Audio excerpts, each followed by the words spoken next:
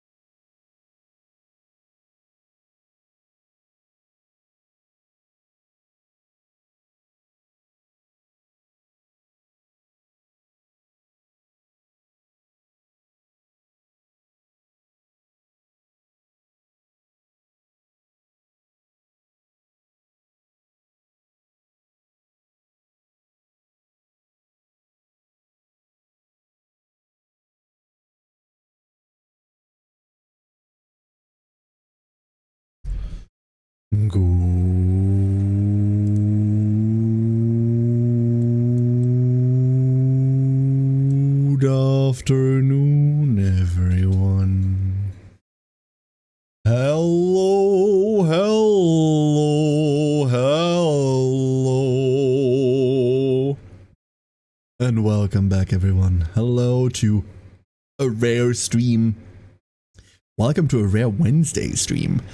It is one of the rare streams this week. Hello, everybody. I hope you're all having a wonderful start to your day, or a middle of your day, or whatever it currently is, wherever you are. I hope you're all doing fantastic. Maddie, thank you for the 16 months. Good morning, Maddie. Prof, good afternoon, Prof. I hope you're well. Pancake, hello, Pancake. Renoa, you are the best duckling. Good afternoon, Renoa. Hello. Deadtail, how's it going? Hello, hello, hello. And Nana! Good morning, Nana. How are you? Hello, everyone. Welcome on in. This week, there will not be many streams. For those of you on Discord, you will have seen the schedule. There is a stream today and maybe one on Saturday, maybe, perhaps, potentially. Work's overwhelming me. So, apologies. Hopefully by next week, we'll be much more back in line with where I want to be. But right now, I go to work, I am completely overwhelmed with things, I finish work, I clock out, I fall asleep. That's where I am right now. Luckily, all of this is temporary. By the end of next week, this will be over by the latest. I'm hoping that we'll be done with it by the end of this week. We'll see. So, today, a rare stream. Alex, good afternoon. Hello, hello. It's foggy or whatever outside. So, here, Deadtail, here, we are running into the next heat wave. I didn't notice this because I don't go outside until Alex talked about the weather outside earlier. So I looked up the temperature and I was like, oh, today it's 26 degrees Celsius, right? Like that's warm, 77F. Like that's warm, but that's okay, whatever. Tomorrow, 32, 89 to 90 degrees F. And then for the rest of the week, it is anywhere from 95 to 100 Fahrenheit for the rest of the week. And about the same temperatures for next week too. Fuck. That is awful. That is awful. So, Heatwave 2. Almost hit 100 on Monday here. I wanted to kill myself. God, I can imagine. I do not do well in temperatures like this. And this one just snuck up on me. This one just snuck up on me. So, I hope you're all excited for the return of the annoying fan noise. Because I do need it to live. I have a quieter, like, desk fan now that you might not be able to hear. I don't know. Hopefully you can't hear it. So I might not have to have the main one running to keep myself alive, but we will ultimately find out. As of at the moment, I just flat out do not know. So, everybody. You just hear the one brrrr. Wait, one brrrr? Which brrrr? I didn't know I could make that sound. Brrrr. Interesting. Peculiar. Never tried that. So, trying to get through the heat. Today, Hannah taught you. Hannah does that sound well. You're right. You're right. And hey, MJM, good afternoon. You hear something when I speak and you assume it's a fan. Yeah, that's a shame. It's a shame that you can hear that. I was really hoping you wouldn't be able to. Gotta throw the whole Maddie away. Need a new Maddie. She can hear this one. Damn it. Nah, it is how it is.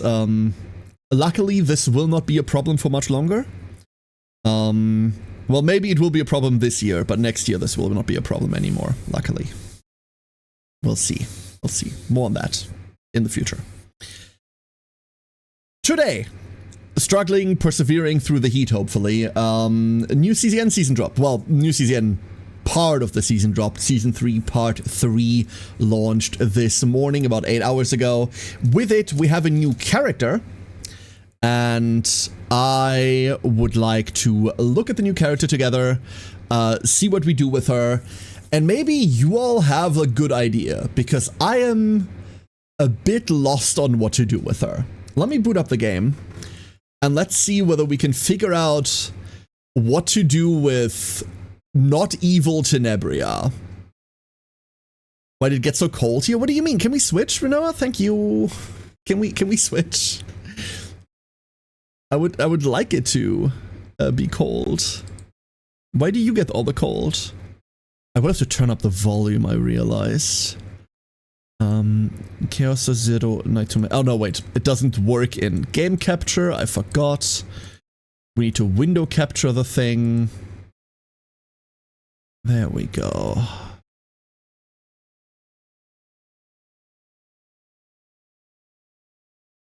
Oop.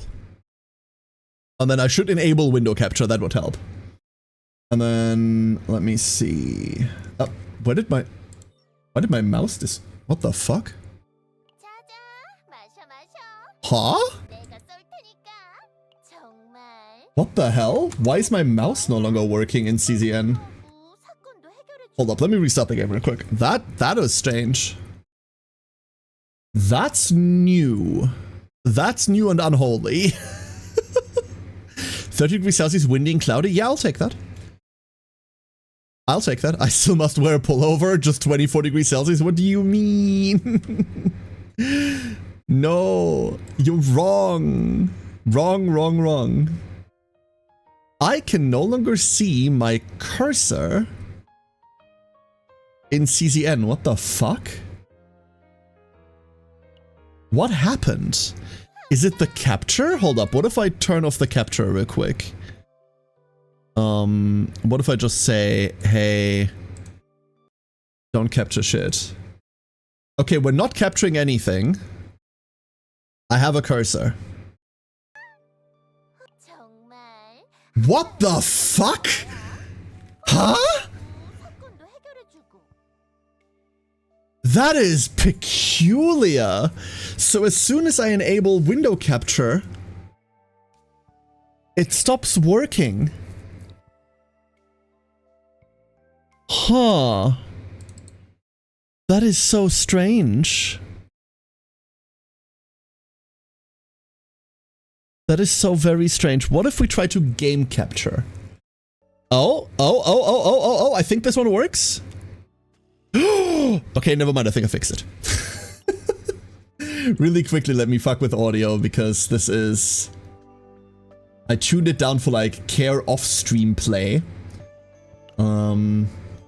But that obviously doesn't help you hear anything. And now if I press this button, hopefully this works. I can see my cursor, I can see my house from here, yes, nice! Alright! New CZN patch, new scuff, beautiful. Speaking of beautiful, new character. This is Tenebria. Everyone say hi, Tenebria. Tenebria is, as best as I can tell, a guest character from Epic 7, where she's an established lore character and evil. He or she isn't. He or she is an idol, which the idol industry by itself is evil as all hell. So, you know what? Evil by proxy. Tenebria is a passion element psionic. Oh, also adorable. Passion-based psionic. Psionics, if you're familiar with CZN at all, you know how weird psionics are. Psionics are the weird funky class. They're the doesn't play quite straight class. Notable examples, Rita, Chorizo, and the girl that time forgot, Tressa. Actually, those are almost all of the examples with the exception of this man, who is also a guest character from Epic 7, by the way. Psionics are always weird. All of them are DPS, they're all supposed to do damage. But they don't do it in straightforward ways. They don't just like punch a thing. That'd be a striker, right? Like someone like a... I don't know, what's like the most straight up character we could play? Like a Malin, where you see that fist, that's going into someone's face. That's the entire character. Psionics are always a bit weird. Let's have a look at what Tenebria does. And I think you will immediately see why she's fucking weird. I'm pretty sure it is going to be very, very obvious why she's strange. Parts! We have test 1, 2, 3, test 1, 2, 3, sound check. 100% damage, this will say 120% because I leveled her potential. And once you get the first node, it will give you Incinerate, heal 60%. Incinerate is something that triggers when this card gets exhausted. Something that is automatically going to happen. We'll look at that in a second.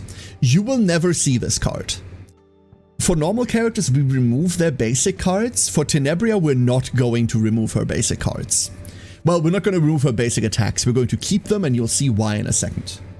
We have 2 sound checks. 1, 2, 1, 2. Both of them do the same thing. And then we have fan service. They literally put fan service in my video game. What can I do? What can I say? Fuck you. Fan service is her basic defense. It's a heal. We will be removing this at our earliest opportunity. We don't want to see this card. Something anti-fan service over here. This card is nothing. Her first real card, and the real thing that she does, is Music Start. Music Start is an incredibly weird card because there is nothing in the game that I can compare this to. It's a zero-cost upgrade, so once you play it, it stays active. That is unique, so you cannot copy it, and it has the Opener tag. Opener is entirely new. We have not seen this yet. Opener says, at the start of battle, activate this card by using AP.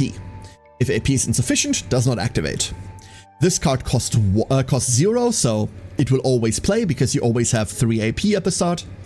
Unless there's some effect, this will basically always activate. Important is that this activates before you draw your opening hand. Combat starts, this activates, you draw your first 5 cards. That's really important because otherwise if this was in your opening hand, you'd immediately go -1 card. So, an incredibly weird card that activates from anywhere. It's in your deck, it activates. And because she starts with this card, this is one of her first 4 cards, you will always have this unless you remove it yourself, which I wouldn't recommend. So what does it do? It exhausts all basic attack cards. Every single attack card for every single combatant that you're bringing gets exhausted. They're all gone now. In Italian, Tenebria means a deep, vast darkness. Yeah, tenebris. Yeah, exactly. I'm pretty sure we got that from Latin. Yeah. You have to understand that Tenebria in Epic 7 is a very, very evil, bad, no-good character. And that's why. Like, her theming is she's very, very evil, no good, bad. Hence, she has a name like this. Like, Tenebria is about as close to, like, a stereotypical evil name as, like, Sinestra. Or, I don't know, Countess Evil McMurder Face.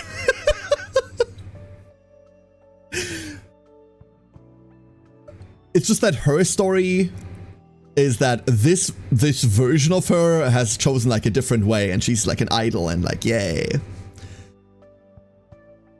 Humela Darkness, Ebony Darkness Dementia Ravenway, something, right? God, I feel old just referencing my immortal now. What the fuck?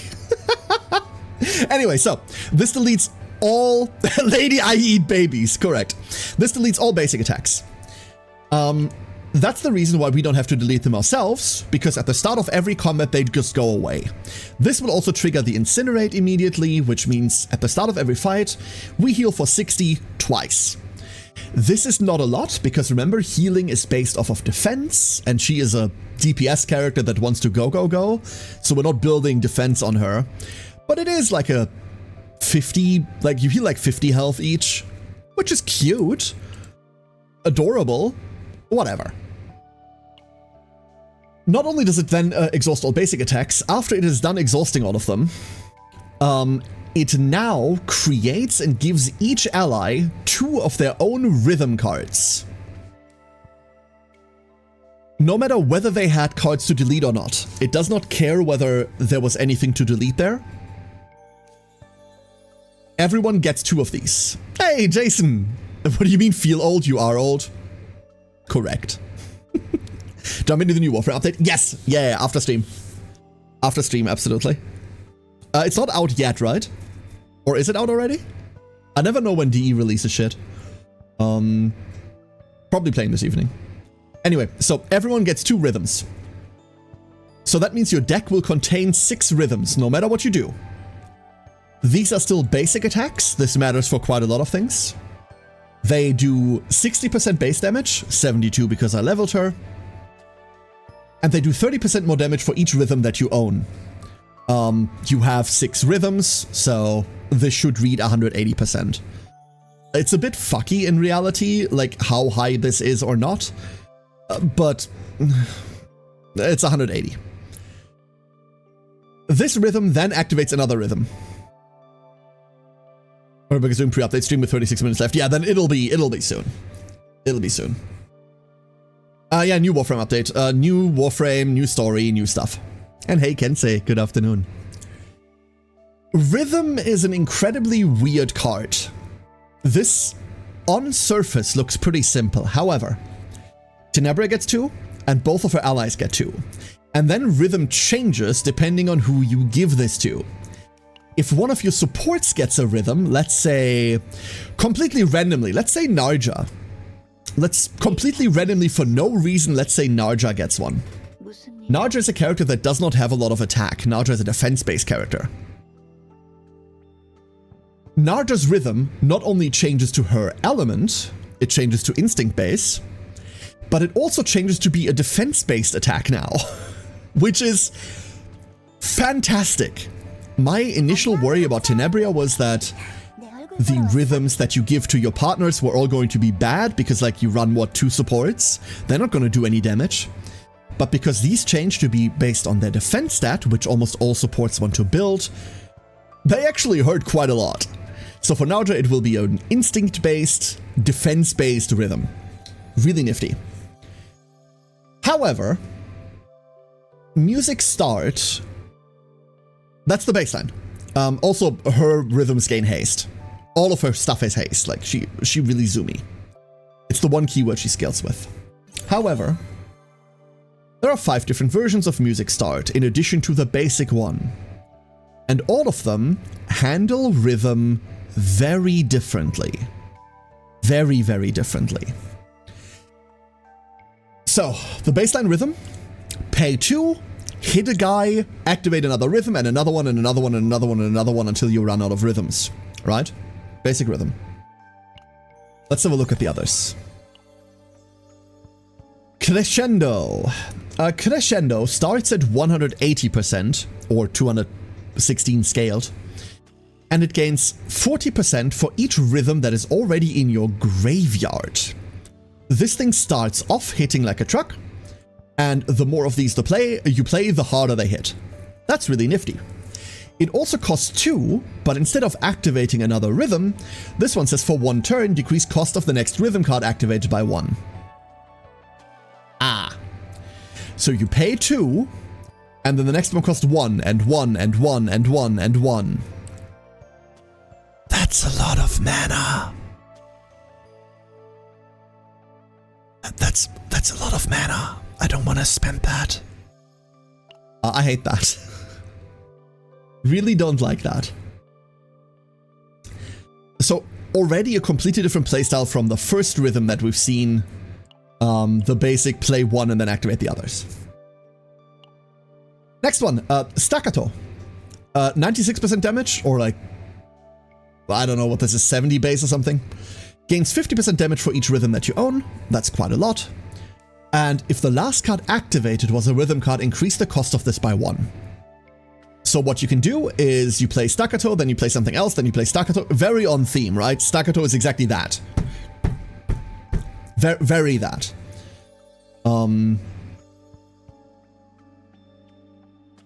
Or you can accept the fact that this costs 1 more and play it with someone like Rita, who cares about cards that have their cost increased. There is some problems with that, most notably the fact that you're playing Rita, but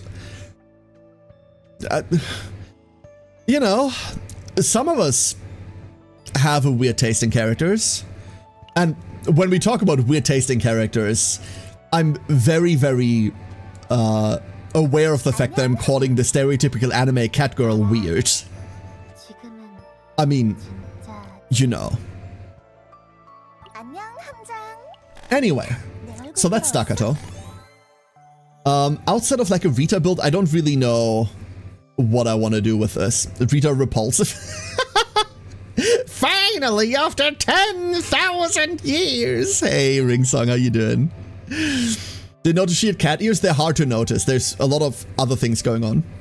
And hey, Matu. Finally figured out the rhythm. I think I know what I want to play with her, Matu. Yeah, I think I know what I want to play. I've prepared something, but we'll go over everything first. And that way, everyone has an idea of what we're doing. And then maybe you all have a better idea or have a better concept than me, because I'm floundering here. Anyway, next one. Fortissimo. This one is a link card, so it attaches itself to every other link card in your hand. It does 100 baseline, plus 55 damage for each linked rhythm before activation. But when 3 or more cards are linked, it adds 1 hit to itself. So you play this and then it discards all the other Fortissimos. The other Fortissimos, however, do not activate. They don't have the Quietus keyword. So you play one of them and the others all get discarded. That's bad. I think that's awful. And I do not know why this exists. Paying 2 for a card that scales with the amount of shit you throw away. We already have a character that does that. Her name is Tenebria. She released 2 banners ago, and she does about 10 times the damage. And also you pay only 1 instead of paying 2. I have a rough idea what I think they want us to do with Fortissimo, but I'm not on board for that. Unless someone finds something better. Then we have Fermata. This is the last of the ones that work normally. Select one of the 4 rhythm cards that we already looked at, and then change all rhythm cards into the selected card for 1 turn and draw 2 of them. This will mold your entire deck into the rhythm that you want to play right now. Most likely your team is built around one of the rhythms anyway, in which case just play that rhythm. This one has the advantage of drawing 2 of those, right? It's just a rhythm that draws 2 rhythms, and you get to dictate what you want. However, it does cost 1 mana to do that. I don't like having to spend 1 mana on that privilege. I'm not the biggest fan of that. Maybe in a deck where she is the de facto main DPS, you can do that. In the thing that immediately comes to mind to play, I do not think you get to do that. So that was the last of the normal ones. Now for the weird one, Arpeggio. Arpeggio doesn't work like the others at all. This one exhausts all basics, but then it doesn't give Arpeggio to everyone else. Only Tenebria has these 6. Like some music nerd in chat, I wish we had, I wish Baxius was here. Baxius is a music teacher. He could tell me what Arpeggio actually means. Arpeggio ladders. The 0 cost does fuck all damage and then draws one of the lowest cost rhythm cards and decreases cost by 1 until used. So if all of the others are in deck, it's going to draw the 1 cost and puts it to 0. The 1 cost then draws 2 of the lowest costed and reduces them by 1, so the 2 and the 3 cost. The 2 cost will then activate the highest rhythm card in hand, which is the 3 cost you added, for 1 mana. The 3 cost activates the highest rhythm card in draw or discard pile, which will be the 5. And the 5 decreases the cost of this card. This doesn't matter. The 5 just hits like a truck, allegedly. Allegedly, the 5 just hits like a truck. The 4 is weird because nothing references the 4 at all. The 4 is just the 5, but small. The 4 reduces itself by each rhythm card in graveyard, which if you now magically draw the 4 after resolving the others means that this one's free. Or if you already have the Arpeggio 5 in hand, as you resolve 3 will play the 4 from deck, and then you have 5 Arpeggios in graveyard, and then the 5 can be played for free. Either way, one of these 2 will be free, you just can't play it through the chain. According to Google, an arpeggio is a musical technique where the notes that make up a chord are played individually in rapid succession. Ascending or descent. Yeah, so they're laddering. Dun, dun, dun, dun, dun, dun. Okay. So that's literally what this is, right? Like you're laddering up or you're laddering down. That makes sense. The 4 is the weird part. I do not know what happens with this. In addition to that, if you don't start on 0, you start on any of the ones, it gets a bit fucky-wucky. It gets a bit weird if you don't start on 0, or if you have any of them already in hand. Ultimately, this is a combo that costs about 1 or 2 mana to play out all of it off, and that's fun. But you really need to have one of them in hand to resolve Arpeggio 3. You really need one of them in deck still to resolve Arpeggio 3. Or in discard, I guess. Huh. It activates in discard as well. Never mind, you don't need shit. This, I believe, has quite a bit of potential for her as main DPS. Everything together here, if we look at the baseline, not at the scale damage, is about 1,700% damage. That sounds like a lot. It's not. That is not a lot of damage. Mind you, that's before all buffs. This thing heavily scales with buffs. And can hit quite hard. I do want to try out this build eventually because I think this build is incredibly interesting to play. But it is not straightforward, vomit all your cards, you now win. Which is kind of what we expect to exist. So that's Arpeggio. And those are all of the music starts. Out of all of these, I like the Arpeggio, and I like the basic one the most. The very basic rhythm, this is the one that I personally prefer. We're going to see whether we can play with that today. Now, those are the 4 cards that she starts with. Let's go into her epiphanies. There's quite a lot to read here, but I'm going to keep these a bit shorter. Spotlight. Costs 1 mana, does a bit of damage, moves a rhythm card that you own to your hand, and makes it cost 0, or makes it cost 2 less. That's cool. This is just a fetcher for a rhythm card, whether you already have one in hand and you just want to add to the chain, or whether you want to like get one to start off for 0 cost. This is just a good card. Its epiphanies kind of built on that concept. Spotlight 1 makes it so that you move 2 rhythm cards to hand, but one of them goes to 0 cost. If that's normal rhythm, you can play that one and that plays the other one for freezies, so you just get another card for free. That's really good. Spotlight 2 is an upgrade card. When 3 rhythm cards are activated in a turn, create a Spotlight with exhaust and decrease cost of those cards by 1. It basically makes this version of Spotlight that allows you to add another rhythm card. However, your rhythm activations are kind of done now, so I don't know. I'm pretty sure this will fit into a build somewhere. We just have to find one. Potentially Arpeggio. Spotlight 3 costs 2 mana, does a fuckload of damage, and selects 2 rhythm cards that you own, then moves them to hand, and then activates them. Those activations are free. So potentially, if you're playing some of the higher cost rhythms, let's say you're playing, well, you wouldn't want to do this. You could do this with Staccato, but if you wanted to do this with, I will definitely remember the names of everything with Crescendo. With Crescendo, this would work quite nicely to just like fire stuff off. Also highly flexible because it selects and moves them. That means you can move them from anywhere. If you can get this card to be relatively cheap, this can go incredibly hard. Let's say this has a Divine Epiphany that says -1 cost. This is just a scuffed unity of attack and defense, right? Where it just fetches cards and goes, and fetches cards and goes, and fetches cards and goes, which you can do up to 4 times per turn. I think that's fucking funny, because it's also really cheap. Spotlight 4 selects up to 3 rhythm cards from among draw pile and graveyard, moves them to the top of the draw pile, and then you draw 1 of them. So you go 1, 1, 2, 1, 2, 3, depending on what you want, put them on top, draw 1. This has potential with another card that she has, or just by itself. The earliest idea that I had for this is to play this with Malin, and then when Malin plays her 2 rhythms that are going to hurt like crap, you then stack only those 2 back on top, draw 1, and then you give this a Divine Epiphany that also says draw 1. So you immediately draw both of the Malins back to hand, which you then play out again, do this again and again and again.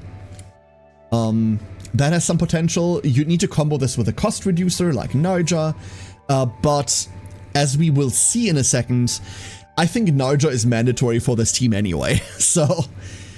the 3rd slot is a bit flexible, but I believe Narja and Tenebria are married at the hip at the moment. I do not think there is a replacement for her. Last but not least, last Spotlight. Draw 2 cards. Of those cards, discard all non-rhythm cards. I don't care. I do not want to look at this card. And I don't think either should you. This card sucks. It's her quote-unquote token quietest support, where you draw something, then discard it, and then you get the bonus discard effect. But let's be honest, all the quietest decks are incredibly self-sufficient and don't want nor need this. Call and response. This is another haste attack, 204% damage. If in hand, also treat as a rhythm card. Really big disclaimer attached to this. This is a fucking lie. If you thought I could play rhythm and the rhythm activates a rhythm and the rhythm activates a rhythm, that's not true. Rhythm activates exactly rhythm the card, not a rhythm card. This thing is counted for the purpose of how many rhythms you own, but it does not get activated by the rhythm chain. I know, incredibly confusing. It also doesn't work for Encore, a card that we haven't looked at but will look at in a second. Encore says if the last card you played was a rhythm card, activate it again. This card is just an imposter. And I hate it. Do not believe its lies. So, call and response 1.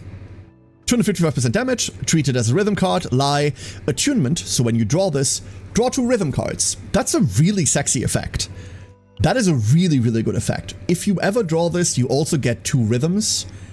Damn nice. Really nice. Call and response 2 is a double hitter. This one actually hits really hard. If in draw pile or in hand, activate this card when a rhythm card is activated. Theoretically, that's really good. Right? Like, you're already going through all your rhythms anyway. But now, you get like a double hitter from deck straight up. Damn. And even if you draw this, yes, your hand goes -1, but it's only a soft garnet. You can still play this, right? Hey, Delulu, how you doing? Hello. This card hurts. However, I'm going to talk about this activation requirement a little bit once we look at Call and Response 3, which we're doing now. Call and Response 3 is a 1-mana skill. Draw 2 rhythm cards. Cool. If in draw pile, activate this card when a rhythm card is activated. Why do all of them look the same? Because they are all the same. This is Call and Response. Well, this is Call and Response. And every card with these like gray markers there, you see them here, has a chance to upgrade into one of 5 different versions of itself. That's why all of them look the same. Because these are the 5 different paths that Call and Response can take. That's why. So anyway, I've played with this card already. And I can tell you, this card lies. If in draw pile, so if it's in your deck, activate this card when a rhythm card is activated, does not work. This card randomly activated in my deck when I activated Unity of Attack and Defense, a card that has nothing to do with rhythm cards.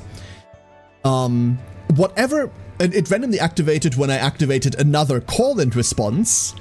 Whatever its activation condition is, it is not what's printed on this card.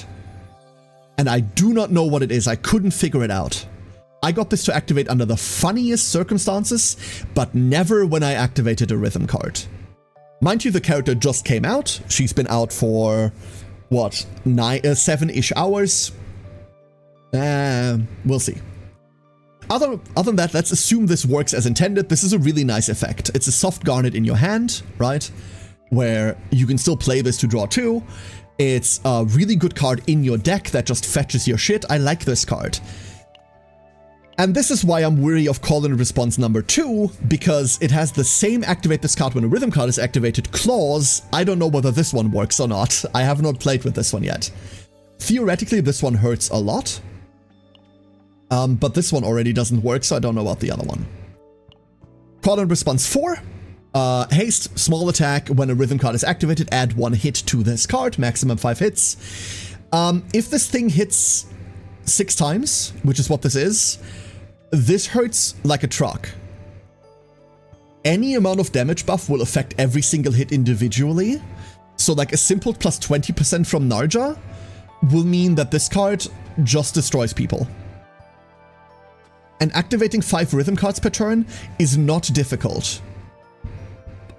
I also believe it acts like forbidden ecstasy of violence, where even if this card isn't in your hand, it upgrades its hit count. So I need to play with this because I haven't yet, but from text this looks like ecstasy of violence.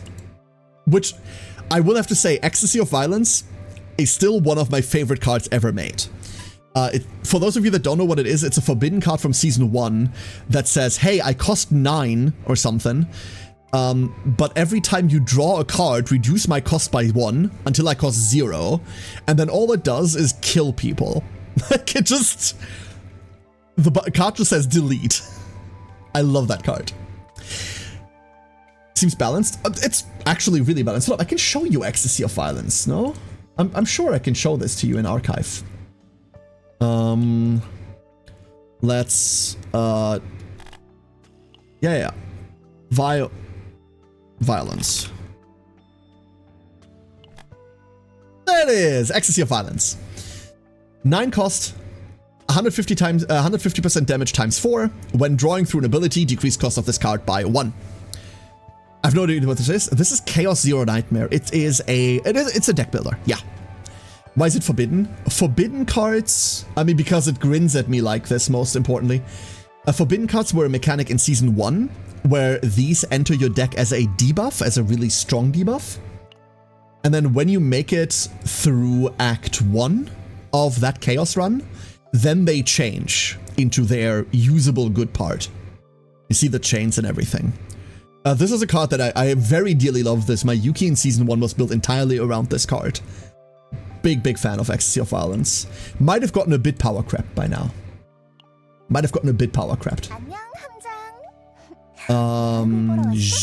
Alright. So, that's Ecstasy of Violence. Last but not least, Call Response 5. This costs 7. And speaking of Ecstasy of Violence, by the way, this thing hits for 700% and is treated as a rhythm card, which is a lie. When a rhythm card is activated, decrease the cost of this card by 1 until this card is activated. Stays in your hand. Hits like a truck in the end. This has potential, but I don't know whether we still live in a world where that's a good thing to do. I don't know. It's a big dumb hitter. Last big card we have to look at. How can you tell it's Call and Response 5? 1, 2, 3, 4, 5. 1, 2, 3, 4, 5. The way that we name things is that this baseline Call and Response without an Epiphany, this is Call and Response 0. And then we just go 1, 2, 3, 4, 5. They are not labeled. They are labeled in the code, but they're not displayed. Essentially the same as Ecstasy of Violence, except no multi-hit. Exactly, Delulu, exactly. And the no multi-hit actually makes this card really weird. You know this concept from other games. Sometimes you have a flat scaling ability, and sometimes you have a multiplicative scaling, right? There are cards in this game that say, hey, plus 40%. Plus 40% would just add 40 onto this percent number. But there are also cards that say 40% more damage. They would multiply this by 1.4. Low damage cards like this do incredibly well if you add onto them. And so do multi-hitters. Because for a multi-hitter, a plus 40 would apply to every single hit. Times 40, or like times, like multiplicative scaling, works incredibly well with large hits. Ultimately, your team will have both in some way, shape, or form, right? But Ecstasy of Violence was something that scaled incredibly well with a buff we have that's called Morale. Morale is very prevalent right now as well. We have a lot of small hits in the meta at the moment. Morale is plus 20% for each stack. And Ecstasy of Violence scaled very well with this. Call and Response would scale better with multiplicative scaling. Nah, prof. Always feel free to ask. If you've got any questions, absolutely ask. Something here with the structure offends me. Tell me what that is. Is it the fact that it's plus percent and times percent and the percent damage is percent damage? Is it that?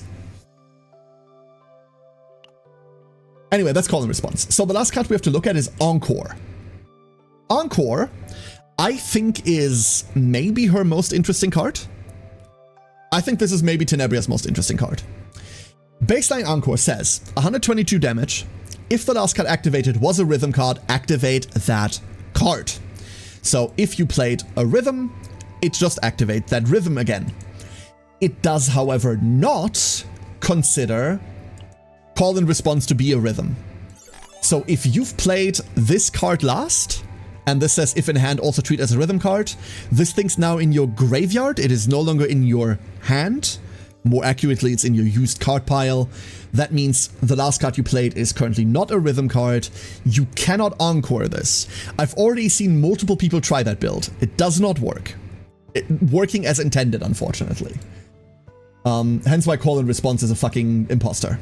But you can clone any other or activate any other rhythm with this.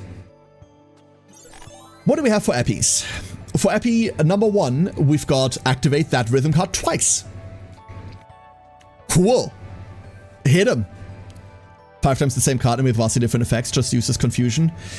Once you understand how the structure of the game works, Delulu, this isn't a problem anymore. Trust me. Once you understand the structure of the game, that's not a problem. Think of it as you have think of it as a monster in a monster tamer, and it has 5 different evolutions, and you pick one. That's what this is. Like, trust me.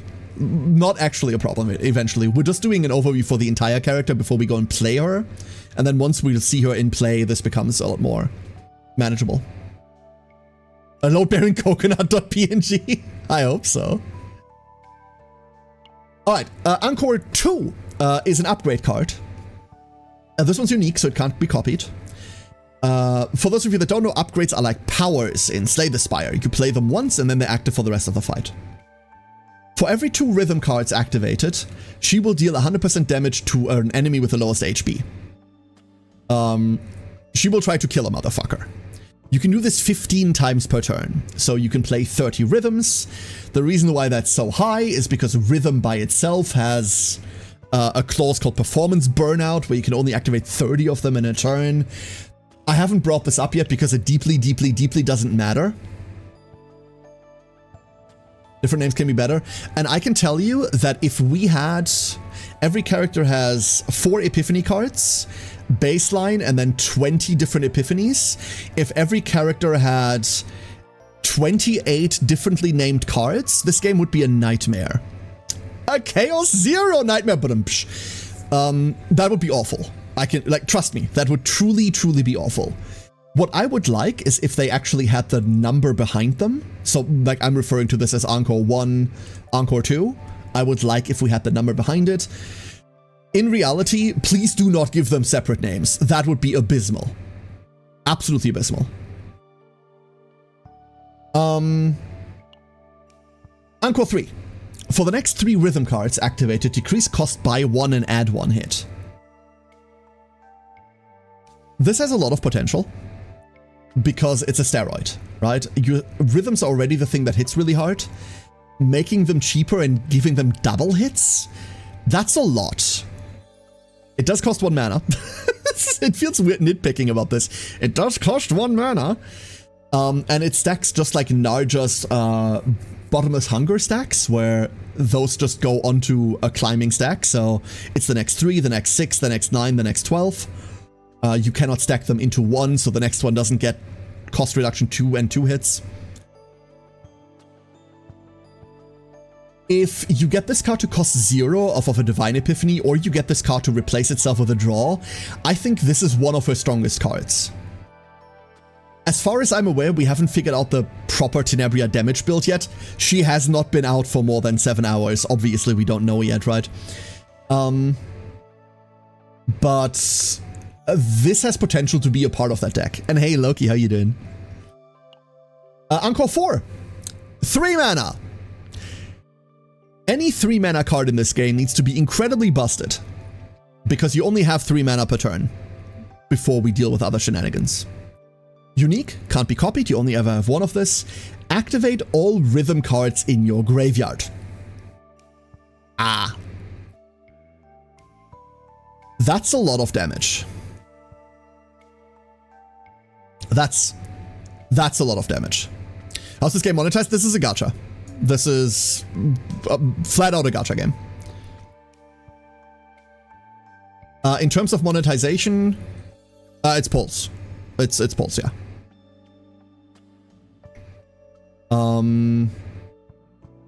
If you want my opinion on how the monetization is, I am biased because I've been playing this since launch, and I'm not free to play.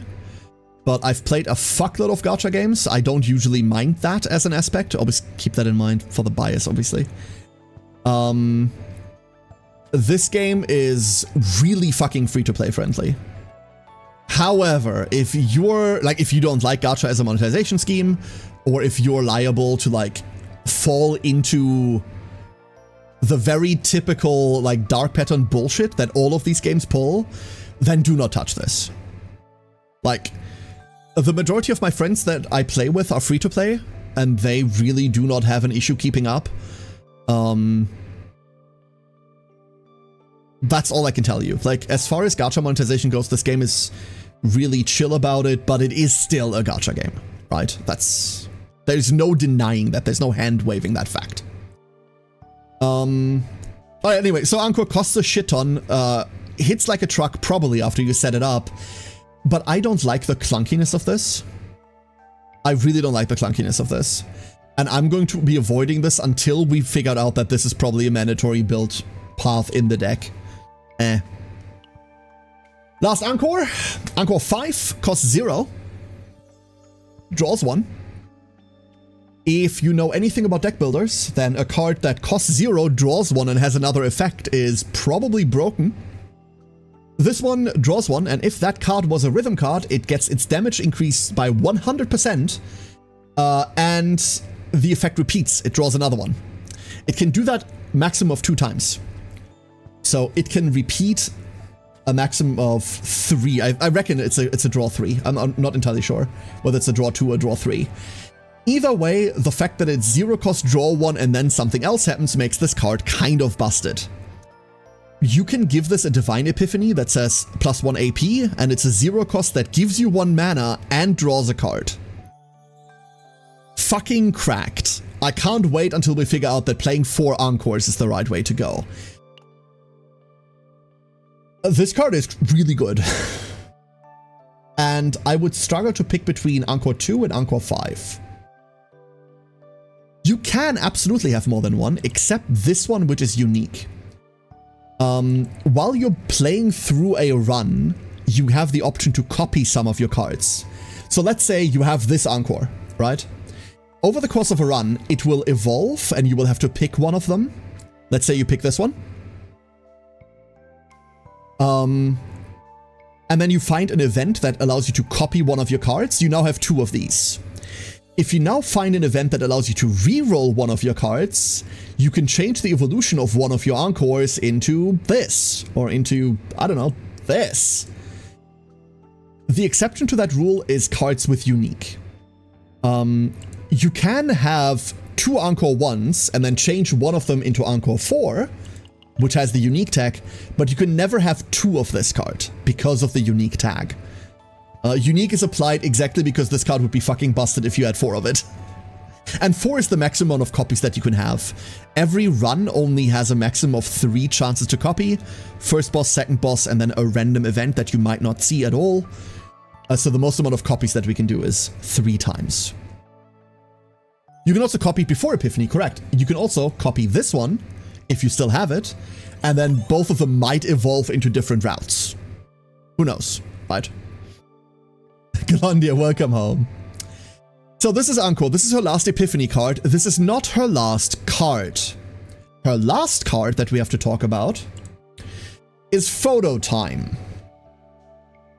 And I'm going to give this warning later. I do not give this warning because I think it's funny. I give this warning because I legitimately believe this. Fucking photosensitivity warning. Pun not intended but acknowledged.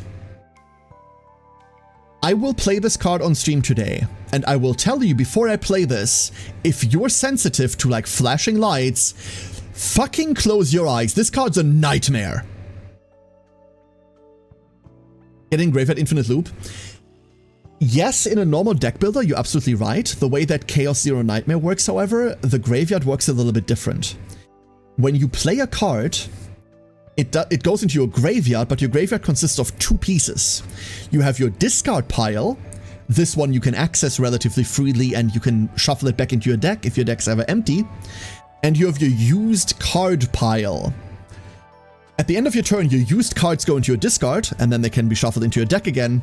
But your used cards are almost impossible to access. So you cannot loop like this. Like, loops like this exist. They need specific setups, but they're never infinite. And it's almost always because of the used card pile. Anyway, so photo time. Massive photosensitivity warning. This thing is flashing camera lights, left, right, and center, over and over and over, for like a solid 5 seconds. It's really bad. Graveyard is discard. No, the graveyard is both. Think of the graveyard as both things. And then in the graveyard, you have 2 piles. A discard pile, where all the cards that you discard go to. Cards that that leave your hand without being used. And then cards that are used go into the used card pile. So you've 2 piles, one left, one right. The left pile at the end of your turn, whenever your deck is empty, gets shuffled back into your deck, like a normal graveyard would. And the right side pile, the used card pile, does not get touched. It does not go anywhere, except at the end of your turn, it goes into the discard pile. And from there, the cards can then be reused. Very basic. If you've played a card this turn, don't expect to be playing it again. For 95% of all characters. Actually, for all characters that aren't named Mei Lin specifically. Mei Lin has a mechanic like this, where she does get to do that. 3 Anchor 5, 1 Anchor 4, so you hope to pull into Anchor 4 and play your graveyard 2 times. Yeah. Well, you would have to play the cards that go, the rhythms that go into your graveyard first. You'd play them from hand for normal damage, and then you would play the Encore 4 in order to trigger your entire graveyard again. Yeah. You could totally do that. The problem is that once you've played the Encore 4, you're not getting it back this turn, right? It's only for this update you're live today? Correct. Otherwise, I wouldn't be streaming at all this week, Galandir. Alright, so let's talk about photo time real quick and then we move on. There is a lot of discards in this Delulu. There is a lot of discards. But discards go to the discard pile, where they can just be reshuffled and shuffled back in. Fuck you. What do you mean? Why is that card called fan service? Because they put fan service in my game. I don't know, dude. Anyway, so photo time. Performance buzz. This applies 1 performance buzz. Performance buzz is a buff on you. This buff does nothing except at the end of turn. We'll talk about that in a second. If a rhythm card is activated or moved to hand, increase performance buzz of this card by 1 until activated. So as you move your rhythm cards or activate them, this one stacks on itself until it says 10. And then when you play this, it gives you 10 performance buzz. What does performance buzz do? At the end of your turn, you hit a random motherfucker for 100% damage for each performance buff you have. So basically you hit a guy 10 times. This is really fun. I don't know whether it's good. The discard pile allows you to be played from the graveyard and you to play if you can just discard. Yes, but that still doesn't mean that you can do that twice. Sure, you can discard all of your rhythms, and then they're in your rhythm pile, like they're in your discard pile, sure, and then you play Encore, which would then play the rhythms for the first time, which activates them. But what have you won off of that? Like, you've won nothing off of that. This also activates the rhythms that are in your used card pile. The problem is that you do not have access to more Encore, not that you don't have access to the rhythms. Right? Like, that's the issue. Hey, Muzin, how you doing? Hello, hello. Once we get to play her, this will make more sense. I'll show this off in actual, like, on actual board. So this is Tenebria. Last but not least, we have her ego skill. This is her big bullshit card. Well, it's not a card, it's her big bullshit finisher. Everyone's Idol. This card, I want to run a test with you all. I would like to run a test. I like to believe that at least a couple of us here are intelligent. So, I'm going to read to you the first part of this card, and then you tell me what this card does, okay? In your own words. 100 words or less. So, for the next seven rhythm cards activated, increase damage amount of rhythm cards by 7%. I'm very intelligent. Sehr intelligent or Intellekteur oder betrunken. Correct. Okay, so, for the next 7 rhythm cards activated, increase damage amount of rhythm cards by 7%. In your own words, tell me what this does. Please.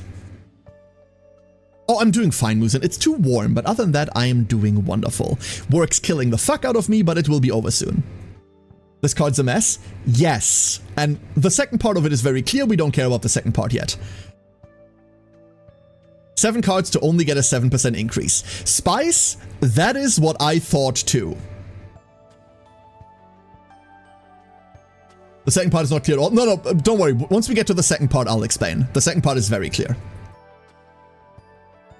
So what Spice just said, 7 cards get a 7% increase.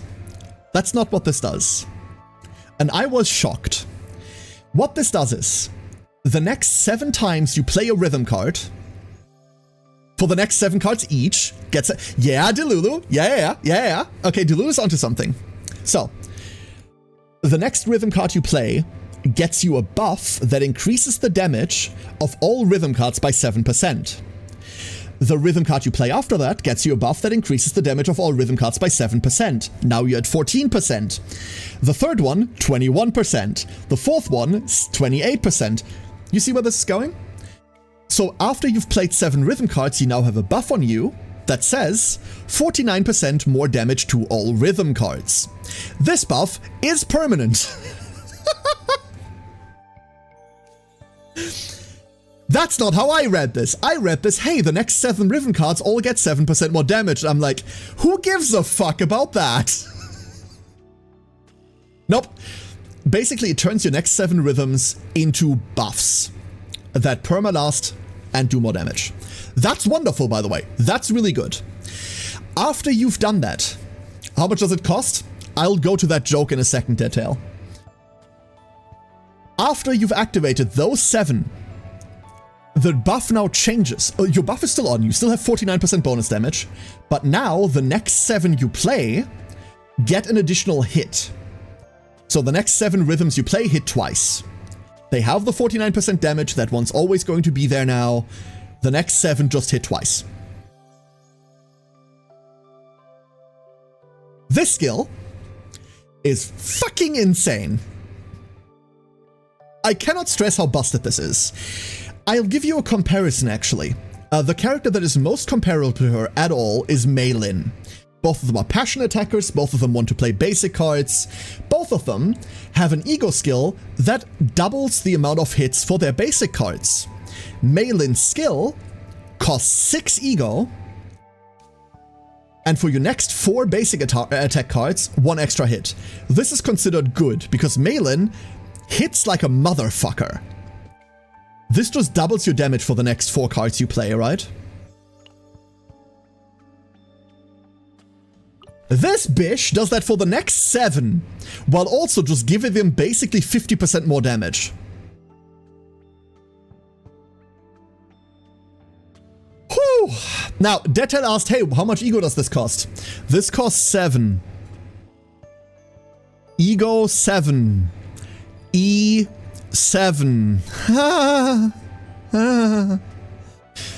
For those of you that don't know, she's a guest character from Epic 7. That's the joke. Cool.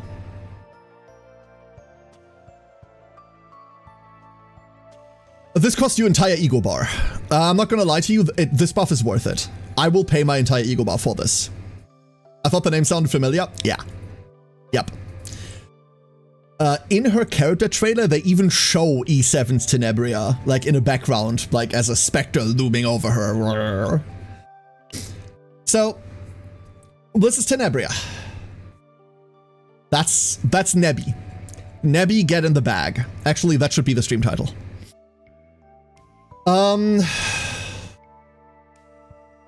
There's a couple of other things for her. I do not have her partner. I didn't pull for her partner. I don't care.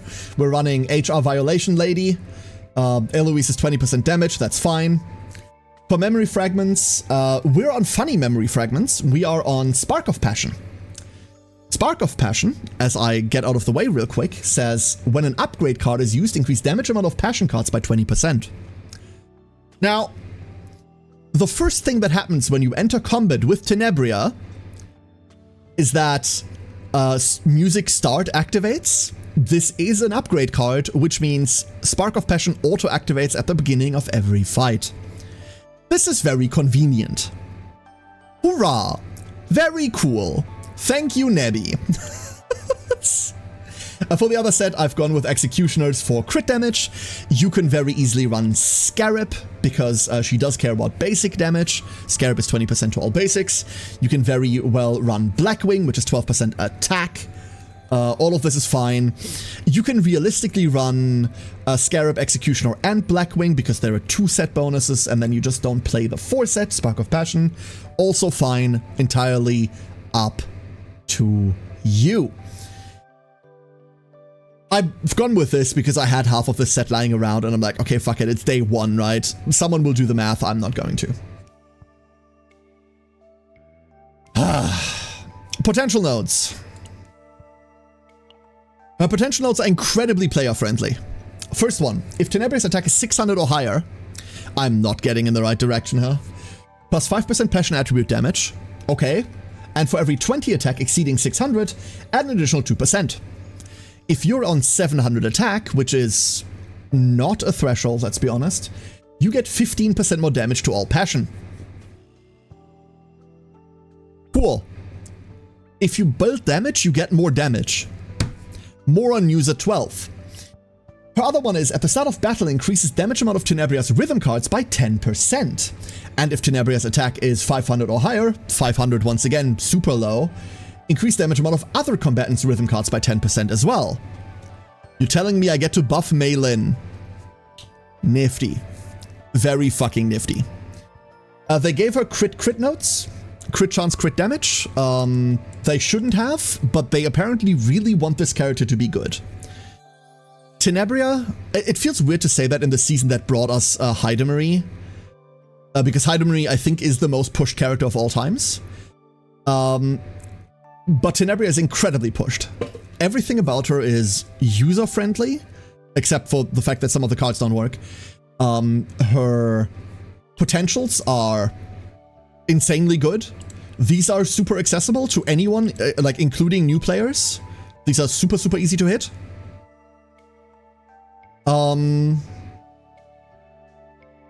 And like she isn't like she's super accessible in chaos from like fight 1 onwards. Are these different percentages boost additive or multiplicative? This one here is an additive because it has a plus next to it. This one here is multiplicative because it doesn't. That's usually the way to tell. Sometimes that's not true. But we usually assume if it has a plus next to it, it's additive. If it doesn't, it's multiplicative. Sometimes that's a lie because the code says something else, but a lot of the times that's so negligible that we don't bother. If it says bonus damage, it says bonus damage. But that's a good question, Prof. That's a very good question. Just look at the game code. Yeah, just like put on your Kodo pants. I love games with CG tooltips. As much as I love this game, Delulu, like I legitimately really, really love this game. But yeah, since day 1, they've had a translation issue. They've had translation issues. And they've had card functionality issues. It's gotten better, but Tenebria is a prime example of, oh my god, who did you get to translate this? Please don't hire them again. Korean Studio, yeah. Correct. The last thing I want to look at that I want to look at before we take her into a fight is, we're talking about a gacha, so let's talk duplicates. Tenebria duplicates. Before I get into this, I will tell you the one thing that I always tell you. You don't need to get fucking duplicates. This game does an incredible job of making things work at 1 copy. Like, more so than any other gacha that I've played almost ever. Except Limbus, I suppose. If you are not getting incredibly lucky or you are not a whale, don't look at duplicates. Duplicates don't fucking matter. Like, don't fucking bother. However, let's look at what she does, shall we? I'll go to the other side real quick. Increase damage amount of performance bars for photo time card from 100 to 150. So instead of doing 100% of your attack, you now do 150% of your attack. That means a fully timed photo time or fully stacked photo time will go from 1000% to 1500%. This is cool. This is not even close to the main part of her damage, but this is cool. Been considering offering to Dandelion to look over the translation to prove it a bit because the idioms do not fit. Delulu, there are vast swathes of dialogue in Troubleshooter right now that me and my community submitted via the community translation tool while the game was in early access. There are gigantic chunks of Giselle's dialogue that were written by us that are actually in the game. And it's incredibly, incredibly cool. It's really sick. We did like entire streams where we're sitting down and going like, okay, listen everyone, let's go translate some shit. I don't know whether that was fun for anyone. I had a lot of fun, and I'm incredibly proud of it. For those of you that don't know, Troubleshooter during its early access, I don't know whether they still have it, they had a button where you could submit community translations in-game. Do you do early access for the new game as well? I don't know how to stress this, Delulu. Yes. Absolutely. 100%. I will go out of my way to play that game. If Troubleshooter 2 releases on a day that I'm not streaming on, I will be streaming on that day. If Troubleshooter 2 releases in a different country and not in mine, I will acquire it and play it like that. If it releases without an English translation, I will live translate Korean for you all. I do not give a fuck. Troubleshooter 1 is one of my most beloved games of all time. I don't know whether you can, you definitely can't see it with the whiteboard there. You see that golden spoon in that glass case up to the top right? You see the spoon on Zoe's hoodie? Do you know Korean? Yes, I studied in Korea for half a year after I learned it, but I've lived in Korea for a bit. Like, you see the spoon on Zoe's hoodie? Or, hold up, let me... Like, I don't have a pointer. You see this spoon up here next to my... Like, up there? Like, there? There. This is all Troubleshooter. You see the spoon for my subscriber emblem? It's all Troubleshooter. Someone needs to give Zoe the ability to point. Absolutely. Absolutely, I do. It's all Troubleshooter. Why is Sari not played it yet? I bought it for her, Delu. Like, I gifted it to her, and to Gray as well. I don't have too much power over her. She's a very good friend, and I adore her to bits, but I do not control the rate at which Sari plays games. Anyway, so, E1. Her first copy says, hey, 50% more damage for performance buzz. I am not entirely sold on keeping photo time in the deck to begin with, so even then, this is a decently sized increase to one of her ways to do damage. Whatever. I wouldn't worry about this. E2. At the start of battle, create one photo card. When an ego skill is used, inflict 200% damage to random enemies for each of its original cost. Meaning, if we pay 7 for her ego skill, we do 7 hits of 200% each.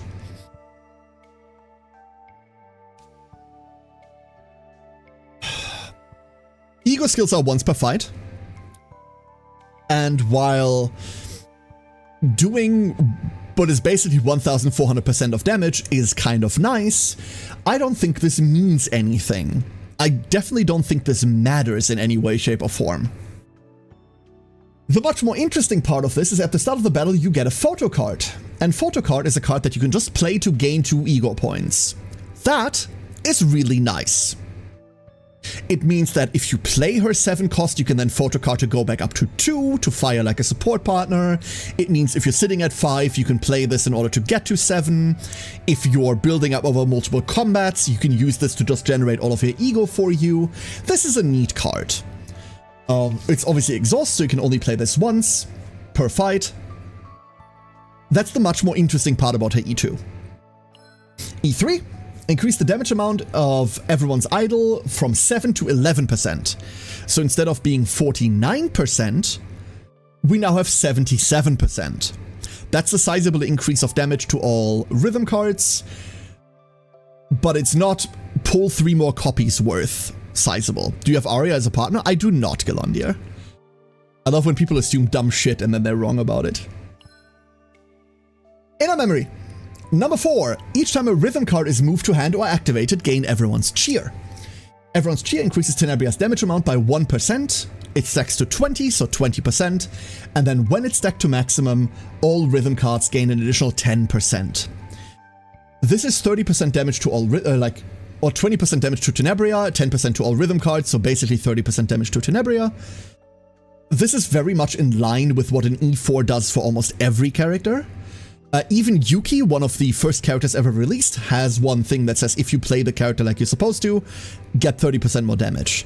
This is a very common way. Almost every character has something like this. Play their playstyle, get bonus damage. This one stacks very slowly. Moving rhythm cards to hand and activating them. This could take you more than a turn realistically. But it is, like, turn 2 you have this online, right? This is fine. E5, this is always just skill upgrades. This is the same on every character. We don't look at E5. E5 is meaningless.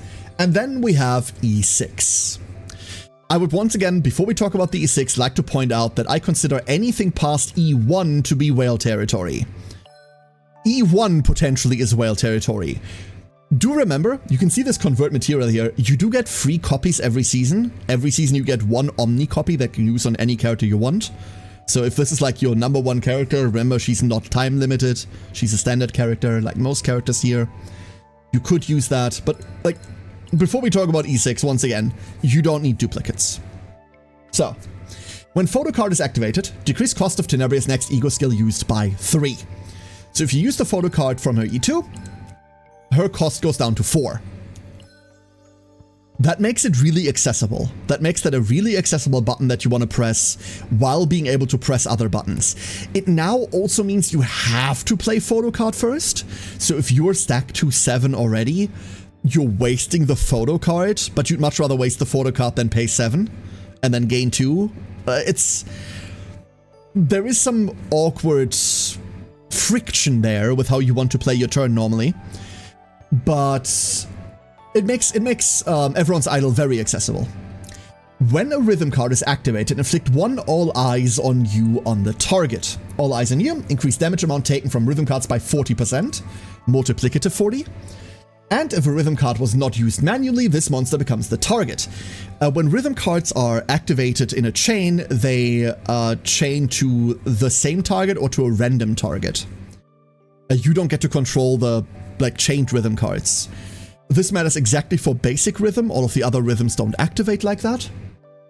This helps you with targeting. When applied to a different target, remove all eyes on you. So only one target can be all eyes on meat. Here's the problem. This targeting protection is something we've seen already. 9 has it. It's 9's E1. Targets may be selected for attack with a Fighting Spirit card. Also, Veronica has it. Each time an ally uses a targeting attack card, apply Floral Scent to the target. Ballista activation of this monster becomes a target. The fact that the convenience of being able to target your shit is buried in an E6 is a bit of a shitty practice. Mind you, most of the rhythms don't auto-target, so like even for someone that plays her at E6, this might not matter. You might never see this effect. All you're getting is 40%. And if all you're getting is the 40%, then this is an insult. This is not good. Like a 40% increase is certainly a number, but isn't worth E6. The most interesting part about the E6 here is the ego cost reduction, and that's more on the level of like an E2, E3. Overall, I do not think her copies are worth anything. She will certainly perform better with them, but none of these here enable her to play different or enable her to play a different style. All of these are just increase a numby. And we have many, many ways of increasing our numbers already. These are all incredibly forgettable. Fuck them. Base E0 Tenebria will do perfectly fine. So, you want to kill someone? Let's go kill someone, shall we? Numbers go up? Yeah, don't worry, numbers will go up. Let's go into a run, shall we? Let me roll something that's like not annoying. Like just, yeah, that's a tier 15. I don't care. Tier 15's not meta anymore. Fine, we'll play this. I don't care. Let's not play Heidemery, because otherwise this run is over already. Let's go play... Let's go play Ray. And then we're playing Narja. Narji Barji. So we're on Tenebria as our main DPS, hopefully. Ray as our damage support that buffs basic attacks. And Narja as our second healer that also buffs basic attacks. That's what we're going to try to do. I'm not going to run this on Delegate. We're not going to run this on Speed mode. We're going to run this on Slow mode. Let's go explore. Because there's a bunch of new stuff in Chaos as well. Welcome to the Whale. Max health 20%, 100 credits, or get an RFS 17. I'll take the max health. Our health is very, very, very low. Did I forget to equip Ray again? There's a chance that that's exactly what happened.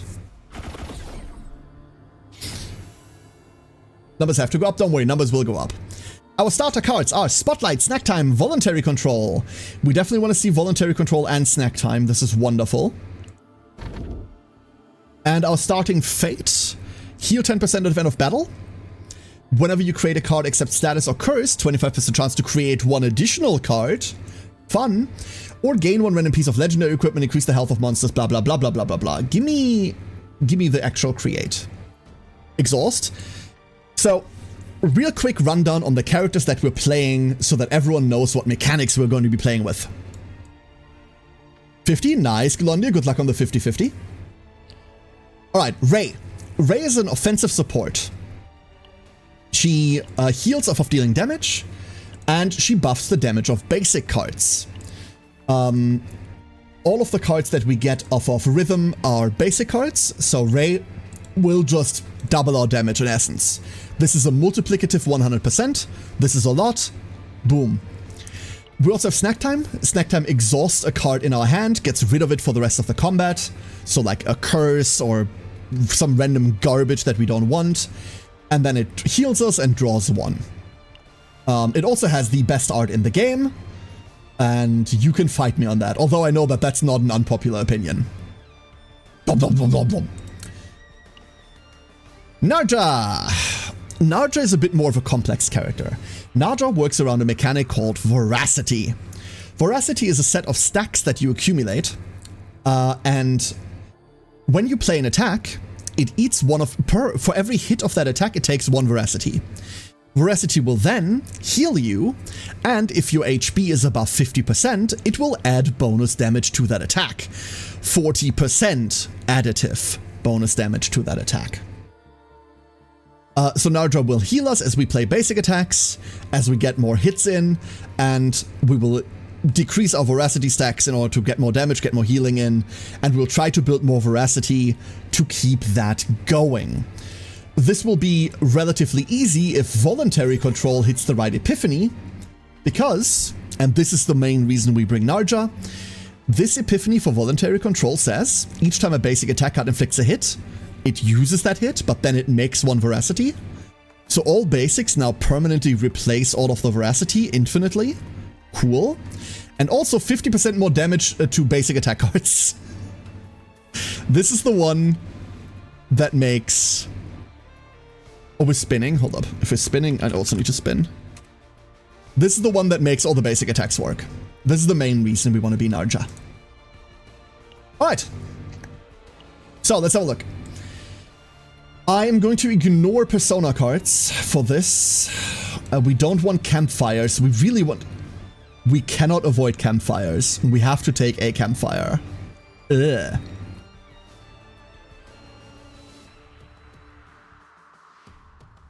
That is, as they say, disgusting. Fine. No thought to spin. Alright, there you see music start triggers. Oh god. And our first 3 fights are all set to 1 HP. Which means you're not going to see much else. Our first 3 normal fights are all going to be like this. Our first epiphany is we get mealtime. This is Narja's big special card. I fucking love mealtime. Relic Peddler! I need your strongest relic, by which I mean, give me a Torch of Wrath. Here's our first weapon.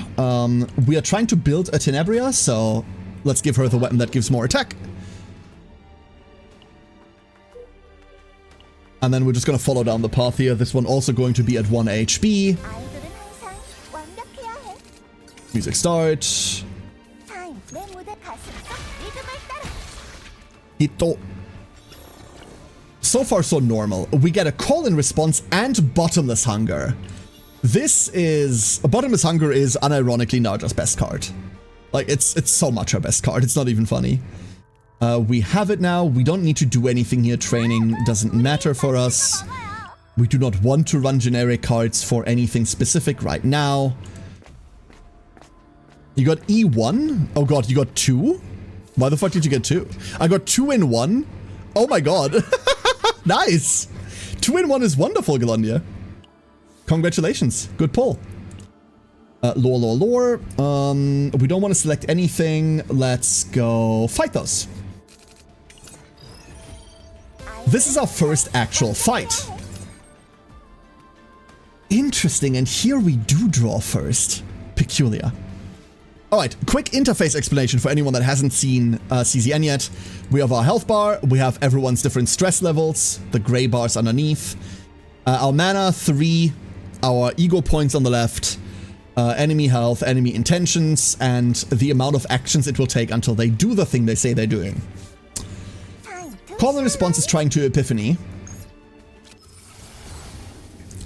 Call and response evolves. We have... If in drop out of hand, activate and hit a motherfucker. We should take this and try it out. We have the draw call and response, and then we have a generic. Let's go take the hitter. Just wipe a guy out. Bottomless Hunger, set that up. We very likely don't need that.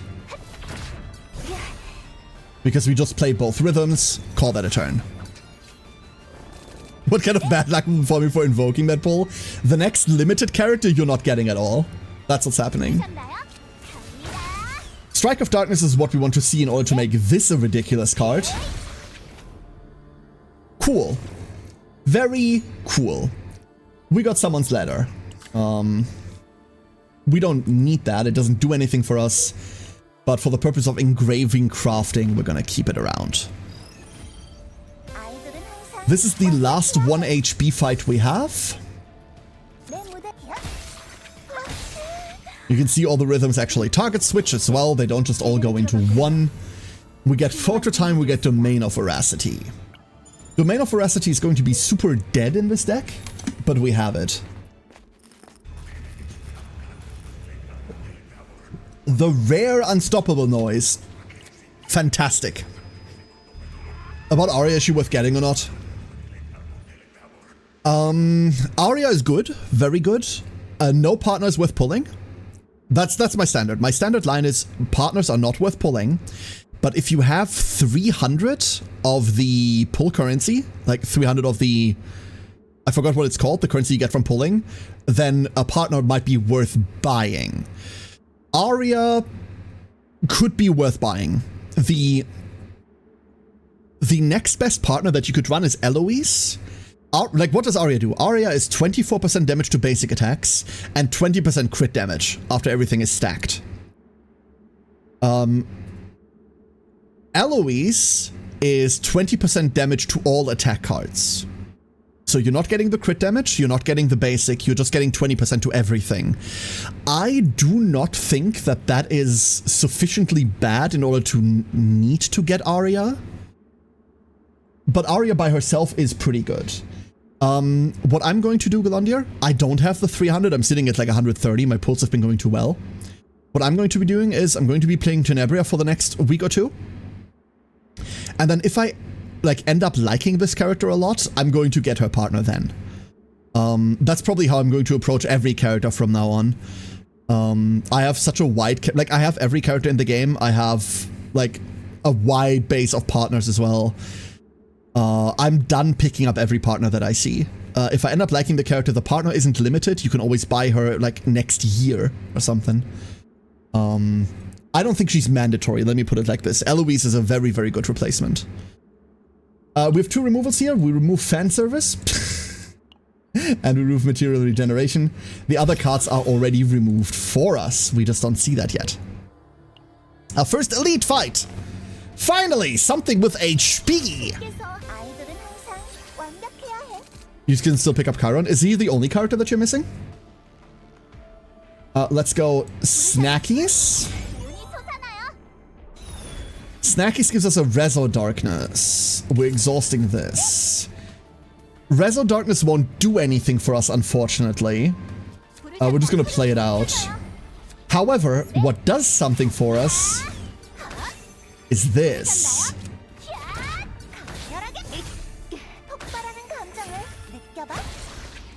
And you saw the call and response activating from deck. Excuse me?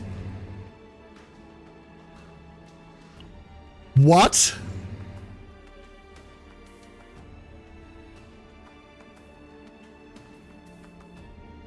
Oh.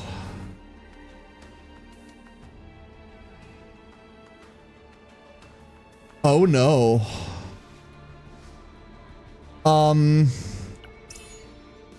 Yeah, that's pretty good. That was an elite. Mind you, it was the first elite in a run, so okay. But that's not bad at all. 3 more action count was decreased. I'll run this over nothing. When it comes to Chiron, by the way, Galandir, normally I will advocate for you to always grab characters that you don't have yet over grabbing duplicates of characters. Chiron, on the other hand, is a very, very specific case where I wouldn't necessarily recommend Chiron to anyone. So I don't know whether you want to pick him up or not. Like, that's a character that is... He has his fan base, let me put it this way. Okay, here's the sadness. We drew call and response. Oh my god. Okay. Okay then. And then this should kill. Kind of want to have the complete set, but I might get him eventually through an unlucky pull. Yeah, that. Or if you just want the complete set, get the complete set, right? Absolutely. This is what I mean when I talked to Delulu earlier about, like, the monetization of the game. I've compared this to Enfield a lot, right? To Arknights a lot. Especially because both of them released around the same time. And the way that you get resources in this game is every single fucking banner, you have like 70-something pulls. Every single banner you can go to pity, right? Most of the characters go into standard banner. You get free duplicates for characters you already own, over and over and over. You can get away with, you cannot just get away with being completely free to play in this. I would always recommend one battle pass at least for like Nyx reasons, but even that you could skip. You can get away and like be very, very comfortable in this game being free to play. I have more than one friend who's character complete and they've never spent like a cent in this. you can't say that about a lot of gacha games, right? A lot of gacha games you can live without spending and you can get by, but you're not going to be playing comfortably. You're always going to be, like, something's always going to nag at you. +7. Fucking hilarious. And CCN has been very, very comfortable about that. Mind you, I'm biased. I'm a whale. Like, don't believe my lies, right? Better monetization than Limbus? No gacha has better monetization than Limbus Company. No. Limbus Company is one step removed from paying you for playing it. If I told you that this has better monetization than Limbus, where everything is free, I would be lying to you. So no. Absolutely not. This thing is so incredibly dead and it just doesn't know it yet. What the hell? There's call and response from Wow. Wow. However, also hi Nix. However, something doesn't have to have the best monetization in order to have good monetization. Right? This doesn't need to be better than Limbus in order to be like a pretty damn friendly monetization. Shackles of Hungy. I regularly do not pick up a Shackles of Hungy. But I will pick that up. Alright, normally we'd be removing cards. However, we're already done removing Tenebria cards. We don't need to anymore. Let's go force an Epiphany for her. This gives us Encore. We now have every Tenebria card, I believe. Yes. What is that noise? Hold up. My neighbors are mowing the lawn. We now have every Tenebria card. We're missing one socket here because we removed the defense. So we don't need to worry about that anymore. Bit of quick rolling, see whether we can find a coup. We could not find a coup. Double checking, nothing's epiphanied wrong yet. No, call and response has epiphany to this one. I think we're keeping this call and response because I want to fuck with it. The call and response I would like to have... I don't know. Let's just keep this one. Meditate, go on.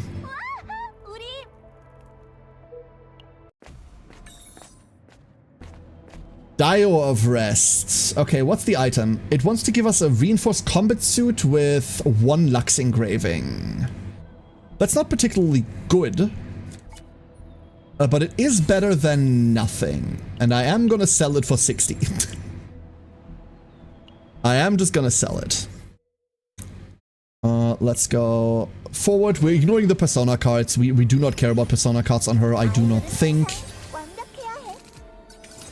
Alright, these things are incredibly scary. If you fought these before, you know that sometimes these just open up on you and then you die. This should activate in hand as well.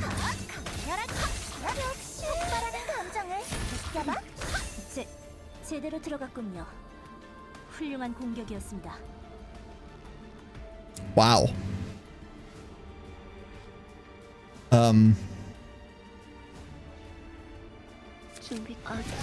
Wow. Okay. That is quite the punch. That is a lot. Very surprised right now. Very surprised right now. Next shop. We're super shop independent, if I'm being honest. The Umbras don't matter to us. There's a coup. Own cards are exhausted from graveyard. We don't do that, but I would just like the cube. Cube is just more damage. More damage is good damage. Let's go reroll a little bit, see whether we can find anything else. We do have the money for it. If you're wondering what that weird noise is, it's Narja freaking out. Her condition is when you spend money, she loses her shit. Don't worry about it, she'll be fine. Our first boss fight. 13,000 health. First boss. I would like to point out that we're on a normal level. We're not playing on low level right now. She just kind of does that damage. We do have to open Strike of Darkness. Then we go Vuln Control. And then we hit this thing.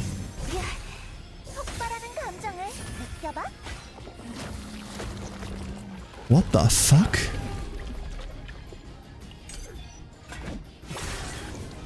What the fuck is this? Why does she do that much damage?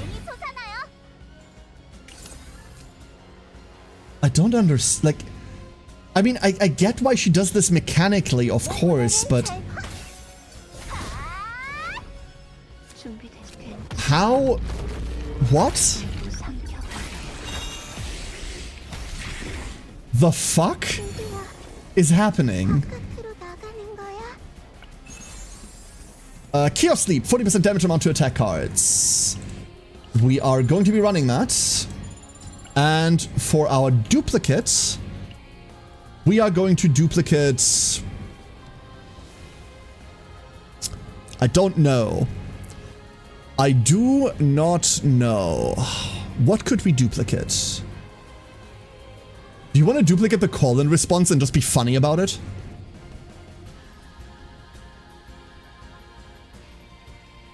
Huh. I'm tempted to be funny about it. Let's do this. This is probably not a good build. Like, I don't think her build is going to be call-in response times 4. However... Oh, 1 AP. Beautiful. And we want to maximize events, especially after the halfway marker here. 1, 2, 3 events is the most we can get, right? Yes, so we're going in here, which means we're staying in the upper half. Oh, uppy.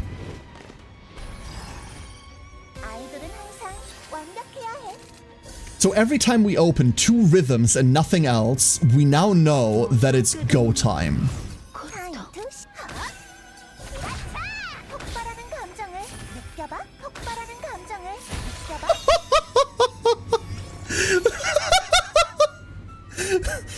Time to shine indeed. Okay. I need to take this into sortie. I need to play this in sortie, dude. What the hell? What the heck? Please, Mr. Cultist, stop talking. Oh, that's the Tenebria event. Okay, yeah. Hey, Zinni, how you doing? We do have to experiment, Glondo. You're absolutely right. Let's just go Epi.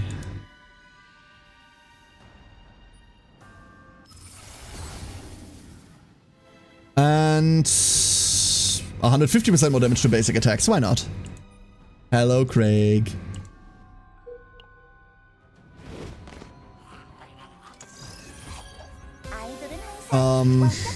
Give me 2. And it's over. What the fuck is this character? What the absolute fuck is this character? Tasting of Desire. Why are we not skipping events today? How annoying. I would like some money, please. Thank you for some money. Blade! Blade! How you doing? Okay, we have a little freak. Spotlight. Bottomless Hungy. Rhythm. Call-in response from deck. Call-in response 2 from deck. Rhythm into the freak. Double poison bomb. End turn.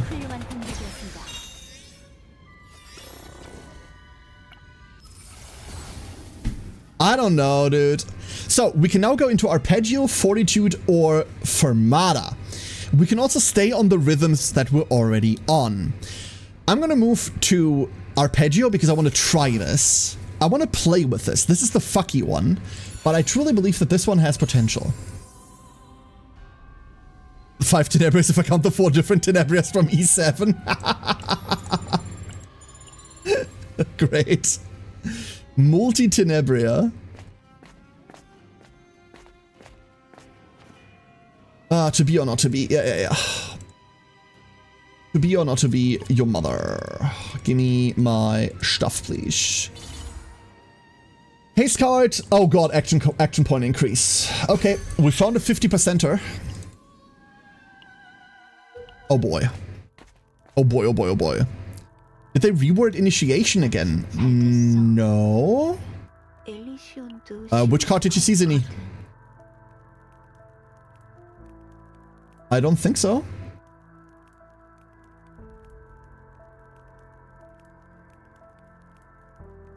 We have nothing to reroll right now, huh? We really have nothing to reroll yet. Insane. Full team of Tenebria and Epic 7. A friend, like, I don't know anything about Epic 7, right? A friend of mine has played it since launch, and when I told him, hey, we're getting Tenebria, he went like, oh my god, I fucking hate that bitch. I'm like, oh, like, he really hates that character for some reason. I know nothing about her in the game.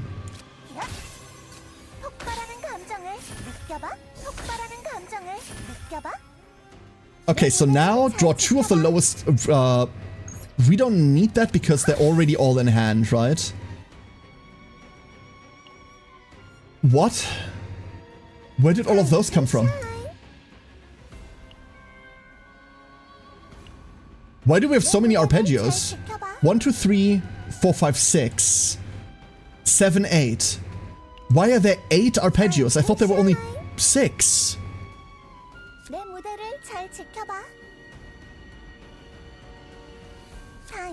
What? One of the highest cost rhythm from draw or discard. One of the highest cost. Decreased cost of this. This is the 5. Oh my god, because when we generate a card, we have a 25% chance to generate an additional card. That's what it is. We picked the Fate at the beginning of floor 1. It can generate multiple arpeggios right now.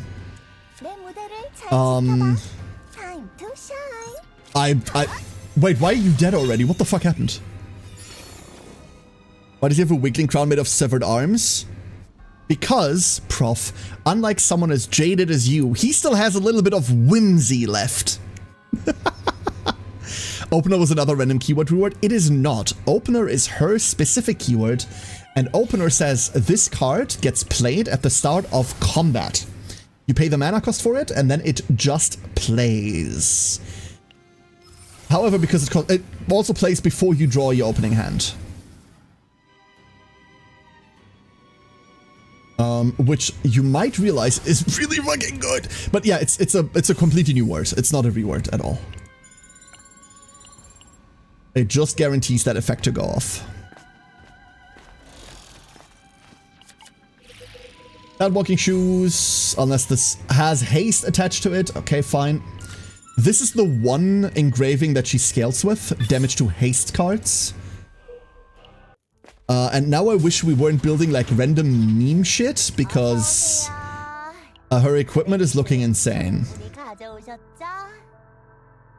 Her equipment's legitimately looking cracked. Alas, we're playing meme stuff. Let it be known. Managed to run an SDS by getting a similar effect and then proccing that with a super expensive card that plays another card 4 times. Hell yeah! Woo! That there's a sortie divine like that? Oh, there is. That's fantastic. Double shotgun attack of opportunity build in Rocket works. My PC executed a heretic and then shot the corpse to make sure it would remain dead just in case. Rule number 1 of the Emperor. Always double tap. Nice. I need to find a better chest piece. There isn't really an offensive chest. Torch's toolbox will do. Wonderful. We no longer need to look at equipment. We are just set. You think I like whimsy? I mean, allegedly. Allegedly. Why does this run getting super lucky? What the fuck is this? Why is this run? And we're playing meme call and response. I'm mad. We've got like dream engravings. We got the copy event as well. All I'm missing is the deep boss now. I have not fought the deep boss yet.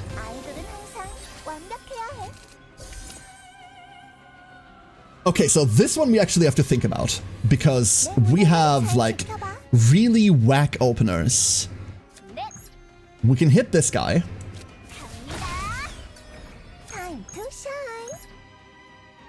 Why does this just kill? What do you mean this just kills from deck? What are you talking about? What the fuck, Tenebria?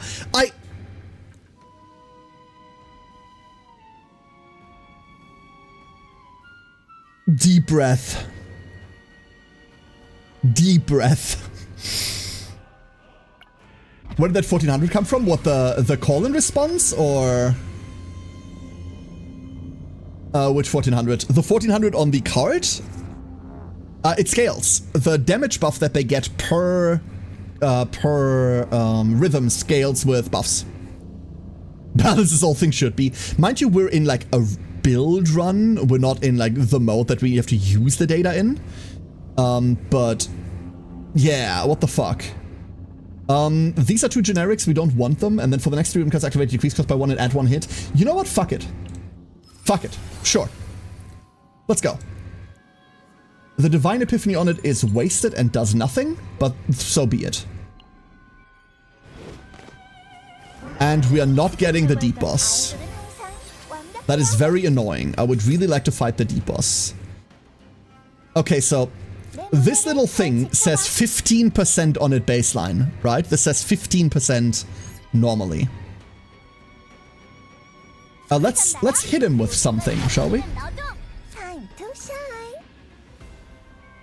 300%. We drew another 0. I didn't even do anything!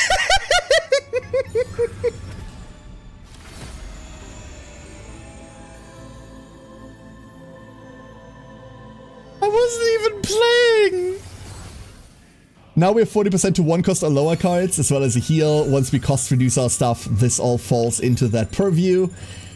What the I want the Director's Office event. This is not the Director's Office event. I have yet to find the boss. Give me random epi and then call it a day. This is all bad. Doesn't matter. I want to commentate on like the cool ways to play or like the cool routing through fights, but right now I have nothing.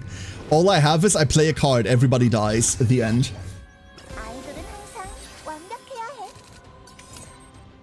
Okay, okay. So we have a fight that fucks with our... This is Snecko Eye. For those of you that are playing Slay the Spire, off Confusion is just Snecko. Every card gets random from 0 to 3. Want the highest cost in hand. We could do that. We could Encore first. Let's go Encore first.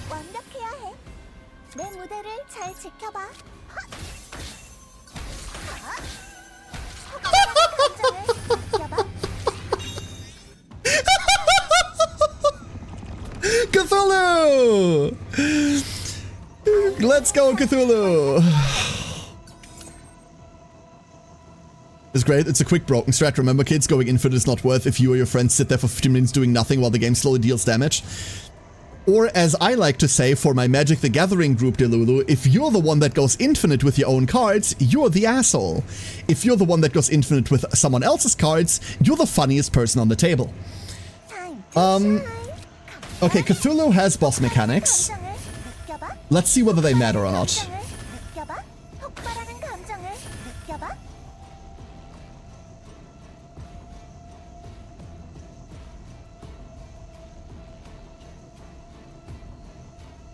Huh.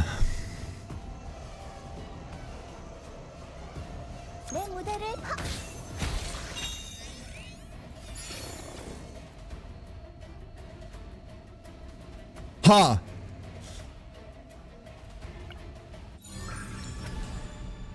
What did they feed this girl? What the fuck? What did they feed her? Like, I'm tempted to pick Spotlight, the middle Spotlight, but I think we're going Spotlight 1 instead. Sphere of Randomness. We didn't get gun. Cthulhu drops Intellect of Discord, which is a gun that gives you bonus attack scaling, which is incredibly rare. There's only 2 or 3 items that do that in the entire game. It's usually considered the best weapon in the game for any DPS character. Sometimes he doesn't drop gun. Like he never drops gun. He drops something else. Sphere of Randomness. Not that we care about it, but now we have 1 more AP turn 1, I suppose. They feather Owen. It's 18% attack up, exactly, Zinni. Or in Swordy, it's 30%. Which is just perverse. Like, I have no other words. We don't need anything. We're rolling for the fun of rolling. Like, what do we have for gear? Our gear right now is a Key of Sleep with 50% bonus damage to all ally attack cards, including our own. A Torture Toolbox that that first of all procs that because it increases action count, and then gives 25% damage to haste cards. And a cube that says, okay, the cube effect doesn't do anything. The cube effect needs our cards to be exhausted from graveyard, which is never going to happen. But it is a cube. And as such, it is precious and I love it. Is that going to look great? What, Kirkin? No, that's not... Is that Kirkin? I always forget her name. But yes, Muzen. Whis, good luck on your pulls. I didn't know you were pulling. I thought you weren't. Good luck. Alright. This guy is about to summon 2 ghouls. And once he summons them, he gets a damage reduction on him that we find really hard to break until the ghouls are dead. Let's see whether we can kill the motherfucker before he does that, shall we?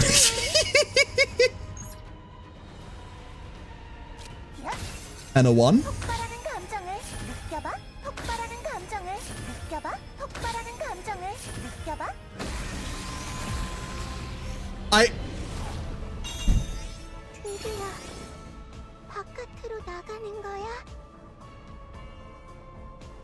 Excuse me?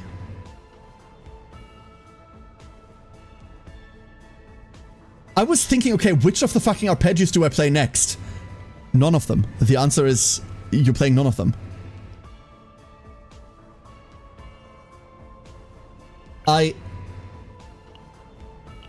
Early on, I said something early on that I think wasn't quite correct. Early on I said, it is weird that in the season that gave us Heidemery, to tell you that a character feels incredibly pushed. Because Heidemery is the strongest character they've ever released. She's not the character with the most amount of damage per turn. I would argue that's probably Haru or like a Rin right now. The highest damage ceiling, not necessarily the highest potential damage, right? Outside of last Great Rift Cheese. But she's most certainly the strongest character we have in the game right now. So going, oh, they pushed this character so much in the same season feels strange. However, I take that back. Incredibly fucking pushed character. Holy bullshit, Batman.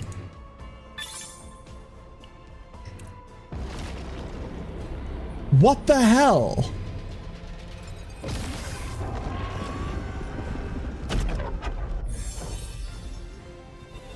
I can also tell you without a shadow of a doubt that I like Arpeggio now. I think the Arpeggio cards are much less clunky than they appear at first glance. I am very surprised right now. I'm very, very surprised right now. Mind you, a lot of the damage output we just showed off was because we were playing random fucking cards from deck, which in a real scenario is unlikely to be good. Let's look at that save data real quick. It's this. I will save this. Like this call and response, I reckon this is a... Oh no. I just realized this card activates in deck or in hand. Oh no.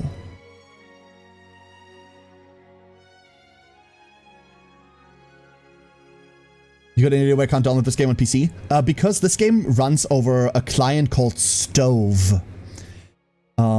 This is a proper PC client that I'm playing on. I'm not playing on emulator. And the PC client is available over Stove, which is an inconvenient piece of shit. I'm not gonna sugarcoat that. Stove fucking sucks. The way that I describe Stove is that it feels like you're installing malware. Chat! I have a revelation. Actually, it's Yugoslav nonsense. True, but this isn't enough hits or enough attacks for that to be relevant. No. So call response. When it says activate, it means it activates the entire card. So what divine epiphany are we putting on this to completely fucking break the thing? What are we putting on this shit? Reduce the cost by 1 isn't relevant. Increase damage? No. Increase tenacity? No. Draw 1 card of this unit. We could make this draw a card when it activates. Or we can make it draw a Tenebria card specifically. Attacks, unfortunately, are not eligible to gain the epiphany that says draw 1 card. We could make this inflict 2 vulnerable on activation. So we get 2 hits, but they both do 50% more damage. For some reason, the deck builder does not say that we're allowed to put +1 AP on this thing. And I do not know why. Allegedly, this cannot have 1 AP. That might be a problem with the deck builder. Morale, unfortunately, isn't a divine epiphany. Blade, you have a really good point. If the base version of this card activated in deck, I would take the generic epiphany that gives morale, and then we would do that. Unfortunately, the base version does do nothing of the sort. So we have to epiphany into this. Into this. And then we cannot get morale on there anymore. But morale would be like a really big sell. You're right, yeah. Like, allegedly, this cannot gain AP. Allegedly. Is that because it's a 2-cost card?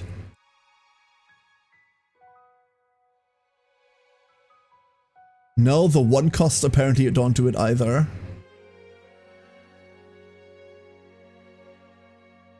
This feels like a deck build, like the deck builder might have issues right now.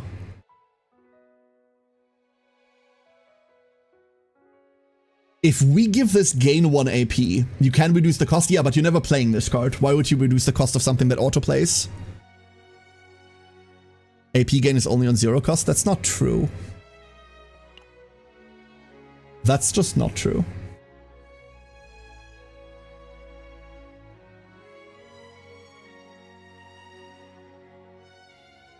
Oh. Like, reducing the cost doesn't matter because this card auto-plays. You're never paying for this. Therefore, it's irrelevant. But the best we can put on this apparently seems to be 2 vulnerable. And that's it. That's not fantastic. That's not great. Huh. You know what? You know what? Let's give this a real try, shall we? Let's give this like a real proper workout. Very straightforward. Hell yeah. Draw 1 own would be bad. Draw 1 own wouldn't be bad, but I don't think it'd be good either.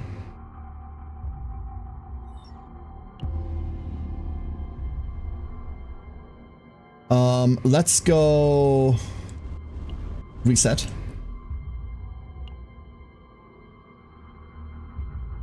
All right, Nebbles, you're in there. We're running Ray. Oh, this is the weird Ray that wasn't done crafting yet. This one's super whack. Because all of these need to be adjusted still. Do I have a Ray that's just playable like this? You know what? Fuck it, I'll play this one, it doesn't matter. Basic Narji-Barji, and then we're playing the thing we just made. Alright, let's try this in actual Spiral Tower. Floor 101. Who's the best team to build around Orlia? A 9. Nyx, 9. Orlia, 9, and Tefera would be my guess. Fucking love Orlia, great character. In reality, you can stick Orlia in many teams because she's very team agnostic. But what Orlia really wants is other characters that don't use up much hand space because she wants that hand space. And she wants characters that have singular powerful cards because the softy damage debuff that you get automatically without playing the softy is for the next attack card only. 9 just so happens to have an attack card that hurts like hell, and you play exactly that one. And Orlia is very good in that team. Alright, so, Spiral Tower of Screams. You can see this thing already has more HP than the last boss we just fucking fought. Almost.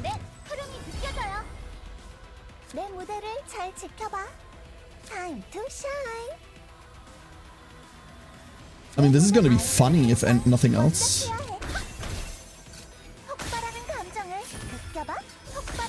What do you mean? No? Okay. Okay, this is fine. This is fine.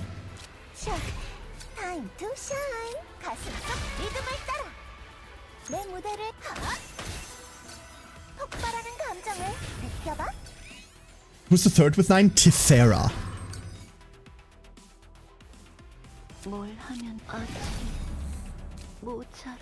I am so confused.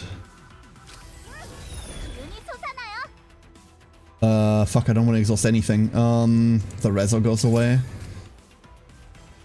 Well, that wasn't a sacrifice with. How much damage?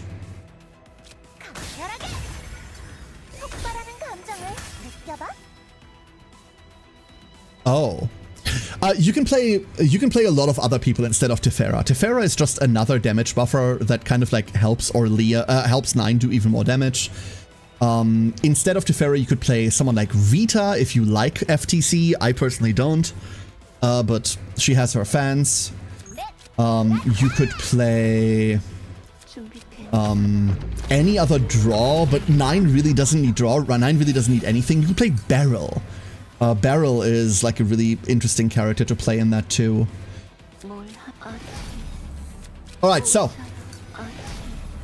I've warned you about this. Here is the photosensitivity warning. If you have problems with like, not necessarily epilepsy, but epilepsy related things, bright flashing lights, if you have triggers like this, I implore you to not look at this card. I'm going to give a very brief warning for this every time, or at least I'm going to try to give you a brief warning every time I play this thing. 3, 2, 1.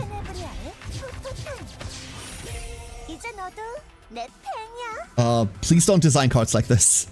Gorgeous animation. Don't want to fucking see it ever again. Like, I really don't.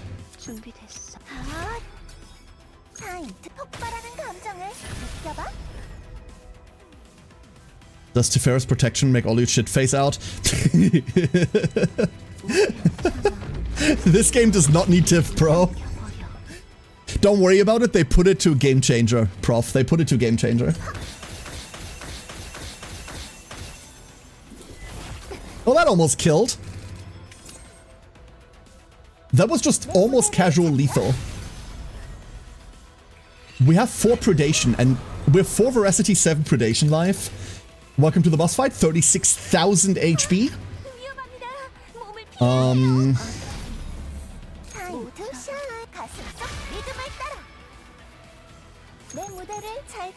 I mean, fuck it, we're just going face. Let's see whether going face is the place.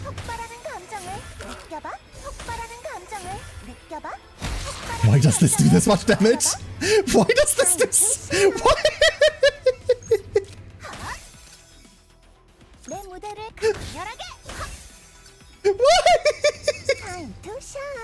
I didn't encore.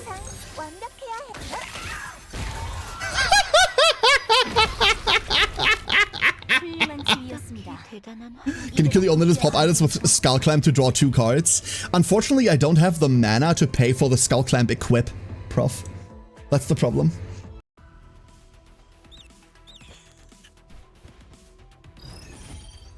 From 120 to 1050? Let's have a look, shall we? Okay, entirely new set of 5, so we have to play all of our upgrades again. So this is 377 right now. Why is this 586 damage for each rhythm? When we don't have... Is it really only rhythms in hand? Does this care about rhythms in hand? No, it doesn't.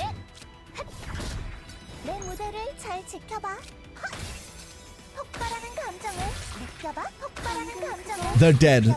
I can tell you they're dead because it's not allowing me to play anything else.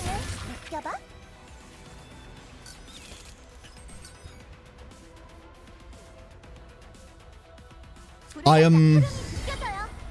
The best word I have for what I currently am is befuddled. That's the best word I have right now.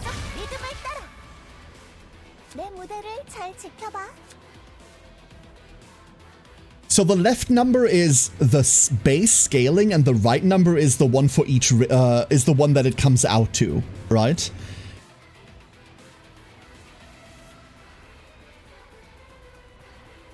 But that doesn't work. So the left number is our base damage. No, that's how these work mechanically, Weiss. I think what's going wrong here, it should be 6 times, exactly, but what I think is going wrong here is that the left number is the base and it applies all of the buffs to the baseline. On the right side, it takes the base times 6 and then applies the buffs on top of that. The left should be 1/6 of the right side, but it is not. And I think that's a display error. That feels like a display error.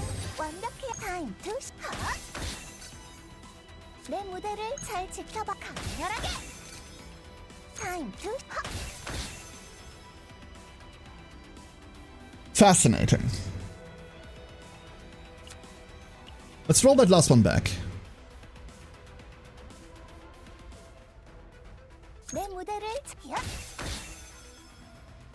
Because we can stun the one that is attacking us. Or are we killing Blue Momo? It's in the way. Photosensitivity flashes in 3, 2, 1.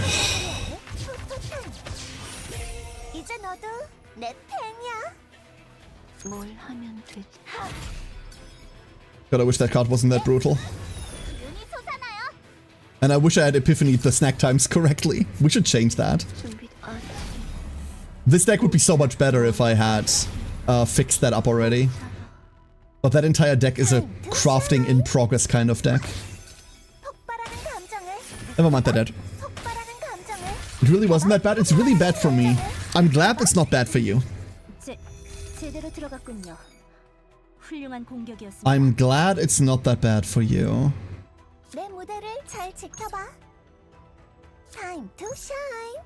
Fucking hell. I really want to Encore. This is the one that activates the highest rhythm in hand.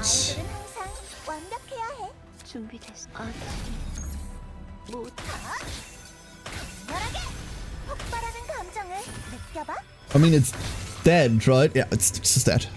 Have you ever played the Troubleshooter TTRPG? I have not. Wait, what do you mean TTRPG? They made a tabletop RPG? I do not know why this is activating. My turn hadn't started yet. Flash warning. 3, 2, 1. Not them. Oh, fan created? No, I don't play fan created systems.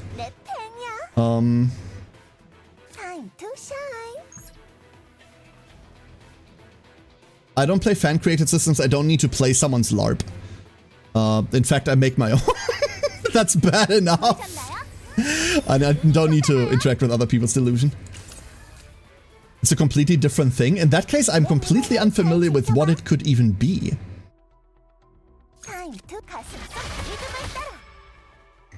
I mean, okay, fuck it, here we go, right? Like, we're not quite at the boss yet, but we're about to be. There's the break. And arpeggio into arpeggio. Okay. Okay, so this thing historically hits really hard. However, it is currently giving us infinite setup. It's currently allowing us infinite setup before it's going to kill us.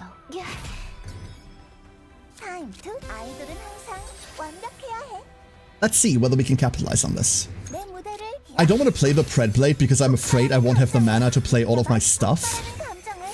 I'm not familiar with how this deck performs on the mana curve yet, so... Okay, now we can play the Pred Blade because now it's free. Draw 2 of the low-cost ones. Activate the highest. Activate 1 of the highest. This activates from draw or discard pile. We have a big one still in deck. However, I would just like to fire this raw. Then this one. And then this activates the big one in grave, and we got it beyond its heal threshold. Fucking fun.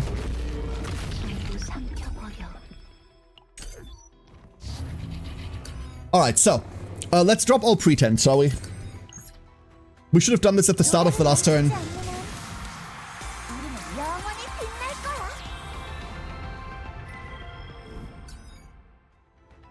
Let's stop pretending we're anything but fucking degenerate. Arpeggio. Into low-cost arpeggio. There are the calls and responses. We really wanted to Persona of Luster at the start of all of this, but I didn't. Activate Arpeggio, activates the 5. Activates the 4, which should activate in Graveyard. It did not. Flashes.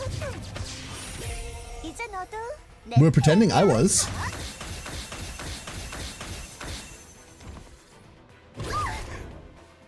And then he lived at 600.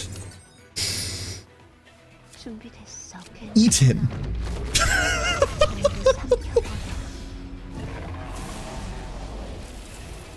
Okay.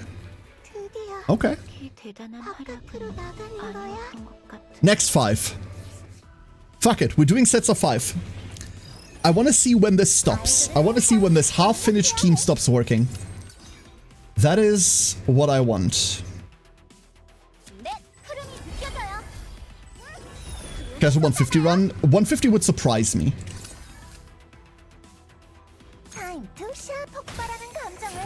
Having to play this manually fucking hurts my soul. The first one or two idiots are always just like setup guys, right? Snack time exhausts Checkers of Hunger, so we don't have to look at it anymore. And there's our voluntary control. That's what we're looking for. We found one of the draw arpeggios. That's always the one that we want to find, and it's dead. You play as a group of people who grew up in a bunker ruled by a computer. The computer is your friend. Your job is to find trouble and shoot it, hence the name. Funny. The issue of the computer is defect, and I mean seriously defect, as in your task is to get to an infrared section, but nobody's infrared security clearance. How do you get it? All of you are clones, so put a friend forward, accuse them of being a communist, and shoot them. Rank up, proceed. The computer is your friend. That sounds hilarious. That is very funny. Oh boy. Hungy, hungy, hungy. Hungy everywhere. Strike of Darkness. Encore. Send it! Oh my god. Why did that send it that hard? What is this damage output? Is that just paranoia? It sounds like paranoia. Is it not? I'm not super familiar with paranoia. I know the name. I know the name. Flash warning, everyone.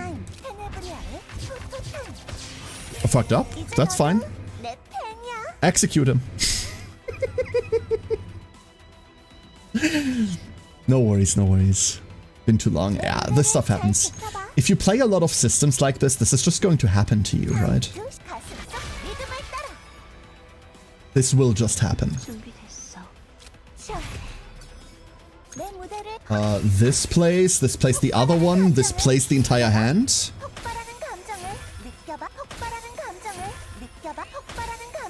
What did they feed her? I wish I had more words for what's currently happening. I'm honest, like... I just don't. We Ray ult here to gain 1 AP. We just set up Django Tabletop Simulator and play Dread. I've only heard the anecdotes of Dread. A TTRPG in which you use a Jenga tower to determine your skill checks and stuff. Very, very fun concept, obviously.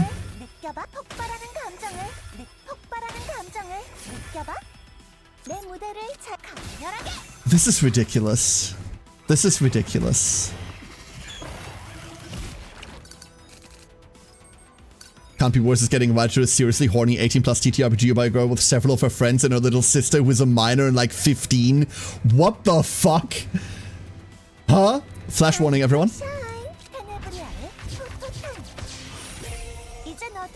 Adela's Puppy in terms of flashing screen. Adela's Puppy is like very central one thing. This one actually hurts me. I've never had a problem with Adelheid. Live for the weird ones, never get to play Don't Rest Your Head on the bucket list. I've played Don't Rest Your Head. It's worth playing. However, I don't know how to describe this to you, Blade, but if you want to play Don't Rest Your Head, you need someone, like, you need players that are... You need like a Jesse type of person. Someone that is just down to like fuck around with shit. Someone that like is down to just accept that ridiculous shit is about to happen and isn't afraid to like lean into the ridiculous shit. And those people are rare. Like Jesse is like the best example I can come up with.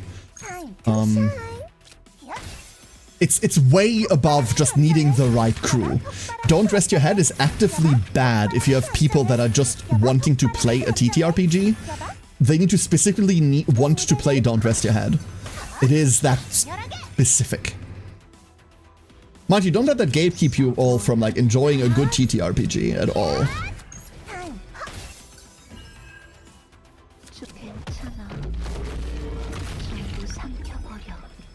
Horror TTRPGs, you can't just run those with anyone, there's some buy-in. Yeah, absolutely. That's because horror exactly is buy-in, right?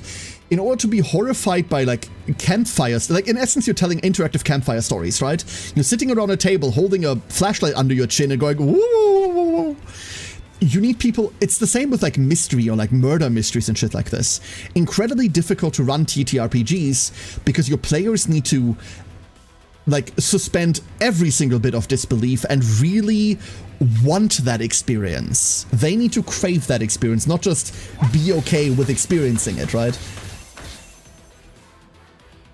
This goes way above like a session 0 where you go like, hey, what's everyone's like do's and don'ts? And I can count the amount of like good groups that I've had for that type of content on one hand over the last 10 years. And Rai! Hello, Rai. That was Great Wise Chat and that other dude? Yeah, I don't know. The other dude is too warm. How are you, Rai? Ironically, the most serious TTRPG I know, Power, Plush, and Plunder. Turns out playing plushies really disinhibits people and enables them to do really horrible things. I've never played that one, Delulu, but one of the most like serious and gritty RPG, like tabletop RPGs I've ever played was once upon a time, many fucking years ago, a friend of mine went, hey, wouldn't it all be fun if we played Maid RPG? And that shit did the exact same thing. That shit did the exact same thing. Ooh. Old Gods of Appalachia. Appalachia is a real-world region, right? So, I don't know. Immediate real-world connotation, and I go like, no. Not really. You know what? I'm fixing up the raid deck real quick. I'm fixing up the fucking raid deck real quick. This is gonna be expensive, and it's also not gonna be worth it. But... these 3 snack times are annoying the ever-loving hell out of me. So we're changing them. Snacky 1. Got you. It does lose the... Oh no, that's... Yeah, of course it loses the 1 AP. That's not a divine. That's a fucking standard epiphany. That's fine. Monte Coke RPG, that doesn't mean anything to me, unfortunately. Artwork and production qualities is always really nice. If I'm being entirely honest with you, Rai, all of the tabletop RPGs I play, I don't care about artwork and production quality because I need a rule book and I need a stat block, and after that, I don't care. Like, it's like telling me like D&D really has nice art. I'll go, I guess. It's not like I've ever seen or used any of it. I reckon I've seen it because it's pop culture, but for something that's played in your head, the last thing I'm interested in is its art design. This is whack now, but it performs better. Let's go back in. Yeah, it's just not really a relevant factor, exactly. I care slightly more about writing, and even that I don't care about, because the chances that I'm going to use your established setting are also minimal. Right? Who was on holiday with the other week? Shakira. I don't know. Lancer art though? Lancer's a weird beast.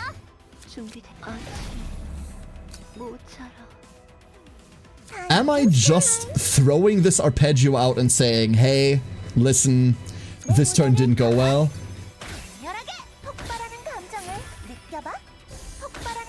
Oh. What the fuck?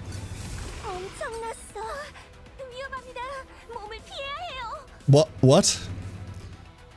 Luke Geiges and his missus? Ooh, cool. Very cool. Look at Rai. Rai knows famous people. Funny, good stories in rulebooks are a great thing, though, because they give you like a feeling for the setting you're about to embark in, right? Like they set a baseline mood, and that is nice. That is nice. It's just not a requirement for me. I don't need that for a game to be good. Like, I will hold that the art and general writing for Stars Without Number is still blah. It's still one of my favorite tabletop RPGs of all time. Like, you were about to...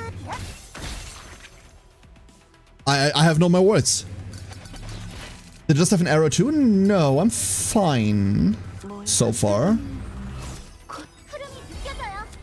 I mean, maybe everything currently happening on this screen is an arrow. Flashing warning. 3, 2... Oh, no, never mind. It costs 1 mana. Hold up. Flashing warning later.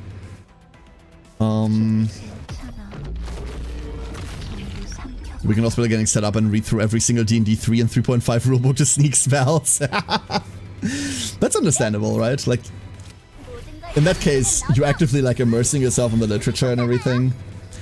But I feel like there is a different aspect to that than just wanting to play the bloody thing, right?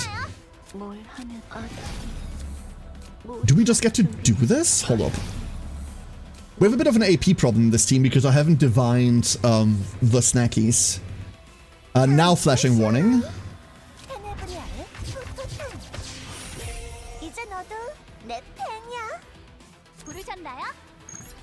And then we just sent these home. No, we're not. We're developing this. I wish we could play this, because this says 2,300%.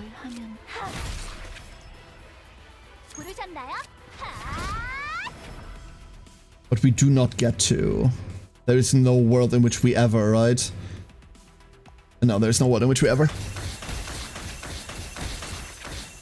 Oh, never mind. And then beat up triggered. Lords of Madness, ooh, yeah. But even that is mostly interesting to me as a... Oh, brief disconnections may occur. There is a patch. Maybe they're fixing her stupid card.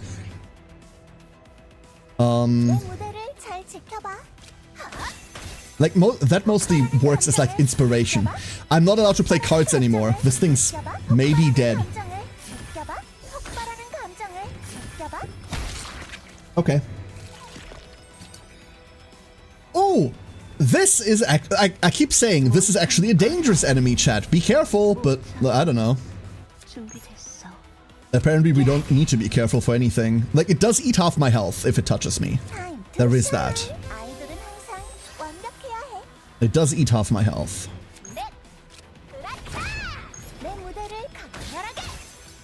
Unfortunately, we have nothing left to activate.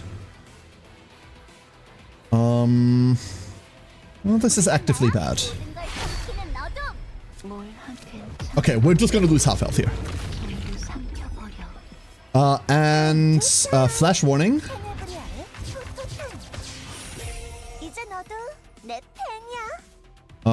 Send it. Ow. I hate this thing's turn 1. It always does this turn 1. Such a hateful little creature. Let's go Persona into Spotlight. Into killing it. Killing you. Okay, we've recovered some HP. Double Seraph fight. It's boss fighting time. You know one thing that I want to do? I want to fire Tenebria real quick, if we can. Give me everyone's idol. Let's see what happens if we fire this at the start of a boss fight. What if the Mega Steroid buff is the first thing we actually do? Double Hungy. Unfortunately, draw the call and response. I wish there was a way for us to not draw those.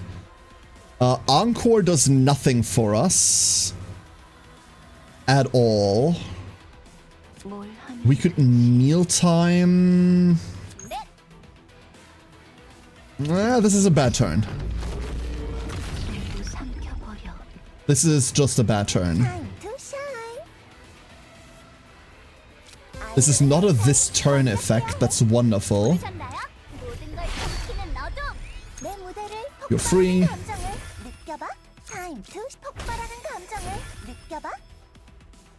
Okay. We didn't draw a single rhythm that turn, and we didn't have a way into rhythms. Your characters technically K-pop demon hunters. The first one kind of is. Nardra is one of the demons, and Ray is unfortunate. Does the deck feel better now that you changed the meal times around? Fun fact, snack time and mealtime, 2 different cards. The deck does feel better now that the snack times are draw 2 instead of having to exhaust 1. But we're still playing a very raw version of the deck. Armia! Armia! Armia! Armia! Armia! Armia! Why are you fighting God? I wish this was God. This is merely like his fucking footstools. How are you doing, Mia? Let's see how we get through this. If we bottomless hunger, we're about to take like 80% of our health, right?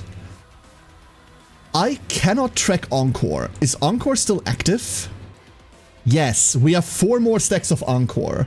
So we don't need to press this button. We did find the draw. And then we get to call in response for free. Oh my god, it's through its shields already. Oh.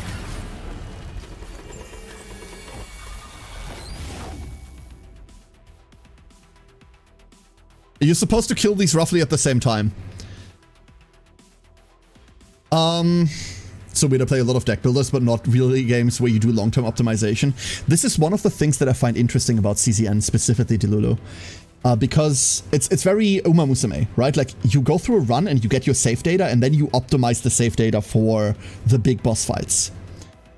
And I really, really enjoy that. I really enjoy you have your run where it's like roguelike and that's it. And there is a mode where you don't get save data, and that is just a roguelike mode. It's a really important mode. That's the mode where you get the crafting items that are just used on my save data from. That one's just random as fuck. But the real, like, genius of the system comes from marrying the idea of having a roguelike run and then getting, like, your save data, your career data, feeding that into a team that is then optimized and fights big scary bosses. We haven't looked at the big scary boss fight yet. After this, we're gonna look at the big scary boss fight of the season. Because it is big and scary, and I wanna. So this thing's now enraged. Which, trust me, wasn't the plan. A real quick flash warning, everyone. Alright, flash warning over. And arpeggio. Activate one of the highest cost from among draw pile. Get him.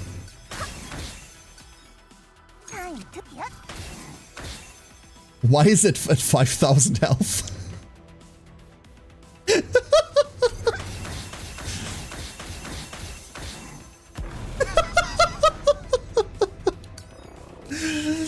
I like the roguelike stuff more, I think. Well, the good news is you can you'll get to do both, right? I personally prefer the save data stuff, where like I prefer the combination. You're playing Dune. You need to be more specific. You need to be way more specific about that. There's about 50 million things named Dune. Hey, Igor! Dune Imperium? No. No. Just go face. If we can kill Summoner, the dogs just die. And Summoner's dead. Cool. Unfortunately, first turn is usually the one where I want to draw all of my upgrade cards and play those out first. So now we have to deck thin over the second fight. But we'll make it. This is why Snack Time is great now. Snack Time just draws 2, Snack Time just draws 2. Rezo Darkness into more snackies.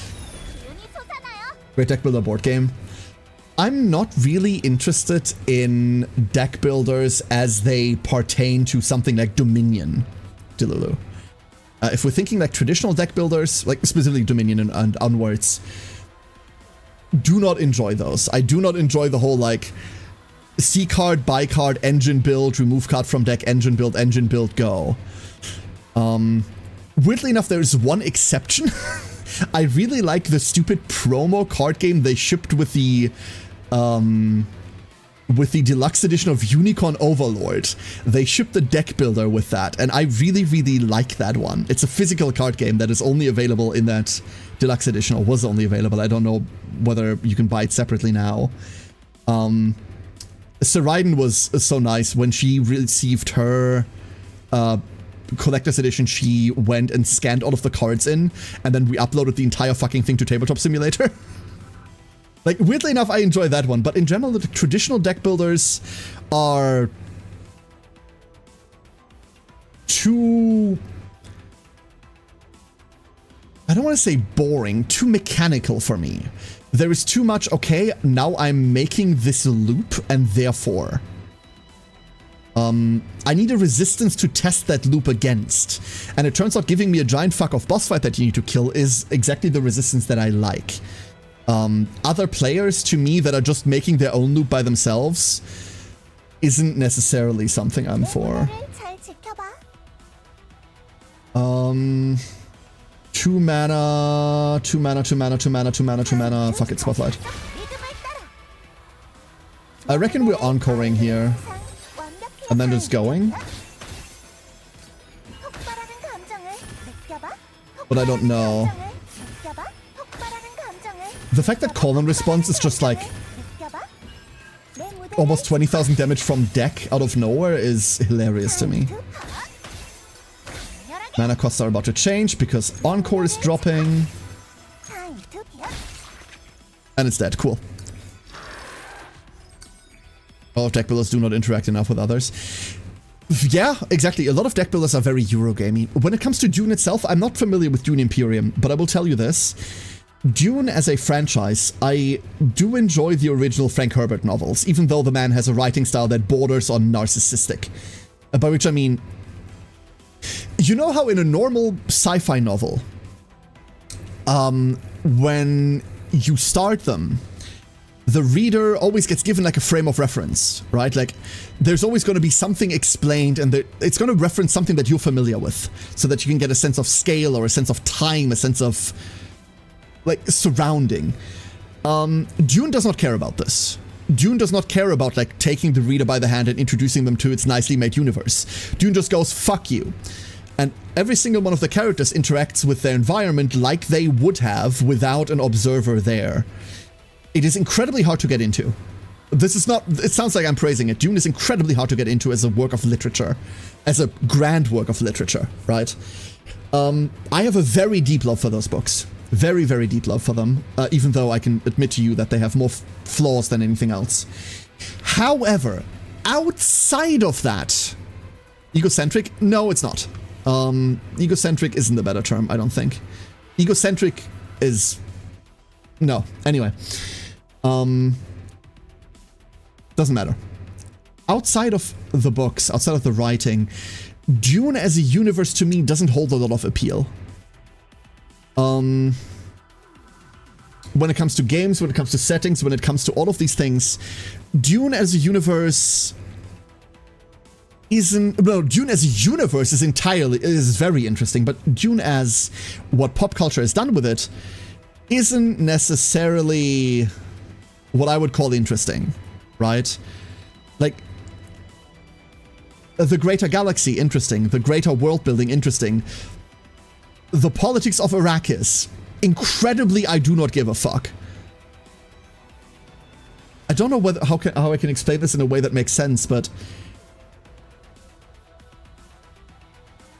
Dune as a franchise to me isn't interesting because what the franchise holders want to explore isn't what I think is particularly fascinating about it.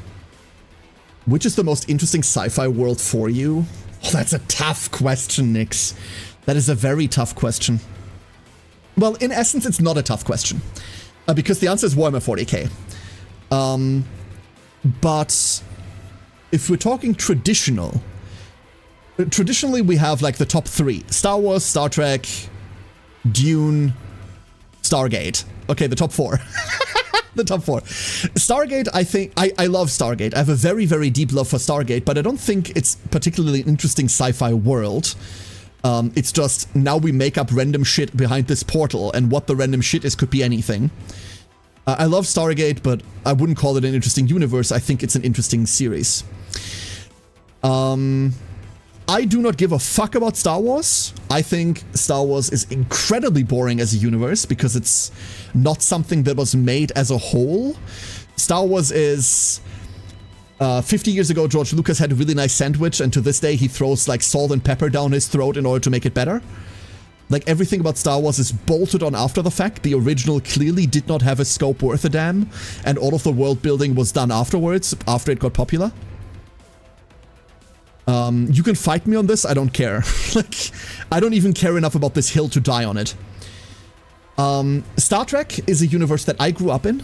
One of my fondest childhood memories is watching Star Trek on the television with my dad. It's one of the few things, if not the only thing, that my dad and I have in common. We both really liked Star Trek, and also Stargate. These are the two things we watched together.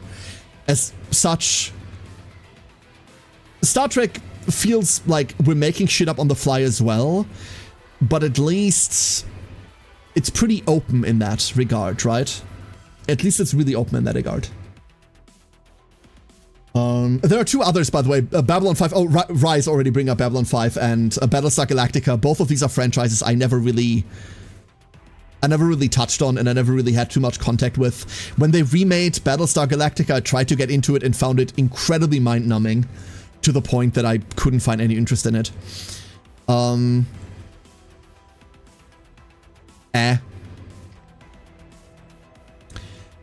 then... those are like the mainstream ones, right? Those are like the mainstream ones. I love Battlestar Galactica. That is a feeling that has been mirrored by so many people around me of late, and I just could not get into it. Social deduction board game. Anything that includes social deduction, I know which board game you're talking about. How do we vent the toaster? As soon as we talk about social deduction board games, I'm out. Like, I'm so autistic it isn't even funny, and I find social deduction to be boring as shit. At best, social deduction is infuriating to me, because people don't socially deduce. People hold like old grudges, they make really shitty inferences, they do not act logically, because these games are designed to make people mad and like get emotions out of people to make them remember a good game. That's what's fun about them. When the objective of the game is to make a logical deduction to kill a guy, though, I find this fucking infuriating. things like Werewolf. We played Werewolf when I was in kindergarten. 33 years ago, this was a popular kindergarten game. This is how tired I am of social deduction games. I fucking hate these. And the fact that the same ones, Werewolf, Mafia, fucking Among Us, are getting regurgitated over and over and being sold as new over and over and over, bores the fuck out of me. Any type of social deduction game to me is like instantly, I do not care, go fuck off. Don't give a shit. Do not care. Anyway, back to sci-fi. Back to sci-fi. So out of the those are like the mainstream ones, right? There is, however, there are a couple of non-mainstream universes that I really like. One of them is Warhammer 40k, obviously. Warhammer 40k is as close to mainstream you can get without being mainstream. Everyone and their mother knows what Blood for the Blood God is, right? And like parts of 40k have entered pop culture. Project Moon City, that's not sci-fi, that's Project Moon. I don't consider Project Moon to be anything. However, the one universe that I really like, even though, hold up, let me find something real quick. Let me find something real quick.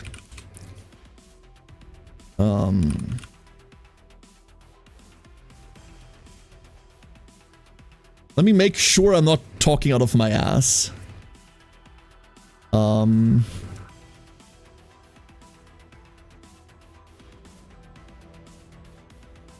So there's one book universe that I personally really love.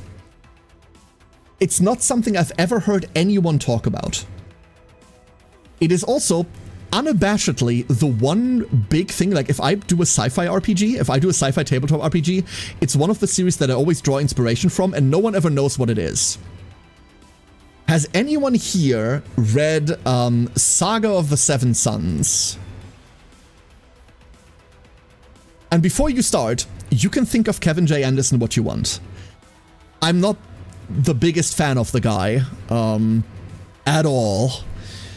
At a lot of times, he's not necessarily a good writer, but he's written a lot of entertaining things, right? Saga of the Seven Sons is a 7-book cycle about the Milky Way, basically, right? It's a sci-fi setting in which Earth is Earth and humans are as shit as they are.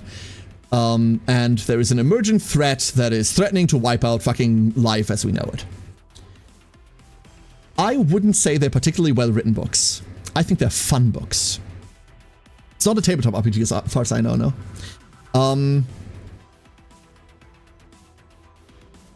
I really like that universe. I really, really like that specific universe because it tells like a very, like if we're talking on a galactic scale, it tells a very close-knit story, right?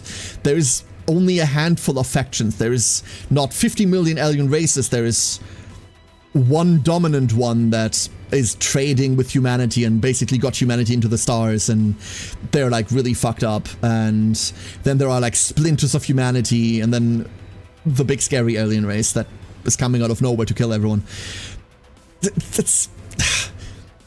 I can't explain to you why I like that universe or that series so much, but if you like sci-fi, the books are dirt cheap. There's 7 of them. They're big. They're not small books, I'll tell you that. But go give them a read. Out of 40, like outside of 40k, that is probably like my second favorite like sci-fi universe. It's not particularly grimdark, it's not particularly anything, but what it is, and maybe that's why I like it so much, is it's a very, very long-form story told from many angles. It's one of those stories that jumps between a bunch of main characters. It jumps back and forth between a bunch of main characters and tells like basically a galactic opera from many, many perspectives. It's why I love the Horus Heresy. It does the same thing, right? Andromeda. Andromeda was a series, Calatwin, that I absolutely loved, and I cannot watch Andromeda anymore without having to look at the fucking... I forgot his name, the main guy. Andromeda for me is one of those series that's ruined by like the Kevin Sorbo, thank you, exactly, by Kevin Sorbo being a fucking disgrace. That, I love that series. You can tell all of these like 90s, early 2000s sort of sci-fi series, that's all shit that I watched with my dad, right? And I love all of these exactly because of that. I love all of these series exactly because of that. This is one of them. But yeah, I recently my wife and I went like, hey, do you want to watch like old shit? And she was like, yeah, sure. What are you thinking? Like, let's go watch Andromeda. And we started it up and we both went, ugh, fuck, no. I still haven't been bold enough to engage with the Horus Heresy. I'm too afraid of incredibly mediocre or even bad writing to start. You'll run into that, Delulu. You'll run into that. I think the first couple of books are fine, but obviously because they're all written by different authors. I should play cards. Because they're all written by different authors, there is different quality in it. I dare not tell you which ones are the good and the bad ones. I will not do that. I will, however, tell you that I don't think any of them are particularly awful. However, you shouldn't go into it expecting high literature. Expect entertaining levels of literature. Not something that's going to win the next fucking literature prize. Like, that they're not. They're not highbrow. They're not. Flashing lights.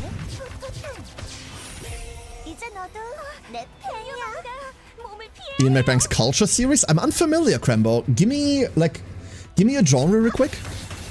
We ignore Hercules and focus on the world building. I wish I could, Khaled. I wish I could. Have you seen Coriolis? A really nice sci-fi TTRPG that uses Middle Eastern mythology. I haven't. That sounds fun as fuck, Rai. Could you send me a link? I'm always looking for like things that are inspired by non-pop culture mythology. Middle Eastern sounds fun as fuck. It's one of the ones that gets much less touched on, right? Please, if you have a link, send it to me. Abnett is always fun. I'll own that statement. I think Abnett is always fun to read. There's a couple of other authors in it that I personally like. I don't want to tell you which ones. It might color your bias. And I would much rather you find out which ones you like for yourself. I will say that I deeply believe that all of the authors that got to write in that series deeply deserve to have written for that series. Maybe that helps.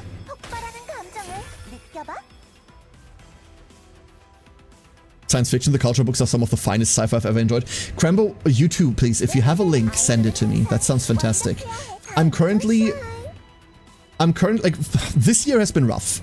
This year, I have broken what used to be my norm. My norm was I finished about a book a week. For some of you serious readers, I know that's not a lot for you. For me, that was always something that I could pretty much count on. And in most times in my life, I've read about a book a week. This year, I have read half a book. I have, however, read more than 200,000 pages at work. And it's the predominant reason why I'm currently not reading anything. I'm so burned from the written word at the moment that I am, at the moment, not really looking to get anything new. However, I know that that's temporary, and I fucking love reading. I really do. And eventually there will come a time when I have the headspace and the mind for it again. I'm just not reading, I'm just not sure if he writes in the 40k universe or in his own. I mean, his 40k books are very 40k. Abnett has always been, I don't want to say like the poster boy for 40k writing, but he's always been the poster boy for 40k writing, right? He's always been the one that people hold up and go like, oi, 40k writing. I dare not comment on how justified that is. Are these all haste? These are not haste cards. Thank you, Raya. I appreciate that a lot. Like, mostly the reason why I'm asking you to DM me these things is because I won't remember. In about 5 minutes from now, I will have forgotten what we talked about. Standard streamer conundrum, you know? I used to love reading, but then came depression. That's really understandable, Prof. That's really understandable. When you're a mindset where effort doesn't... Where you can't expend effort to do things, and you're already struggling with other shit, it's very understandable that something like reading, which even though it's really, really... flash warning, it's really nice. And really relaxing for a lot of people, including for me. Reading has always been an effort, right? Always. No matter how much you love it, no matter how easy it comes to you, it's always an effort. And it's really understandable that if you're in a depressive phase where you're bringing everyone around you down, if you're in a depressive phase, that you can't expend that effort. That makes perfect sense. I really hope the Cavil's 40k show is going to be passable. I hope so. If it isn't, by the way, you should read the books. Eisenhorn, the Eisenhorn trilogy, is a fantastic starting point to get into 40k. Not just that, it's a fantastic point to just read. Like, even if you're already into 40k, at that point you will have read Eisenhorn, I can guarantee you that. 3 books. Wonderful. Absolutely wonderful. I hate detective books. Not detective books. Eisenhorn follows the titular Inquisitor as he goes and does detective shit. Not a detective book, trust me. Absolutely not. There is more burning heretics in there than I could shake a fucking stick at, and I'm really good at shaking sticks at things. I really don't want to activate that, but I guess we have to now. Oh! Oh, we're going through the damage reduction. Oh! Oh, we're just killing him through Oh. We just killed him through DR. Okay. Caiaphas K are better detective books than Eisenhorn. Yes. Also, a great set of books. Also, a great set of books. We're gonna start with a buddy comedy of Kingmaker. Kingmaker? The issue with Abnett is that he brings in things like Enuncia, which does not obey any of the rules of the 40k universe and just kind of expects the setting to work with it. Does it not?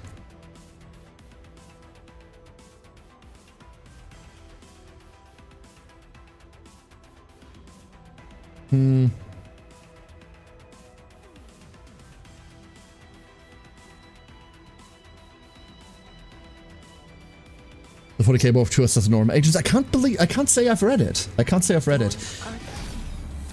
But then again, not being an Imperium player, I find it incredibly difficult to accommodate all the Imperium propaganda. Oh, we get to go through snack time immediately. That's fun. We get to draw call and response. That's less fun. Okay, fine. I'm just the only author that engages that kind of stuff.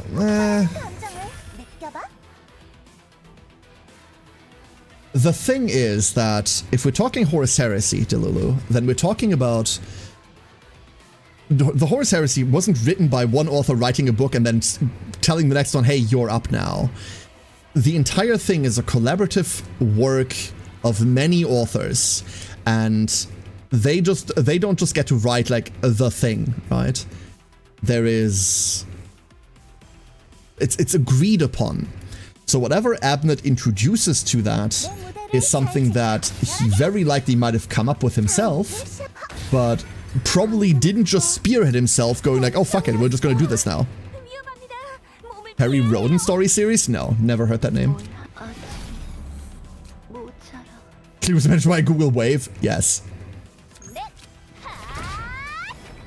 Okay, so we have a recursion problem right now. If I don't go through the rest of the deck to re-find my cards, then we stall out. To that end, there is a reason... careful, flashes. There is a reason to not play Photo Time at all, because it is a card that dead ends, and Encore needs to either cost 0 or draw 1. Preferably draw 1, I reckon. Because right now we're not going through the deck every turn, right? The longest going sci-fi publication in existence. It started before the moon landings. Also, it's German. Never heard of it. Fascinating. The Beckwin books and you'll see what I mean. It's not relevant in Horus Heresy. Well, if it's not relevant in Horus Heresy, then I don't care! You have to understand that the faction I play mostly does not see any representation in writing. Because it's Tyranids. We have as of yet to receive a Tyranid novel. So, Well, the old is still running story series with a story every week. So you're saying it's old school sci-fi Naruto. I'm going to phrase it like that, and I'm not going to apologize about it either. This is bad. Maybe Iceworm Roar gets us out of this. It did not get us out of this. Yes, it is. I wish you hadn't agreed with me. I really wish you hadn't agreed with me. That's bad. You shouldn't do that. Okay, fine. Just be lethal anyway. By far my favorite 40k author, Robert Cath. Oh, Robert Cath. Wrath, sorry. Other stories written by him include Infinite and the Divine. Infinite and Divine I've only ever heard good things about. And Fall of Cadia. Okay, I've read Fall of Cadia. Honestly, those three are the best 40k books I've read thus far. Fall of Cadia is fucking great. The entire cycle around the Fall of Cadia, including other authors, is pretty damn good. It's dead. Never mind. We need a better deep draw engine than Ray. I'm currently on a train of I don't want to play Ray in this deck anymore. What if the last character is Veronica, just to get into the deck? Unfortunately, that means we will draw more call responses, which we don't want to.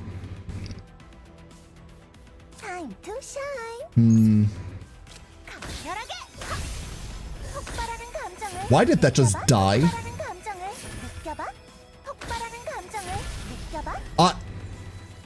I wasn't done yet. What the fuck?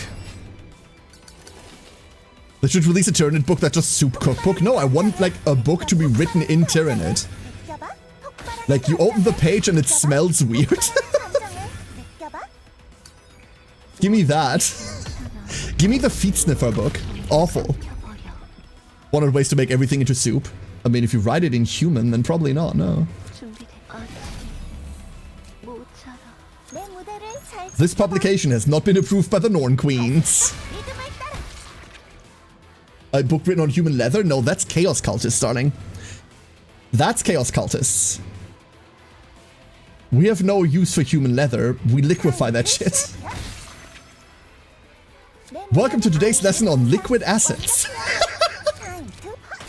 In this lesson, you will learn how to eat your neighbors. No, do not. Do not. Warframe quest dropped? Yeah, I'm gonna do that after stream. That is for after stream care. And flash warning! We do get to play this on full stacks with scary regularity.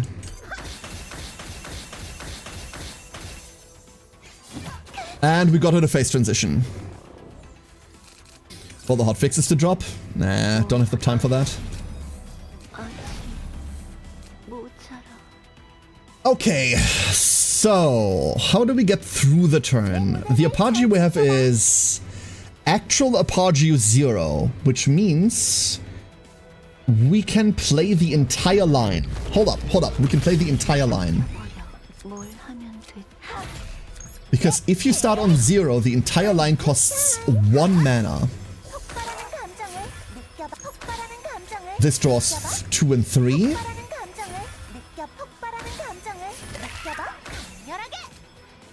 This drew 2 and 3, and then 2 is the one that costs something because it plays 3 for 1. And why are you dead already? Never mind. Does she just stop taking damage? No, she summons a bunch of stronger bodyguards after 50%. But she does need to take a turn to that for that to happen. They sometimes just have humans hanging out in their ships? No. No, they don't. Why would they? No way to communicate with them, and they're biomass that could be used for anything else. Encore... We probably want to encore later in that sequence, come to think of it.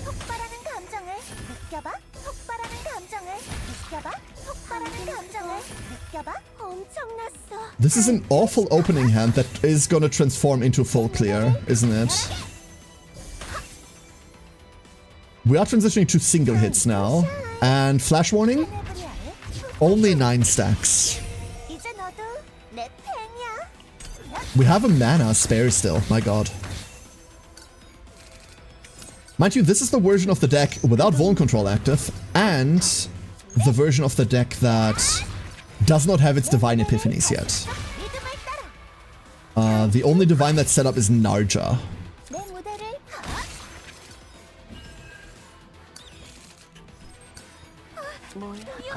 But neither Rain nor Tenebria are set up.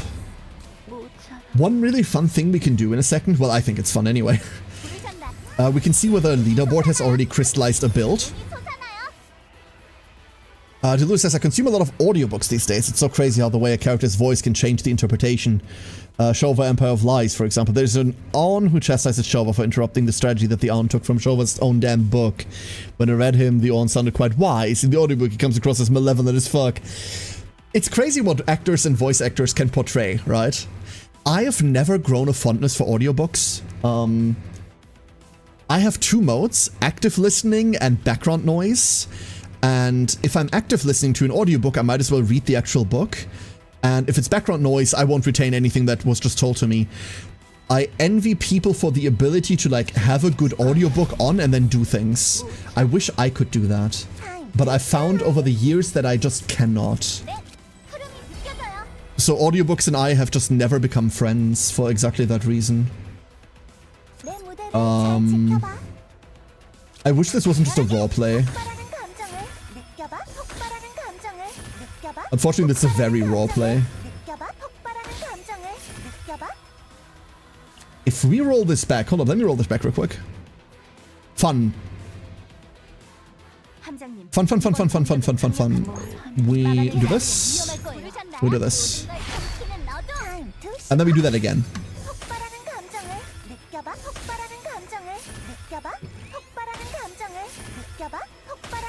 And that's a kill. That almost translates to a kill, mealtime. My job's just optimal for audiobooks. I currently work in food delivery, so I sit on a bike and just listen to audiobooks in the meantime. I can totally see how that's optimal there, Delulu, yeah. For me, the times when my ears are open and free are usually the times when I also like need to intensely focus on random shit, right? I just don't have the routine that would allow for this very easily. This is a bad turn. This is an awful, no good bad turn. I say that, we still play 4 call and response from deck.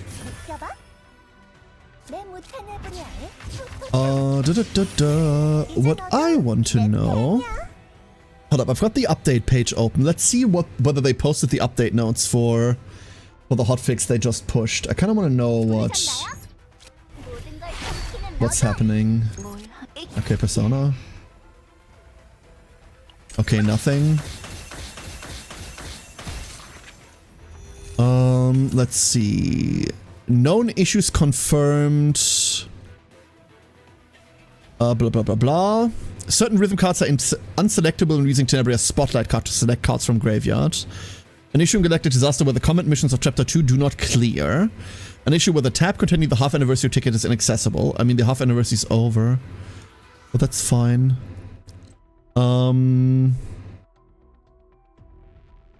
Patch notice.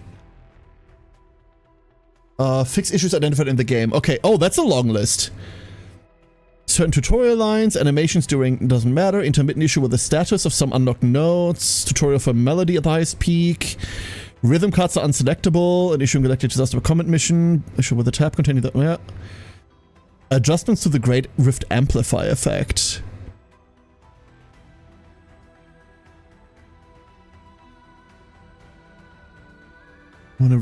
For the rearguard, when a base 3 cost or higher Quietus card is activated. Oh, that's dumb. Rhythm cards activated through other rhythm cards used prior or attacking the target that was attacked before instead of the intended random target. Ah, the fact that rhythm cards chain their target is unintended. They're supposed to be hard random. Okay, an issue with Tenebria's Rhythm Staccato cards could be still used at 1 cost despite being affected by a cost increase effect. An issue where activating Spotlight Second Epiphany twice could grant Spotlight cards without the exhaust effect will be fixed. Interesting. Okay, none of the things that I've encountered so far, but they have found, like, some things that didn't go well. Fascinating. Oh, we should absolutely bottom Hunger first. Never mind, that thing's dead. And the calls and responses. Our trash clear is super convincing. Like, super, super convincing. Our boss clear, I'm not so sure. Is it this stage or the next one where we get to the quote-unquote hardest boss in the game? It's either this one or the next set of 5 that's the big guy.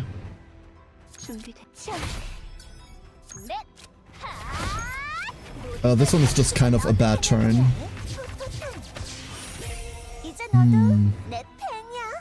We'll hold the mealtime because we're about to get snackoed.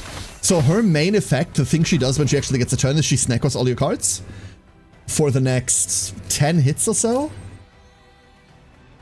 She didn't do that. Why did she not do... No, she has done that, but it's a buff on us. I always forget how this resolves. It's not snow upon that charm. For the next 6 cards. Okay.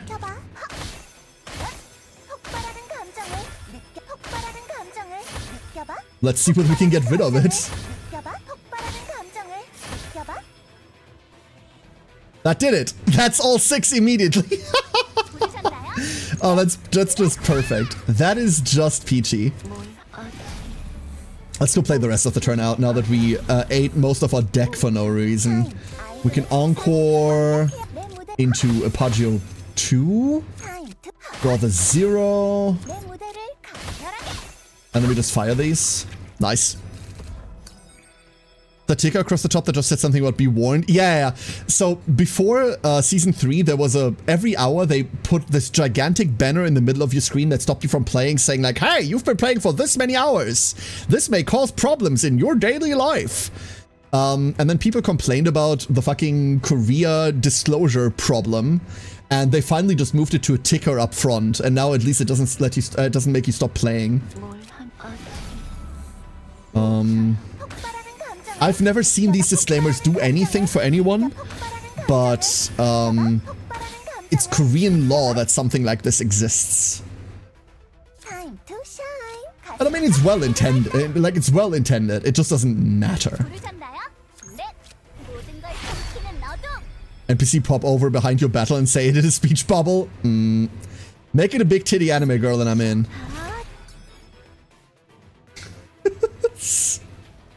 Speaking of big titty anime girl, flash warning.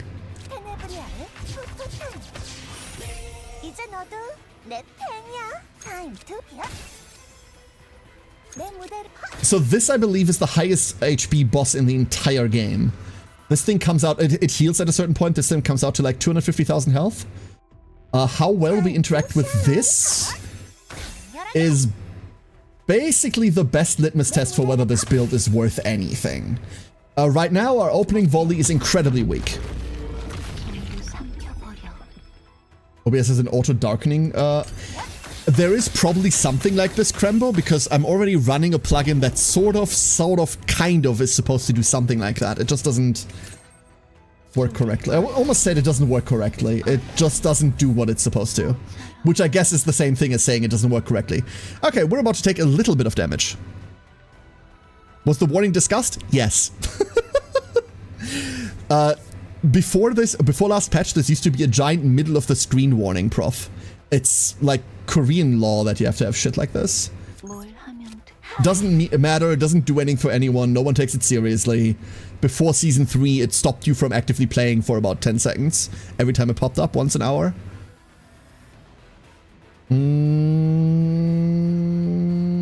This sucks a lot.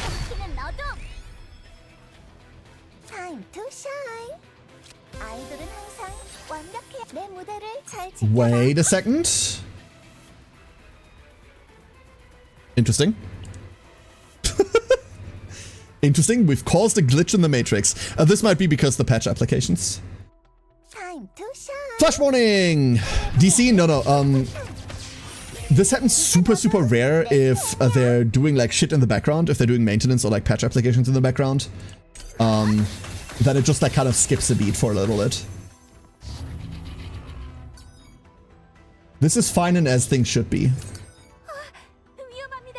Alright, so we're about to take all of our health and damage. Great! Love that for us. Big fan.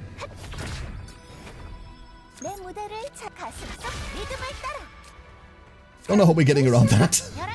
Ah!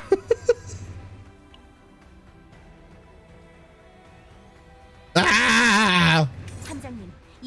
Is the run over? No, the run's fine. It is, however, doing really weird shit to my mana cost. Hold up, let me... Unknown error, cannot select target.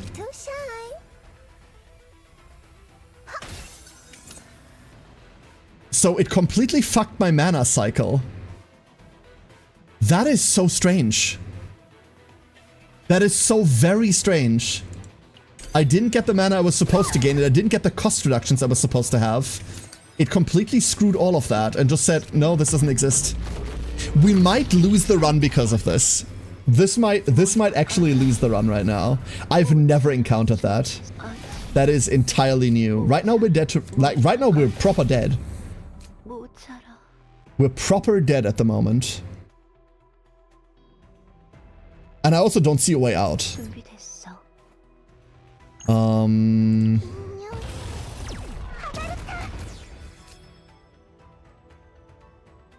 That's not a way out.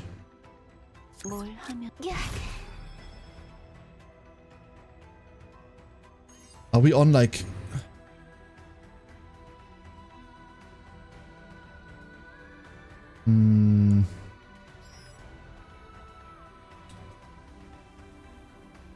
Crap.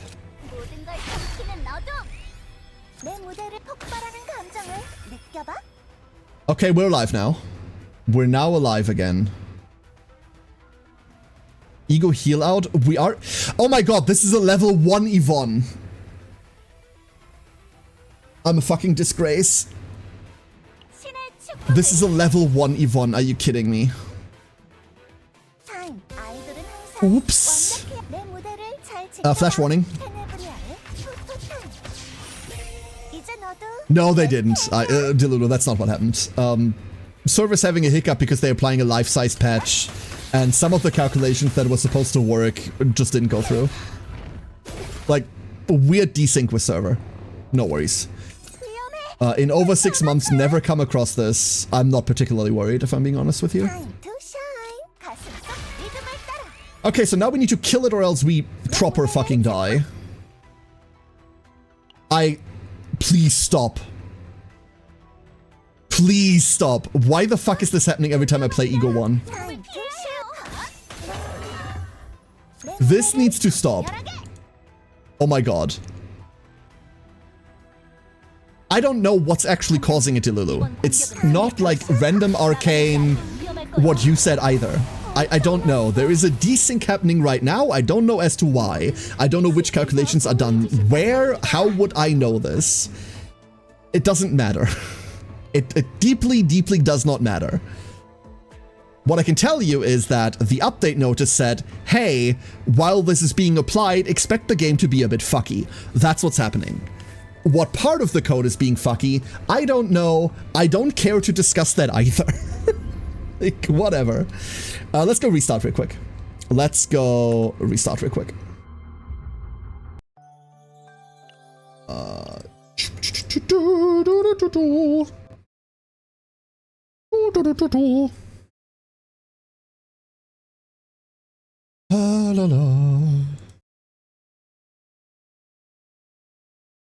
The important part is we got through it.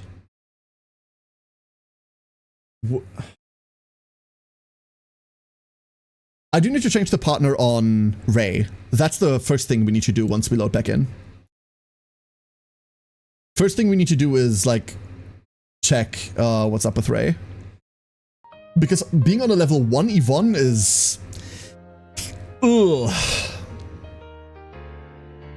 Spiral Tower is probably the hardest content in the game at the moment, outside of Great Rift. Like, it's the hardest available, like really available content in the game, right? What? Level 1 partner, probably not the best idea. Cass! Cass! 66 months.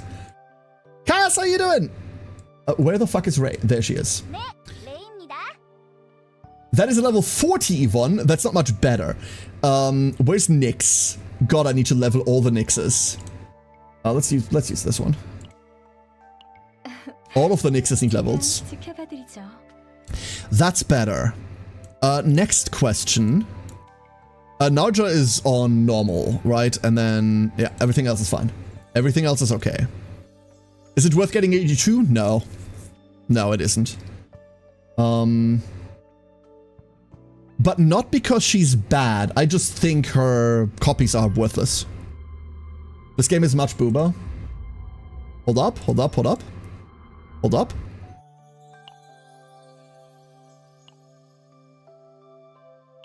I don't know why you'd say that. I don't know why you'd say that. I don't know what would make you think that. I don't get it. I have no idea where you get that idea from. This game? Nah. Not at all. No. Nah. This game, super harmless. Super harmless.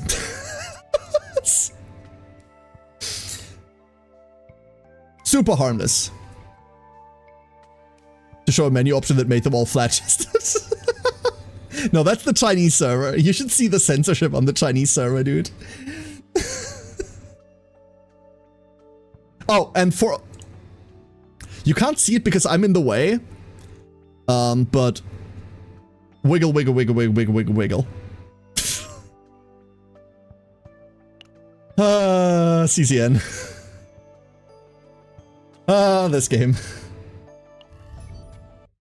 Hey, Cass, you want to see something fun?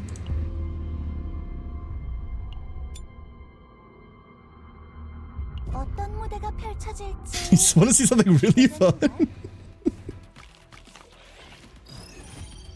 아이돌은 항상 완벽해야 해.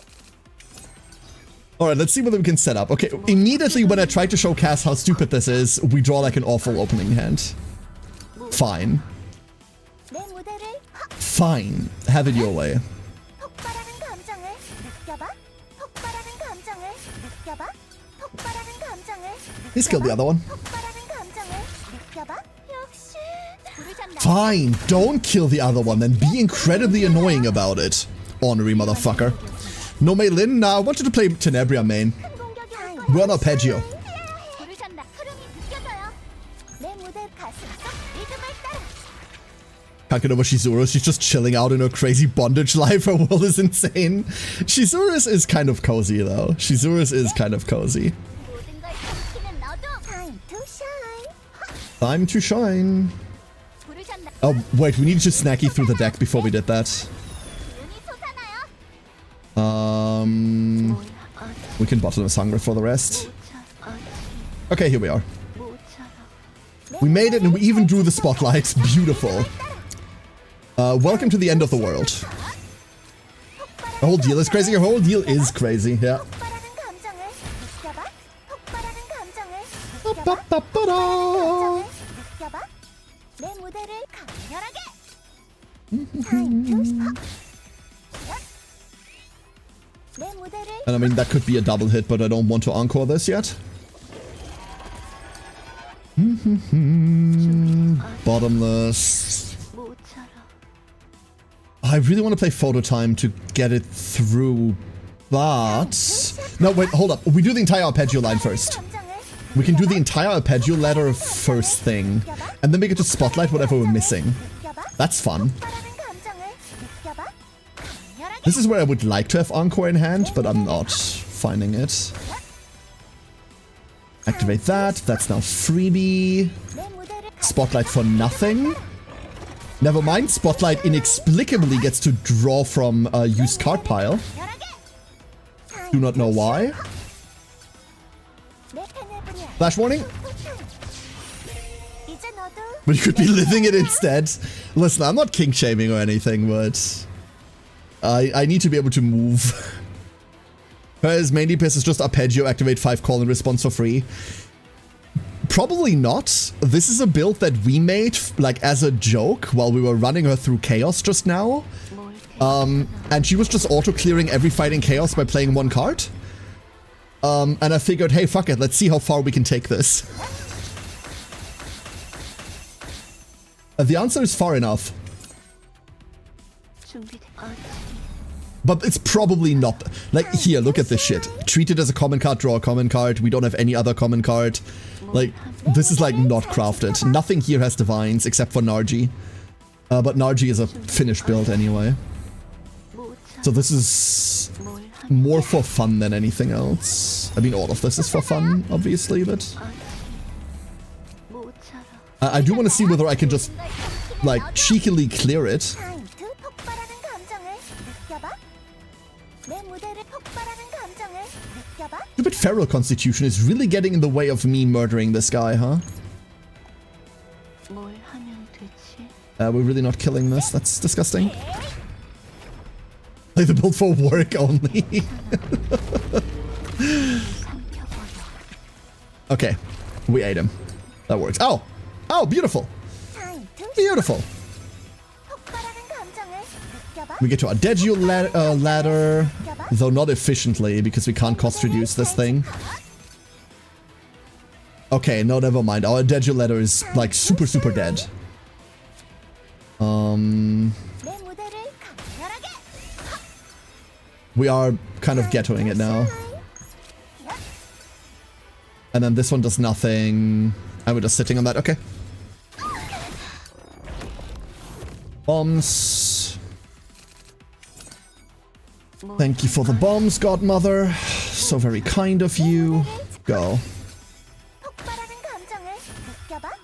폭발하는 감정을 느껴봐. 폭발하는 감정을 느껴봐. 폭발하는 감정을 I will play these gifts before the turn is over. I'm getting them out. 타임투 내 무대를 잘 And then we can do whatever the fuck we want off of the rest. 타임투 Cool. 5th stage. Boss time. Baba baba boss time. Let's go. 노래를 멈추지 않는 한 우리는 영원히 빛날 거야. This is going to hurt. It's probably not going to hurt this turn. Admittedly, we do not have any arpeggios left in deck. But once we get them back shuffled, this is going to hurt. Problem is we don't have any draw right now. Like, we have exactly no draw. 내 무대를 This Encore should have draw 1 on it, but obviously it doesn't. Build not done. Flash warning. 이제 너도 And this should kill at least one of them to start off with. No, it's random damage. I keep forgetting. And we can't have nice things.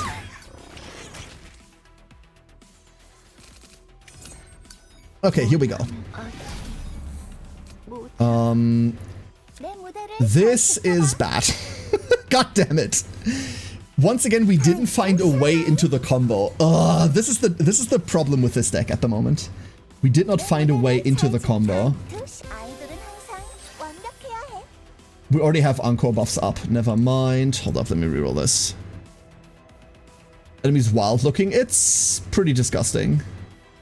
다음 공격은 강력할 거예요. 내 무대를 잘 지켜봐. You're about to detonate. I believe. 폭발하는 감정을 느껴봐.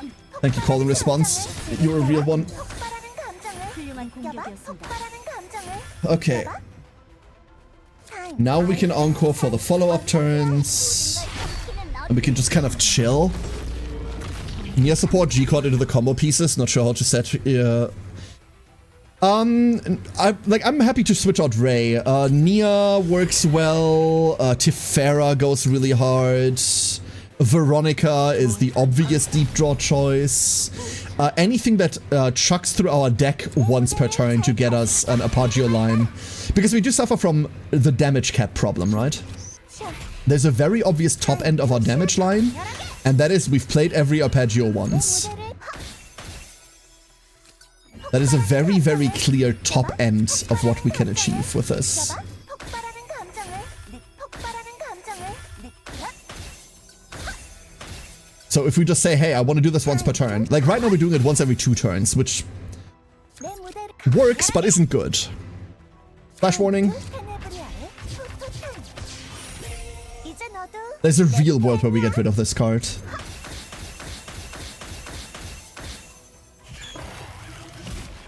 Ready to play. Yep. And if I'm not mistaken, we are now on 7 Everybody's Idol, and the next 7 cards all get 1 additional hit.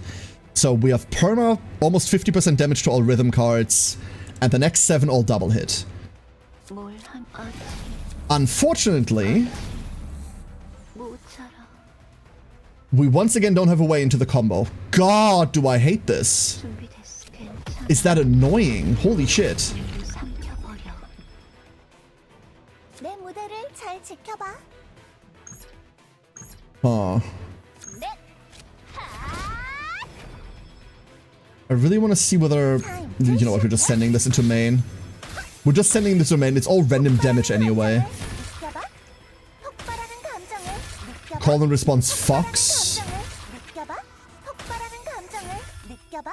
Gotten spoiled by a 0-cost G-Chord. Yeah, it's really good, isn't it?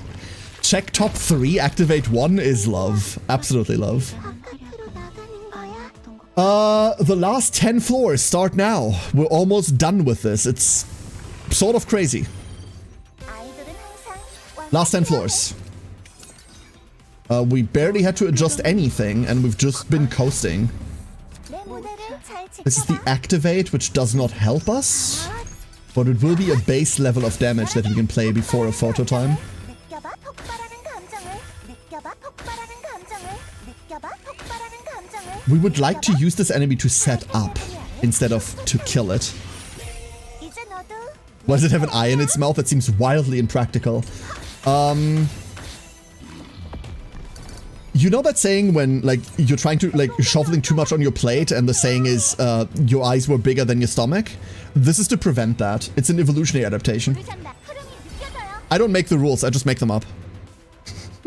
내 무대를 잘 지켜. Encore into small arpeggio, into ladder, into destroy. 굉장한 공격이었어요. Never look a gift whale in in the mouth or it will look back. If you look the gift whale in the mouth long enough, it will look back. That's the saying, right? That's how that saying goes? Yeah, that's exactly how that saying goes. Ideally, we don't get through all of our snack times here, but at the same time, whatever. Last card in deck. That works. That doesn't work. Fuck. 부르잔다요. 모든 걸 삼키는 너도. 내 무대를 강렬하게. Okay, that does draw. We just shuffled the discard back. That's all I wanted. 느껴봐. 폭발하는 감정을 I don't see anything wrong with what you just said. 느껴봐. 흐름이 I mean, mealtime is a gift. It's true. That is the gift that keeps on giving. Time to shift. I forgot how they explode. I don't know whether I should give a shit. 내 무대를 비워. It doesn't matter. Arpeggio kills things anyway when it wants to. 부르잔다. One more snacky? 눈이 솟아나요. 준비됐어. 테네브리아. Please stop making those. Milo! 이제 너도 Hello, Milo. Good morning.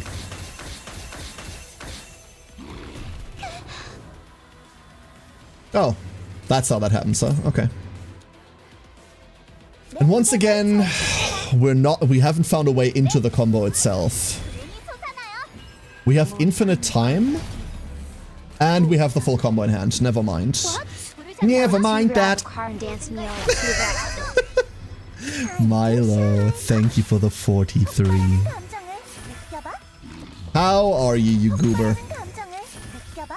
폭발하는 감정을 느껴봐. 폭발하는 감정을 Welcome to Chaos Zero Idol.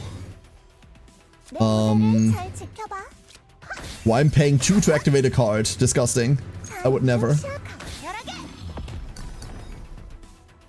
Could you fucking less? Why are you still alive? Why is this?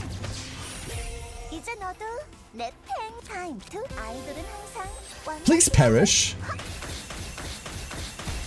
Thank you. Annoying. Working too late right now. I'm back on as a part-timer until the full-time kicks in. Hell yeah. Hell yeah. Happy you're back, Milo. Man, good things are happening all around. Milo's got like his old job back that he was really missing. Blade's back in like non-explodey territory. Ah! All of my friends are doing cool shit. I'm really excited about that. Like legitimately. 내 무대를 잘 Also we're going face. 리듬을 따라 타임 투 샷 폭발하는 Yo, that means we get to play Lancer again, Blade. Lancer session tomorrow? 감정을 느껴봐. No pressure? 폭발하는 감정을 느껴봐. 폭발하는 감정을 느껴봐. No pressure, right? Tomorrow? You're ready, obviously? 부르셨나요? 모든 걸 삼키는 너도 That poor Lancer game, I want to play. 타임 투 God, this is just so much dumb damage. 내 무대를 Like, yeah, we didn't kill the guy because we hit like random targets, but God, this is so much stupid damage. Donk, ow, fine, whatever. Like, I don't think that this deck is in any way, shape, or form optimal, or even that this playstyle of hers is in any way, shape, or form optimal. There's too much jank in there in terms of control and in terms of drawing correctly. 내 무대를 폭발하는 감정을 But damn, if this works, it feels really good. Oh, and then we just die. Never mind. Hold up. And then we just kind of die. How do we not kind of die? Time to shine. Is that how we don't die? 모든 걸 삼키는 너도 Maybe. 폭발하는 감정을 느껴봐. 폭발하는 감정을 느껴봐. 폭발하는 감정을 느껴봐. I wish I didn't have to pay 1 for this. But I do need to draw the rest. 느껴봐. And I do need to play through the rest as well. And that sucks a lot. 내 무대를 타임 투 Okay. That could legitimately have been worse. If we photo time here, Local Idol dies to plan, not clickbait. Click here to buy your last concert tickets. They're going fast, just like my health bar is about to. Ow. Ow. Naruto, save me. Narji Barji. Please. Save me. Ow. My spleen. Nom. It's fine, we're just below a half. 타임 투 가슴속 리듬을 따라 I didn't need health anyway. That's a lie, I desperately need health. 내 We'll play 무대를 this. Never mind, it died. 폭발하는 감정을 느껴봐. Hey, Dragon Cat. 감정을 느껴봐. Okay. Seraphim fight round number 2. Let's see. Let's see what we have here. 부르셨나요? We have Predblade. I'd much rather kill the first one instead of killing the healer. I'd much rather kill all of them, but 폭발하는 감정을 느껴봐. all we get to do is call in response here. We don't really get to do anything else. I also really, really desperately want to draw into not any of that. We're gonna reroll until we can find Nebel card. Yeah, there's Nebel. 노래를 멈추지 않는 한 우리는 영원히 빛날 거야. I wish... I know why it costs 7, and it certainly has the power level to cost 7, but damn do I wish it didn't cost 7. Are we dead on this turn? We are dead right now. Ooh. And once again, we're stranded with no way anywhere.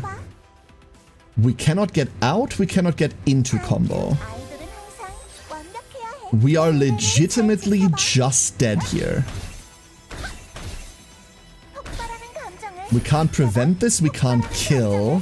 느껴봐. We cannot heal, we cannot shield. 감정을 느껴봐. We are dead to this. The cost is kind of epic, yeah, like, it's an epic 7. This is how we die. Whew. Okay. If we don't draw like dog shit there, we have an out. You can shield with shackles. That shackles doesn't shield. That doesn't do that. That does not do that. 아이들은 항상 완벽해야 해. Okay. 넷. 눈이 솟아나요. We need to find something to do against like the brick hands this deck produces. The answer is to probably just give her the divines that she wants, because holy shit, we have like 100 cost left over to craft divines that we're not using right now. That's a very easy way out. 다음 공격은 강력할 거예요. But no. We are kind of locked into the team right now because we're on floor 140, right? You can't change the team until you reset. You can change what the team does. You can change the individual cards, but you can't change the team config itself. 느껴봐. 폭발하는 감정을 느껴. 폭발하는 감정을 느껴. 폭발하는 감정을 느껴. With the retain one, yeah. 제대로 들어갔군요. 훌륭한. Okay, round 1. 준비. This was a bit sketch last time. Like every time we end on this, where we have like an encore in hand that does nothing and doesn't draw, and where we stuck on like a photo time, this card probably should not be in the deck. I reckon removing photo time is correct. 부르셨나? 눈이 솟아나요. Too many dead ends. 준비됐어. Yeah.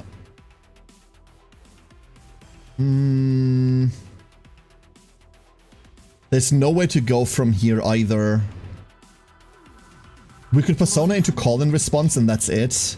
We can call in response and then encore for next turn. 아이들은 항상 완벽해야 해. And then fuck it, Persona off of that, I don't care. 넷. 모든 걸 삼키는 너도. Waste all of the good stacks. Flash warning. 테네브리아의 초토탄. 이제 너도 내 Hope that we kill the egg. Like, this doesn't even kill the egg. It does... Like, what is this? 4 through 7,000 damage? Somewhere in the middle of that? It's not great. And then we draw everything. There's our burst heal. time to shop. This is gonna be so much like ablative wounds. Just by him making idiots that eat our random stuff. 내 무대를 잘 지켜. Annoying. Yeah, there. Another one went away. 내 무대를 잘 파. Alright. Explodes. Explodes. Times 2. Could have exploded more. Oh, let's get the Rezo out of the deck. time to 가슴 속 리듬을 따라. Ideally we don't do that. Never mind. Like, now we have an entire deck cycle until we get back to what we're doing. Holy shit, that's awful. 준비됐어. I'm seeing the limitations of what we're playing. I'm very clearly seeing the limits of what we're currently doing. And it is truly not good.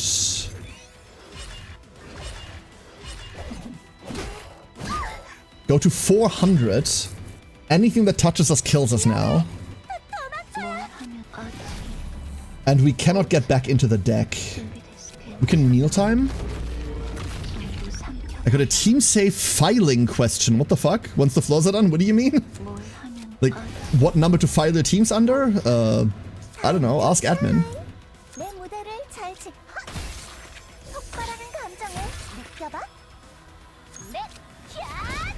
We are dead again.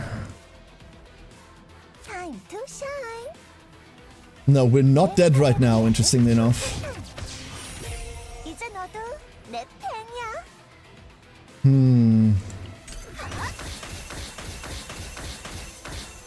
So now we can get back into the rest of the deck. However, we are on like 3 health or something. That's a way to heal over time, slowly. Treadblade into Spotlight. Time to shine. 가슴 속 리듬을 He's resummoning, right? So we can take that time at least to, like, recur a bunch of stuff. 완벽해야 해. 강렬하게 Kill the small threats, be done with it. 감정을 느껴봐. There we go. 폭발하는 감정을 느껴봐. Went to detail those animations? I mean, those animations. Ah, you should see the others. Yo, Nem. Time to 내 무대를 It's great that it's giving us time to just punch it to get HP back. 강렬하게 I love that. Big fan. 테네브리아의 투투타임. Big fan. 내 팬이야. That I'm less of a fan of because this is gonna absorb all the random shots and I just need to hit it like 3 times. It didn't hit it once. That's fantastic. That's lovely. Luckily, Spiral Tower isn't timed, so we don't need to finish this fast. We just need to finish it. 준비됐어. Okay, really healthy going into 4.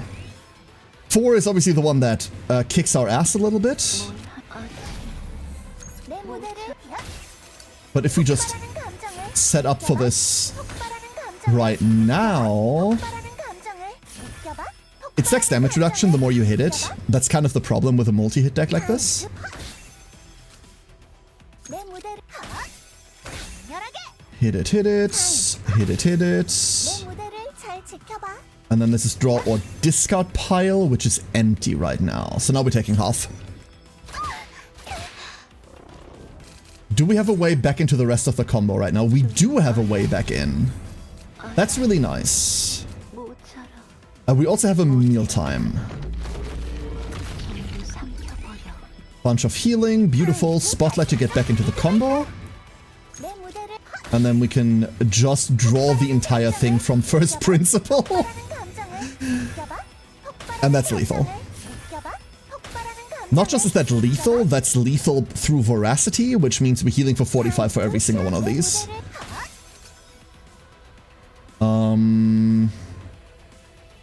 Time to 강렬하게 Okay, we're on a fresh deck cycle for Seraphims. What are these even called?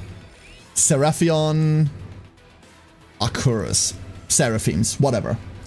Alright, fresh deck cycle. We opened like trash. This is the problem. Let's roll Tenebria again. 영원히 빛날 거야. Weirdly enough, I think we do need the burst damage. We do need this burst. 준비됐어. 아직 모처럼 That did not help. That's the... that's really not what I needed to draw. 뭘 하면 돼? In other words, we have nothing. 내 무대를 폭발하는 감정을 느껴봐. Time to shine. 내 That sucks. 내 So we're gonna take the first round, and then we're hoping 너도 내 팬이야. for anything round 2. Like, there isn't a set of 5 cards in the 13 that's left that doesn't get us full combo. There it is. Hello. 아직 And we are once again dead on board. Time to shine. I don't know how true that is after we're done, though. 감정을 느껴봐. We are now alive. 아이돌은 항상 완벽해야 해. But we're in a situation that's, like, we can't keep doing this. 폭발하는 We 감정을 cannot heal through this 느껴봐. twice. Time to shine. 강렬하게. 내 무대를 Almost got through the shields of the healer. 리듬을 따라. Okay, we got through healer shields. This has nothing left to draw. This has nothing left to draw. That's fine. We have another deck cycle situation. Oh! 날 좋아해. Oh! We're so fucking dead.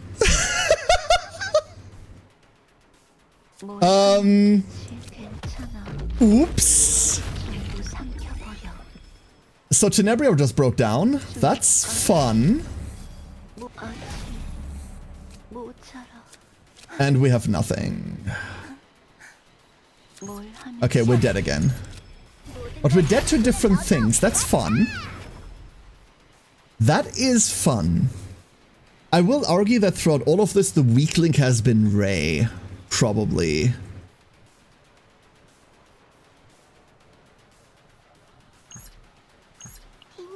Let's see. It doesn't reshuffle the deck. We did not draw off of that.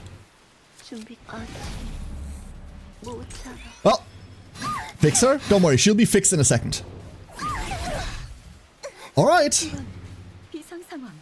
Okay. So, that clearly doesn't work. We're not getting through it. It's too inconsistent. There are too many areas where we're just not having hands that are worth playing, right? Let's try something else. Let's try roughly the same thing, but with a different idea. Say that for a team when you show you it would work, when the items are good enough, when the items are good enough. When the items are good enough, but the actual answers, I don't give a fuck. The actual answer is when I feel like it.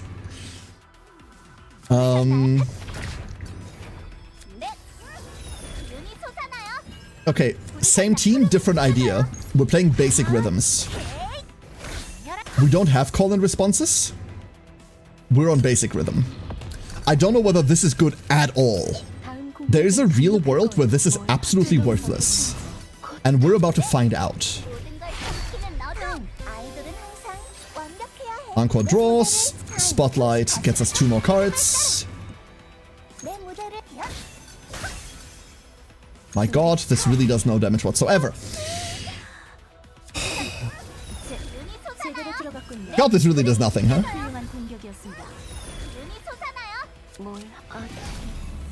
Bottomless Hunger into nothing. This is a flat-out worse version of that.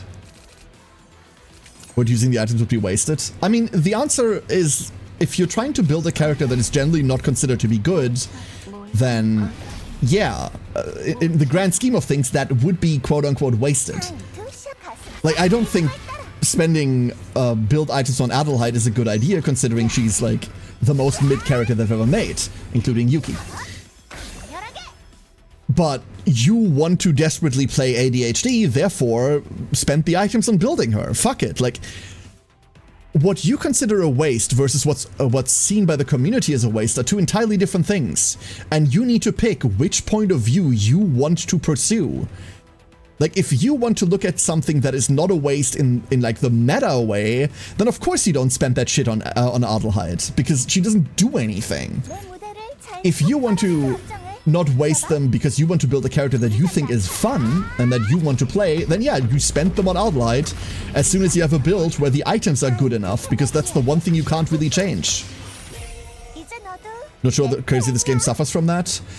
Not overly. A lot of characters work in a lot of different ways.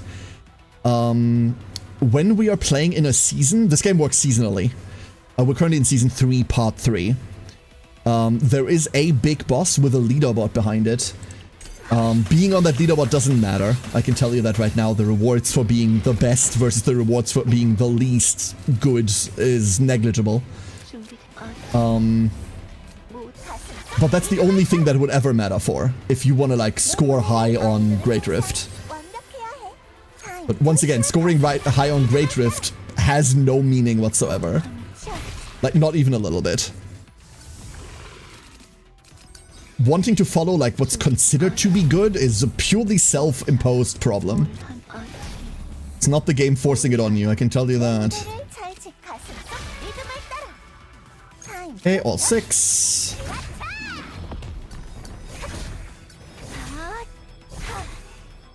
This is awful. This is just a worse version of what we just played. Like, this is really just a worse version of what we just played.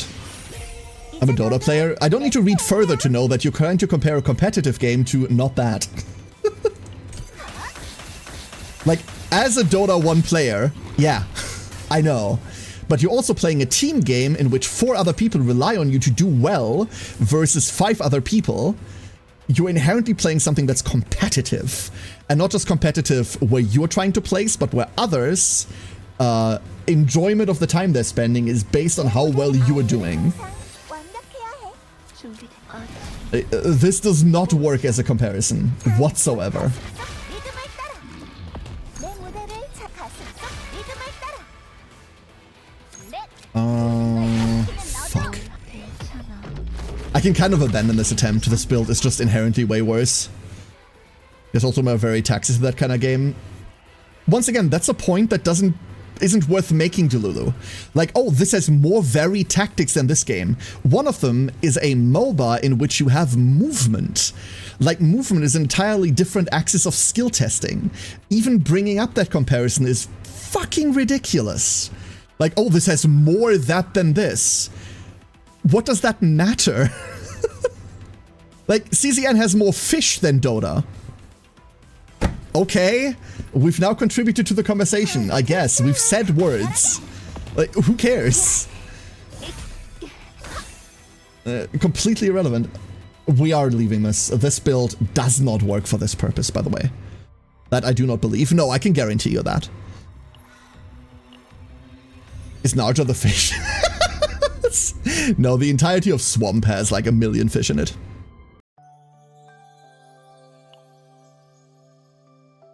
The point is going like, oh, this has more than that is like the type of like inane non-sentence that I personally have a huge pet peeve with, right? Sounds fishy. Incredibly fishy. Pokemon has more creatures. Okay, cool. Power with non-divine, go check. Yeah, have fun. Have fun. Alright, so let's what was the other thing I said we were gonna do? There was something else I said I wanted to do and I forgot. I don't want to reset right now because I don't want to do the last 40 floors again. And I'm pretty happy that we got to 140 being as unrefined as this deck is. If I get my cursor back, there we go.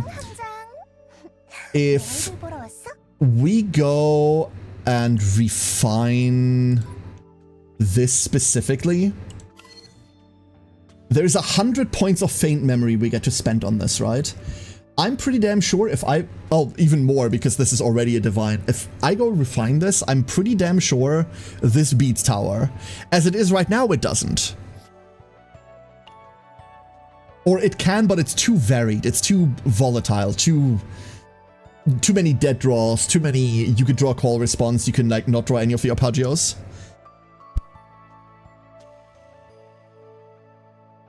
Okay, with that being said, I still need to find a Tenebria build that I ultimately want to look at. Let's do the one time-honored thing that has always worked in games with leaderboards and see what everyone else's idea of the character is right now. Oh, that's diamonds. Let's not look at diamond stats, shall we? Okay, the top right... Mind you, this hasn't been out long enough, so this means nothing. I'm sure in about a week we'll have optimized to 1.5 million again, and by that time we'll have a better understanding. But what are some general like deck building ideas that people are going for? This is Recur Spotlight with double Encore. Encore has the draw one, I can totally see why, here's the cost reduction. But they're using this to fuel a mail-in punch build. That makes sense. We've removed Dragonspire because we don't care about it, we just want to punch people. And we recur punches via Spotlight. That's cool. And then we're on Generic Rhythm because Generic Rhythm is the best for that. We're on ADHD as well. We're running ADHD. For what? For deck churn? For deck churn. Okay, that's cool. Is that what the faint memory is for? Tweaking the deck. So as you, here I can give you an idea. Let's look at Tenebria because that's the one that we've been talking about the entire time. These 8 cards are Tenebria's base deck. Eddie, these 8 cards are Tenebria's base deck. And when you modify this deck, you spend faint memory. Different things cost different amounts of faint memory. For example, any of the top 4 cards are her starter cards. If you want to remove one of those, that costs 20 faint memory. So double soundcheck, fan service, music start. Those cost 20 to remove. Any divine epiphany costs another 20. When you copy cards, your first 2 copies are free, but the third copy costs 40. Any generic card that you bring also costs 20. Any persona card, they're all counted as generics, cost 20 as well. Let's go through a bit of an exercise and I can show you how this lines up. If you look at Nargi here, Nargi's save data, 180 faint memory is the maximum you can have. That is the absolute maximum. So what did we spend this on? Let's do some math. We removed her 3 basics, that's 60. We have 2 copies, both of these are free. We have 1 divine, 80, 2 divine, 100, 3 divine, 120, 4 divine, 140, another divine, 160, and a persona card, that's the last 20, 180. This is how faint memory works. Inside a run, the difficulty that you run dictates how high the faint memory is that you can take out of the run. So if you're running a difficulty 10 map, you can have save data that's worth up to 120. If you play on deep trauma mode, it's another plus 10, so 130. If you exceed those changes, the game is going to revert your deck randomly until it's back below the price that you can make. However, once you're outside and you start crafting with the deck through added data, your faint memory is always going to be a maximum of 180. So you can make this deck without any of the divines, and it will cost you, what, 80 points? That's doable in like beginner level dungeons. And then you just use the apply random divine orbs to craft onto this to add 1, 2, 3, 4, 5, 100 points of faint memory.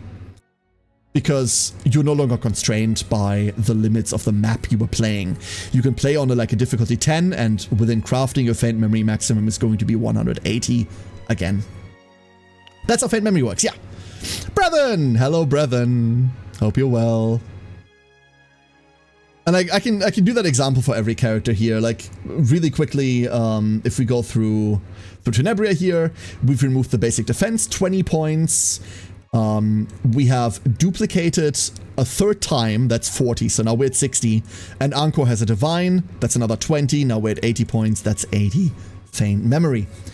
If I add 5 more divines, 20 each, that's what we would do. We would go to 180, and then this deck would be capped out.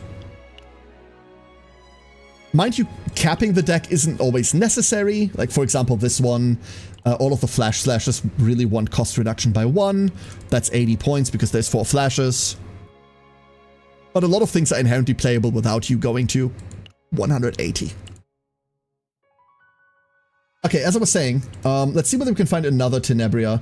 That one that we just saw, very clearly, as we say, there's a new top 1. Would you look at that? We are on, this is an awful choice, very interesting. We are on Arpeggio Music. We are the main DPS in this team. When 3 rhythm cards are activated, create a spotlight with exhaust. Triple call and response. The draw and call and response. I don't know why this says cost reduction by 1, but okay. We're on double hit encore. 2 double hit encores that all have draw 1. Oh, of course, Maddie. Of course. Fida killing you? Oh god, I'm so sorry, brethren. Everyone walking today, huh? So they scored above a mil. That's really cool. Really, really cool. They're on Ray. What does this Ray do? This Ray does nothing. This Ray is here to activate all basics in hand. And activate all basics in hand. I don't value that. And then they have an Adelheid. Apply Blessing through created cards. That's really neat, although that doesn't hit the arpeggios, so I don't know how that's going to work. This might be a generic Adelheid that they just put in. And then combo, combo, combo. This just plays itself. And then we're on Teddy for defenses. And a persona for what the fuck? I don't see how this comes together. I see how this Tenebria does things, because we're arpeggioing every turn into like flat out drawing the entire deck. I can totally see that part. But that's it. That's all I see. We're on Orders Baton. Action 50, that's why the shell's there. Random Vuln. So Arpeggio main DPS seems to be a real build, not just something that we just deluded ourselves into believing is a thing. Also, Daily Reset just happened. Hurrah for Daily Reset. Let's go do things real quick. 선장님, 승인을 기다리는 정책이 있습니다. That means we might want to try to get a refined version of what we have already built and see whether we can do something with it. See whether we can push that a little further. Because I am kind of happy with the thing we initially made. I'd be happier if it worked better. One way to accomplish exactly that is to find the consistency for it, right? My daily reset. My bonus claimed. Loot.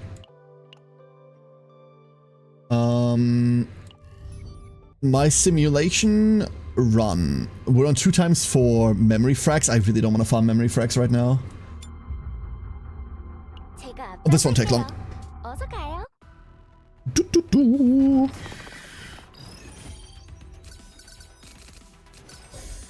Okay, that's the worst item reopening hand I've ever seen. We don't need any of this. Okay, that's the worst item reopening hand I've ever seen. Please, let me draw anything. There we go, thank you. 야, 이것이 진정한 신의 선물입니다. Ah, it's raining swords. Hallelujah. 마술의 끝에는 언제나 박수와 환호성이 따르기 마련. Yeah, we've got double memory frags for the next week or so. Discard all of this. 굉장한 공격이었어요. Didn't kill them, rude. I prefer when the opening discard kills. What sets Tenebria wants basic attack crit damage? A basic attack crit is one option, or you can pick any of those and then give her passion set. Passion set is interesting because it automatically gives you 20% more damage at the start of turn. However, there is a really good argument to be made that attack basic crit, like the basic set also gives you 20% damage to basic, right? And that's kind of the same as just saying 20% to all passion. It's kind of the same thing. So, because she doesn't really run other attack cards, right? So that way you'd get 12% more attack. It's probably better, yeah. Hey, Abelm, how you doing? Hello, hello. Finally pulled a Nia? Congratulations. Like, I'm currently on Passion plus Crit, but 2-2-2 seems to be stronger. Like, in theory, is probably stronger. Nia's fun to use. Nia's hilarious to use. Nia's great. Let's see whether we can make the deck we just talked about, shall we? Let's see whether we can make that. We prioritize discarding. Nia's just really good deck churn, even if you don't. That's the fun part about Nia. Hangi Nia is just like an insane eat cards, eat deck, go character. If you're unfamiliar with what that looks like, this isn't a good version of Hangi Nia, but there. You discard this, like you discard her own card and add this to the top of your deck over and over and over, and every time you draw this, it draws another and gains you 1 AP. So in essence, you're looping exactly that card a couple of times.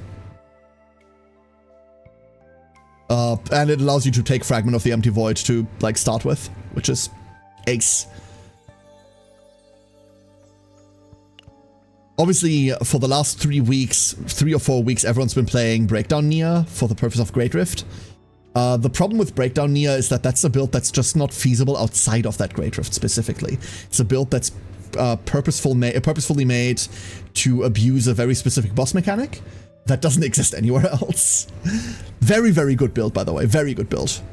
110, don't think you're just getting the book 30% damage would do a big change. Yeah, that's because the book's bad. That's because it's bad.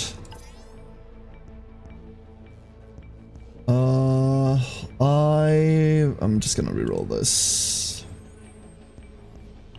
So we go Foretold Ruin. I'm not even sold on playing season mechanics. Legitimately... Oh no, we're playing City of Mist. Legitimately not sold on playing season mechanic. Tenebria benefits from none of this shit. None of this matters. They reach 10k% though, so... Did that get you past 110? No, it didn't. So, what are you trying to argue? Like, I'm telling you it's not good enough. You just experienced that it's not good enough. It doesn't matter whether it reaches 1k, like 10k%. It's not good enough. Like, whatever. We're not using persona cards.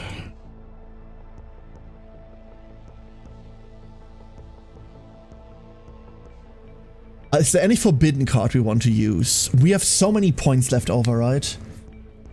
Is there any forbidden card we want to use? There's nothing for basics, is there? Like, yeah, we could Ecstasy of Violence, but we don't draw via ability. Well, we do draw via ability quite a lot. We could Ecstasy of Violence. We could Forbidden Hunger. We could... The other one that says hit X times, draw for every hit. Ooh, wait, I don't hate that. I don't hate that at all.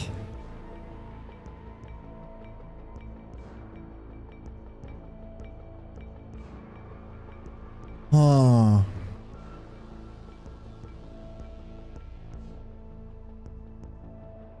For now, let's run this through... Ah, this is tempting now. This is very tempting now.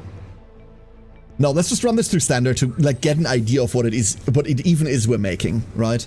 We can't run God dungeons because you don't get save data from there. And oh my god, do I not want to play any of this. I'm trying to avoid the stupid discard. Hold up. We're just gonna roll this a couple of times. We don't need particularly high data. I just want to play something that isn't annoying. None of those. Please stop. That doesn't work. Cannot rest. 70% credits is awful for building. Credits used to be the most free thing to play. And now, because it inhibits you from building characters so much, why are we even on this level? Why aren't we playing like this? Obnoxious. There.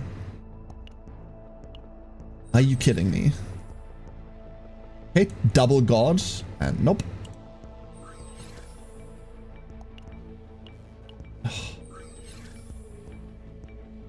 Cannot rest, Fortitude Elites. This is fine. This is...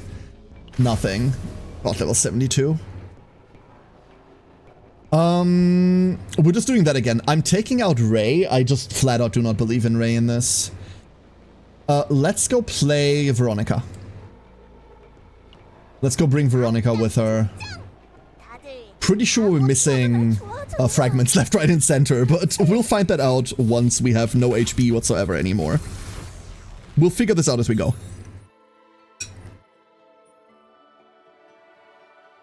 Alright. Perfectly fine. Remove fan service, that's all we need to remove.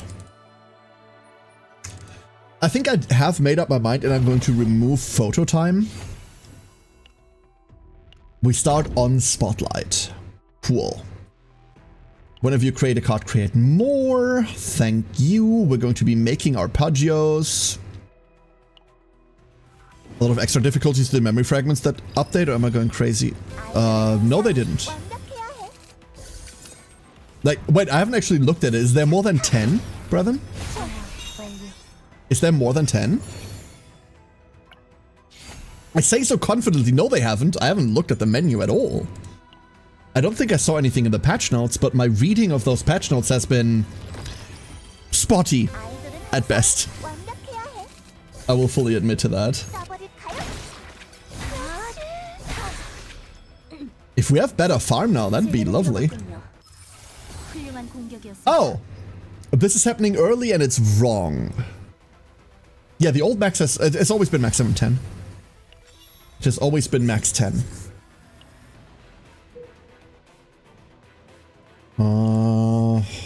We can re-roll this immediately. 다들 힘내세요. And we can... I'll take the agony over garbage, but this doesn't help.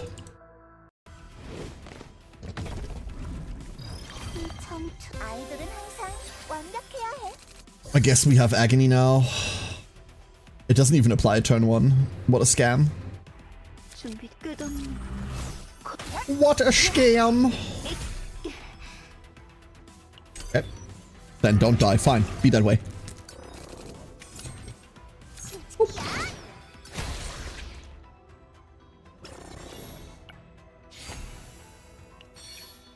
There's Encore. The fixed damage doesn't matter to us. It's so little. I don't know why they insist on printing these. They're very much throwaway effects. Like, fixed damage by itself isn't something that's desirable nor interesting.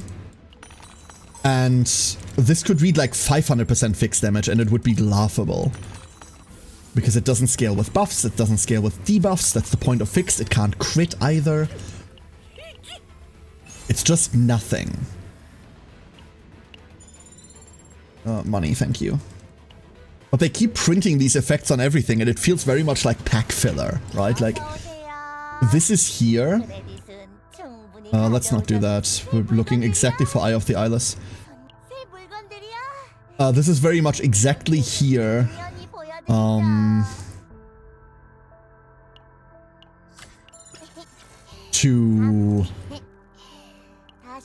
To get in the way. Right? This is exactly here to get in the way. See what we can find. We cannot. So we've tried to roll this thrice now and it has not worked. Good, this is a great sign.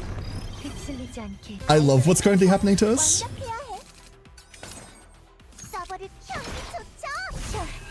I should have probably spotlighted first. Oops. Yeah, it's always spotlight first, and then you can play the other one. Shame. I was wrong. 공격이었습니다. 타임 투 파. This still kills. Still just 10. I guess I've been stuck on 6-7 for so long I've gone crazy. I mean, the entire world has been stuck on that meme for so long, huh? A great start. Yep, a great start. I don't even know what the Encore was that they just ran. I already forgot.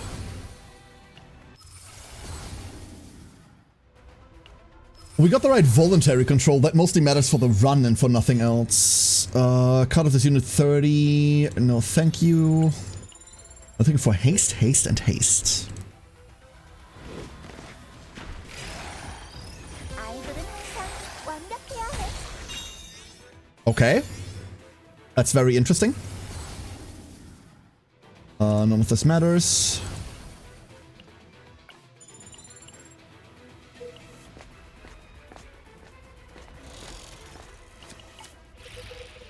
Magna Pyramids.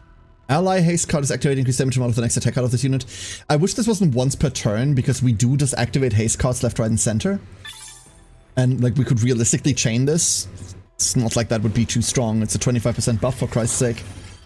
But no, it's limited to once. 완벽해야 해. And that's a very peculiar little card. 가슴속 리듬을 따라. Hit this, hit you. Let's see what lives after all of these resolve. 엄청났어. Okay, let's... 끝없는 I can accept that. Ballista and Send. Double Ballista and Send. Fine, be that way.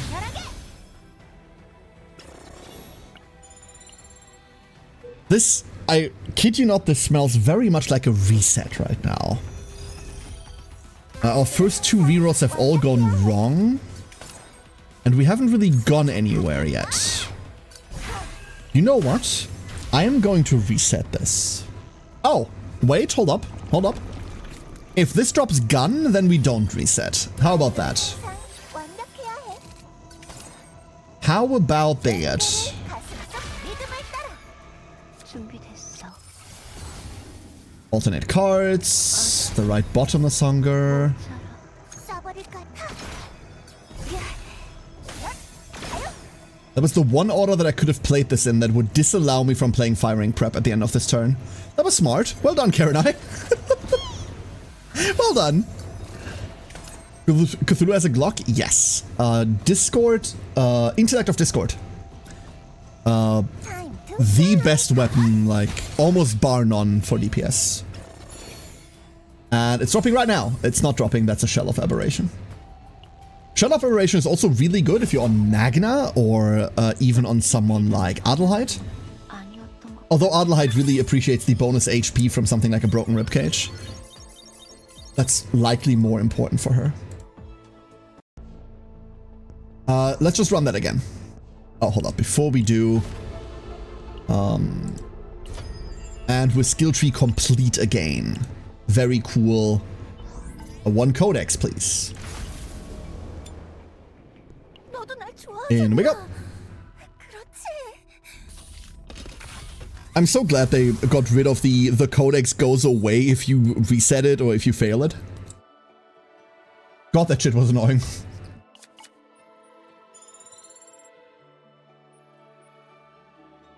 Like, you had finally rolled what you wanted to play, and then all of a sudden you have to reset because the run's like dead because you're not getting the right things, and back you are to rolling. Awful. I like rocking Magna. I need top focus on getting better memory fragments for her. What memory fragments are you planning on running for her? Because the new dream set for her is insane, right? Absolutely love Magna. One of my favorite characters. 아이들은 항상 Allied benefits more from the HP from a broken ribcage. Stay safe, Zinni. Have fun. Thank you for being here. 하나, 둘, 준비 완료. Okay, one ballista, two ballista. Red ballista, blue ballista. Nom nom nom. 리듬을 따라. Silent Dreams, Tetra Authority. Yeah, absolutely right. You run into slight problems if someone else is also running Starlight in Dreams. Because they don't stack at all. Well, they stack to make one stack, but they do not stack on top of one another. 뭘 Which I find incredibly annoying. But it is by far the best set for her. 훌륭한 공격이었습니다. The biggest problem that you have with Magna right now, I feel, is that she really wants to be run in Season 2 because of the chest armor that does 40% damage to all counterattacks. Don't run double sheet makers? No, absolutely. Just don't run the other ones on Starlight and Dreams. Time to shine. Just run them on anything else. Like Tetra HB plus, like you can run Tetra crit and HB. 쏴버릴까요? 여기 좋죠. Remember, defense-based damage still takes 30% of your 내 무대를 still takes 30% of your attack into consideration, right? So while Blackwing isn't good on defense-based characters, it's better than running a set that doesn't do anything. Through an ability. So that's the weird part. A lot of what Magna does early on gives her shields once, and that's good enough. It's quick enough to just stack to where you need to be. She doesn't do it repeatedly, but she doesn't need to stack repeatedly because the buff lasts forever.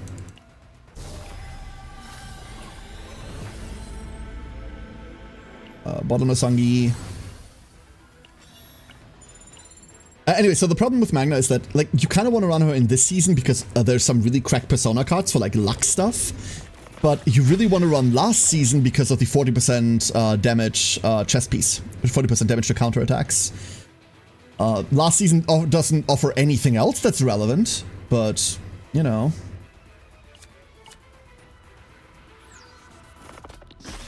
Can it be for shield and counterattack? I mean, yeah, that's exactly what I'm playing. I can show you my Magna build after this, if I remember. Or if you remind me. Oh, cool. Could have taken the 140. Dislike when that happens. Yeah, we're still on threshold for max items. That's the thing I was worried about. That's why I went to 9. Crystallization equals abilities? No. But a bunch of our cards just flat out make shield. When before they didn't. 하나, 둘, 준비 완료. 타임 투 팍. 야. I'm pretty sure crystallization does not account for any of that. Which is kind of like the weird part, because she desperately wants to gain...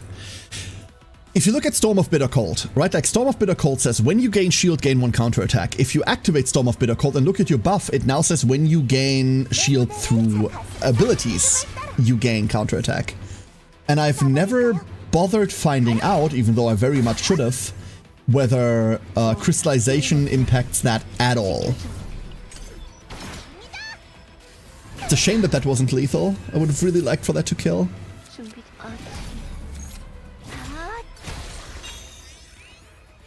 Hunger there was probably better to like eat more stacks. Micro optimization to just have more health coming out of this. We don't have anything to reroll yet, so campfires are still a waste. Tetra. I'll take a Tetra. If anything, it's 30 money.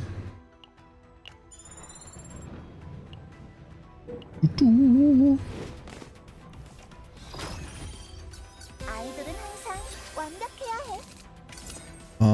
Firing prep, because we didn't draw anything else. Enhanced or 2 generics? I love generic epiphanies so much. I'm so glad they're a mechanic. 제대로 들어갔군요. 훌륭한 공격이었습니다. 뭘 한. Let me just use this for the selfie of it all. There we go. 서버야. And then this kills. Okay, be nice to me. Give me Arpeggio. Arpeggio. Arpeg? Pegging? What? Huh? I didn't say anything. Arpeggio. 청투. 아이들은 항상 So weirdly enough, 완벽해야 해. now begins our we're playing her as main DPS arc. Like before this we were like a weird little gremlin support, and now that's our main DPS. I'm surprised by Arpeggio, by the way. I'm really surprised. I looked at it and I considered it to be one of the less playable ones. Alongside shit like Staccato. But this is really, really good. You just need to find a way into the combo. And once you find a way into the combo, it's really easy to just clean house. Lexi! Hello, everyone! Hello, give us all your cheese? Okay. Okay, I've prepared some cheese. You may have it. It is yours. How are you all doing? Welcome on in.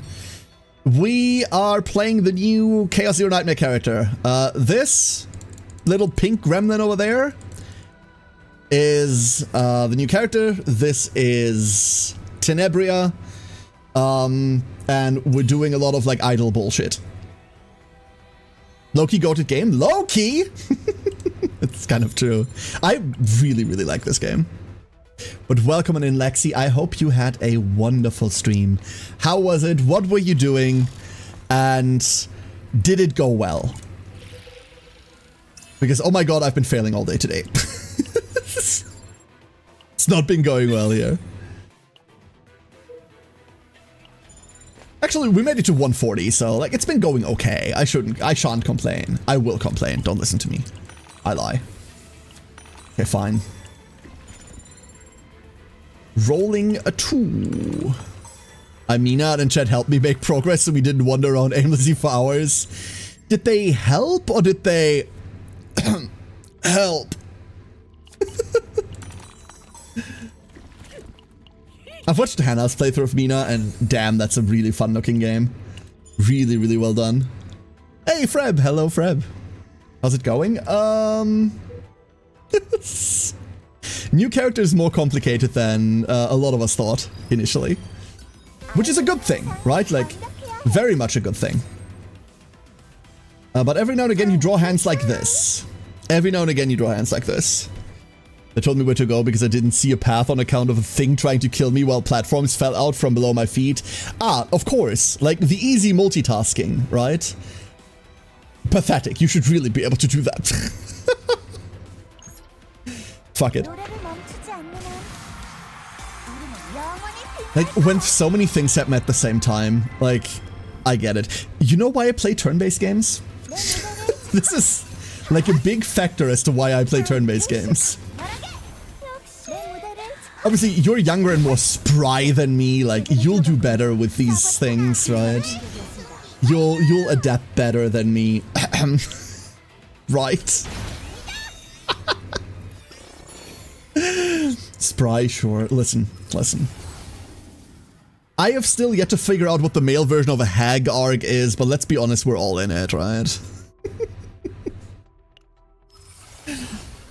Let's be honest. It's not like I've escaped it, and it's not like anyone else here has. Oh, Ji-san.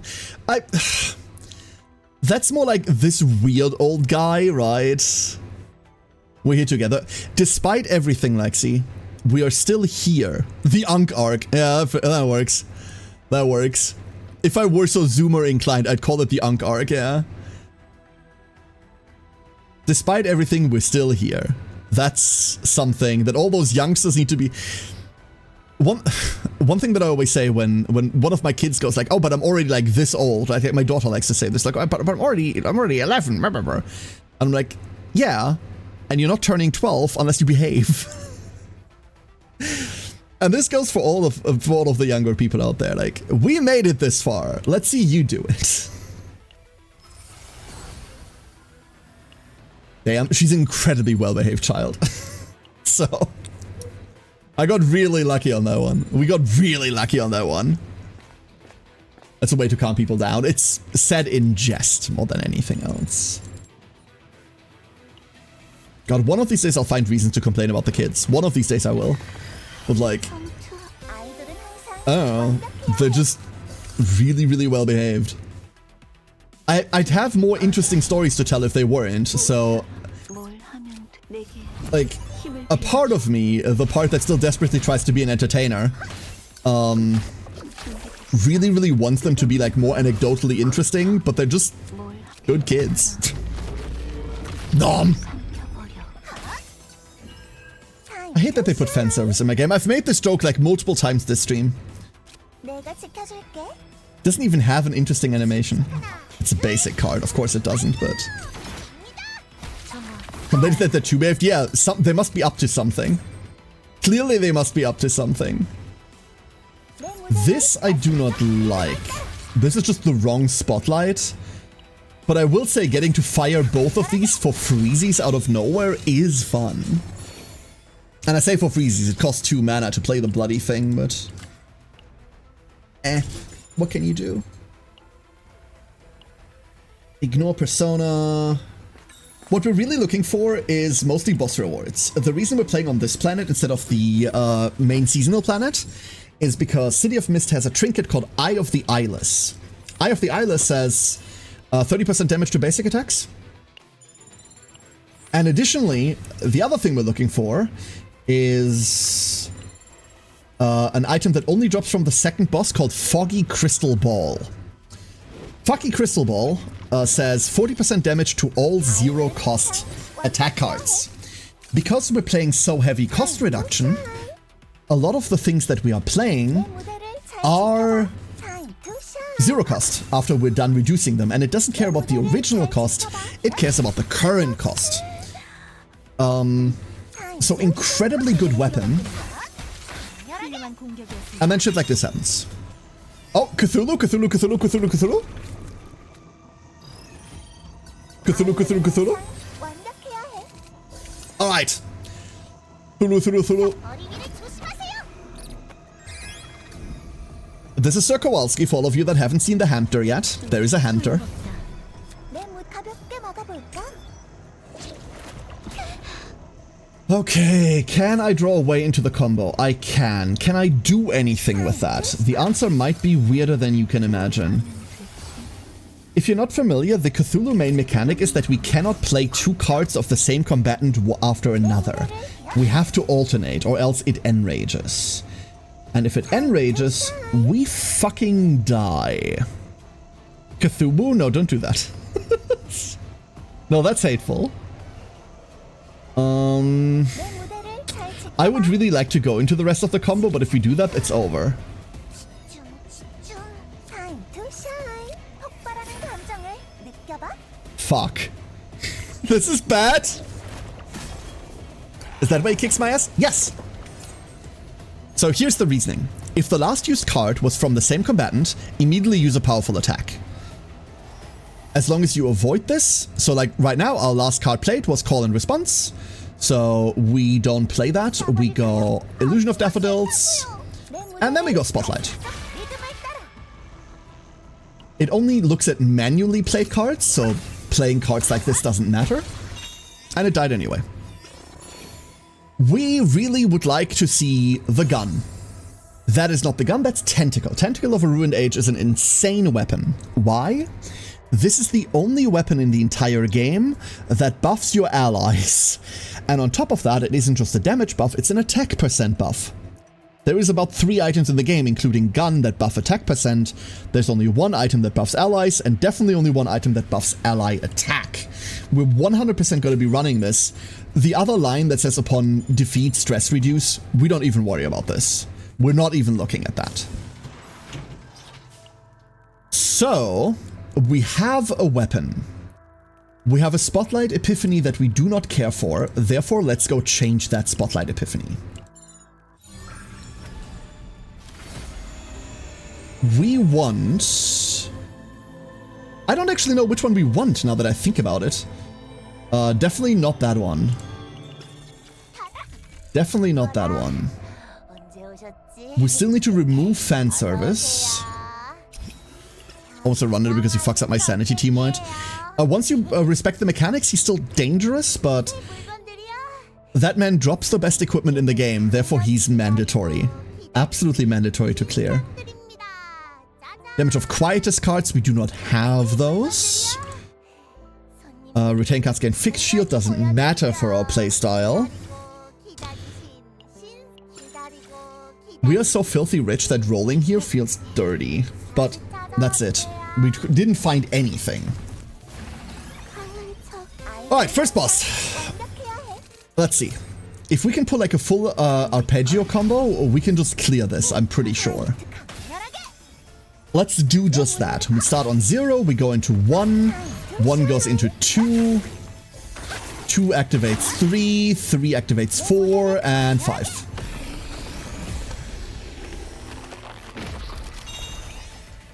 Full boss fight.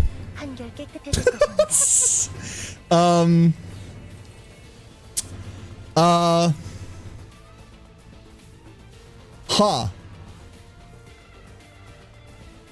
Cool boss fight. The problem is the card that we want to duplicate, Call and Response, hasn't epiphanied yet, so we're getting a raw epiphany on this. That is generally not good. Instead of combat, if a Quietus card is in hand, we don't care for that. We don't care for Gluttonous Tailcoat. Just give me the money. Every shop that we're going to, and we're going to be aiming for shops over and over and over now. We want as many shops as we possibly can get. We're rolling full items every shop. Gain 1 action point on elite fights, that's good enough. There is 1 shop up top, another one here, another one there. We can roll 4 shops. That is beautiful. That is exactly what we're looking for. 아이들은 항상 완벽해야 해. And as long as we get our way into Arpeggio combo, which we didn't this time, but we found Spotlight, so it doesn't matter, we can keep doing this. Cool mechanics, wonder what we ignore them? Yeah. There's photo time. We still have to remove photo time. Hey! Does anyone still do the lead thing? Or is that just like... Is that just old people talk? That's old people talk, isn't it? 충분히 가져오셨다. What a shame. 살아있으면 Let's go roll through this. We're looking for exactly a ring-looking thing called Eye of the Eyeless. It can drop from elites, it can be in shop. It's got a really annoying drop rate of non-existent, but it's mandatory for this run to be anything. Having said that, let's go try and re-roll Spotlight one more time. 마침 잘 I don't even know what we want this to be, I'm gonna be perfectly honest with you. 쉬고 싶어 했거든. I do not know. Probably this one to like recycle? Put Peggio 0 back on top? Shepherd of the Void. Do you know the Void? I don't care for the item. Therefore, we're just gonna shortcut this. Give me those, sell those. We could go for the item and sell it for 80 instead of 20. It's pretty much a guaranteed pickup, but I don't think it matters. 아이돌은 항상 완벽해야 I don't know what the other rewards are for it, now that I think about it. Maybe I should have looked at that. 준비돼. There's a call and response. 감정을 느껴봐. No, there's our encore. Time to steal. 내 무대를 0 into the 1 열하게 혹시 into everything dice, never mind. 제대로 들어갔군요. Thank you, Tentacle, for making all of that work. Alright, there's call and response, and it immediately epiphanied into the very, very wrong thing. We're gonna take this one, and we're just gonna play with it. It'll be okay. This makes the run a lot easier, but we're going to try and reroll it every opportunity we get. We're also trying to take every elite we can find in hopes of finding an Eye of the Eyeless of the elite. Super unlikely to happen. 내 무대를 Would be fucking sick anyway. 폭발하는 감정을 느껴봐. World's most ineffective starting turn. 준비 완료. Donk. It ate an arpeggio. What the fuck? That's rude. Don't do that. 내 무대 강렬하게. What's wrong with you? Stop eating my cards. We're looking for... None of this. None of this matters. Gimme. That's a Koob. We'll take Koob. Koob is a really good backup, but in essence, not what we're looking for. Shop number 2 coming up. We're still above 1k. Wow. Do we want the money? No, we don't. But I also don't want the Nihil. I forgot what the fight option was. This is the wrong event. The rare version, when you fight him, has an option to 아이돌은 항상 epiphany a card. time to shine. Gimme none of that. Never mind. Also the wrong call and response. We're gonna take the attunement 2. And 폭발하는 감정을 느껴봐. 뭘 then we're gonna watch nothing work. 열정을 담아. 서봇 하나. Hiring prep. Call it. 완료입니다. Luckily he needs a turn to do anything, so... 내 무대를 잘 지. 아이돌은 항상 That's awful. 완벽해야 해. Give me one of these two, please. time to 내 무대를 Maybe I need to declare them the other way around. 내 무대 There we go. Yeah, and then this is a convert and this is an obtain. Okay, so the fight option on the normal one is just flat out bad. I would have much rather taken the 160. Now we're getting nothing. That's okay. 어서 오세요. First things first, before we hard roll, let's go meditate. We are trying to switch this call and response. Yeah, this call and response to the skill version. We have found the skill version. Hello, call and response. That's the one we're looking for. And then I forgot to roll the store. Holy shit, I am awful. I am like so not good at this. This is usually a removal event. We're not going to do that. The Epi could hit something. It did hit Encore. Was it middle Encore? I don't know. We have one more RNG point to hit, and that is we want to hit the copy event. And obviously both items. There's so much that we still need to hit. The copy event can spawn anytime after this portion. So this is the second way marker. This marks the last 75% of a run. Copy event can happen on any random event here. This is not that. I wonder what happens if I fight this thing. 스캔 결과에 따르면 아이들은 항상 완벽해야 해. 준비 Please let me play cards, thank you. 못 자요. Oh look, it's EP. How cute. 타임 투 아이들은 항상 완벽해야 해. 내 무대를 강렬하게. 하! 폭발하는 감정을 느껴봐. How adorable. Sorry, we killed your your guard dog, bro. Oh, but it did nothing. That's fine. The event itself does nothing for me either. Okay. Fuck yes! 오셨지? Never mind! Found it. This is a ribcage, by the way. 그럼 믿으라니까요. Okay, we are very in it now. Let's go re-roll one more time. 거기야? Run this back. You script yet? What script are we looking for? That's not it. We'll stay on the old one. 어서 오세요. 새 물건들이야? Directors? No, still haven't. Still have not. 보여드리죠. Lux engraving is meaningless to us. Our engravings are bad so far. Very, very bad. 물건들이야? To an extent, that's okay. We cannot look at weapons, unfortunately. 새 물건들이야? 기다리신 신상들입니다. Why does discard we're not using? 다시 찾아. Tragic, yeah, still haven't seen it. It's weird, like, every time we've had a Depth of Chaos boss so far, Season 1 specifically, the position of that boss has been marked on the map, so you could route towards it. 아이들은 항상 This one, for some reason, is completely up to RNG whether you're getting it or not, which is highly annoying. Especially because Director is an event that only spawns in the last quarter of a run as well, and therefore it is competing with the copy event. It is competing with... what's the other one that we care about? There's another one in the last quarter. I conceptually forgot what the other one is we care about, but there is another one.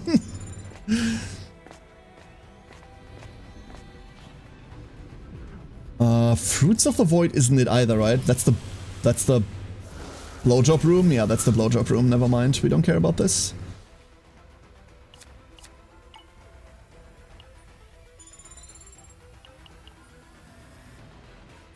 Don't worry about the name of this room, by the way. Don't worry about it. It's the full CG thing. Wall art event is good. Wall art event. 아이들은 항상 완벽해야 해. This is full combo, but we could draw something off Kowalski. 그쵸? Time to shine. 아이들은 항상 We kind of didn't. 완벽해야 해. So the fun part is we're flat out just adding 1 to it. Time to shine. That's the wrong target, but okay. 감정을 느껴. 아이들은 항상 완벽해야 There are no 해. right... oh, yeah, there are no right targets anymore. Never mind. Time to shine. 야. Fire them all. Cool. The name makes sense, see? Exactly.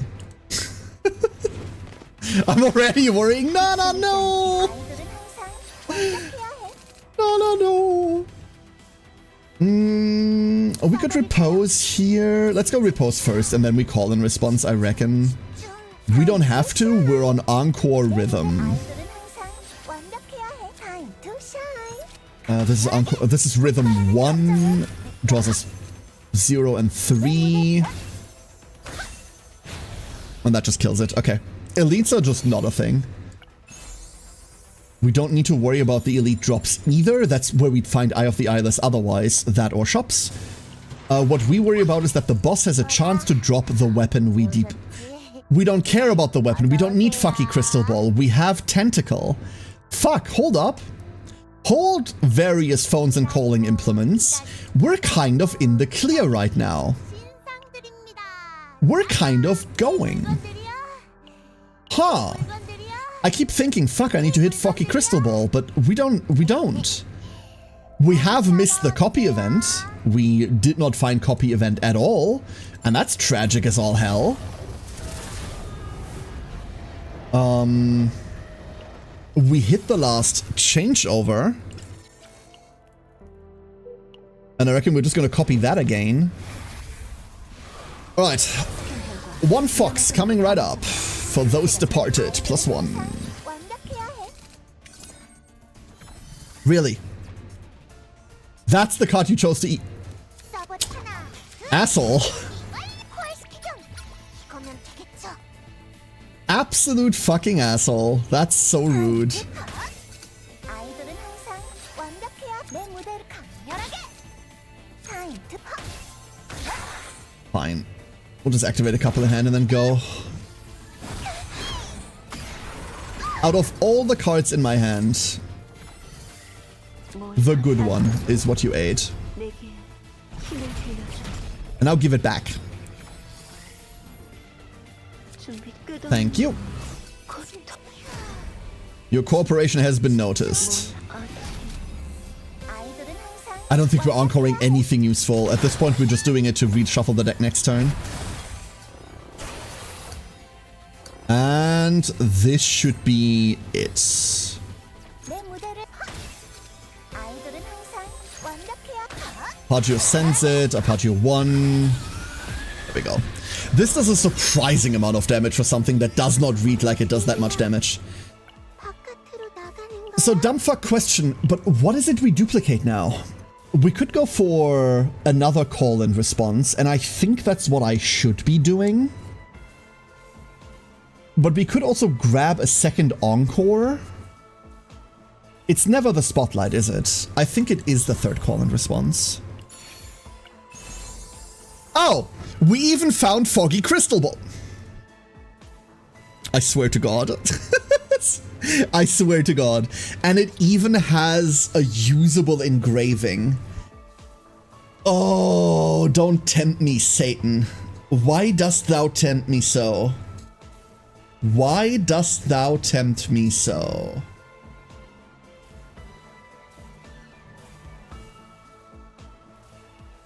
What is better, this or...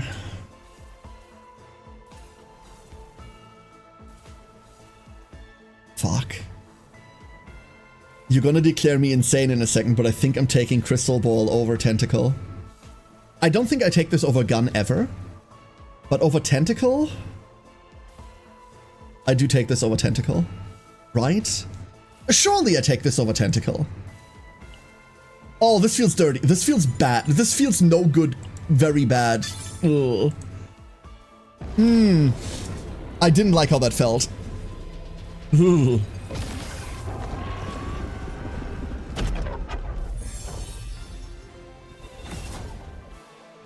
If not Tentacle, declare insane. No, don't worry about it.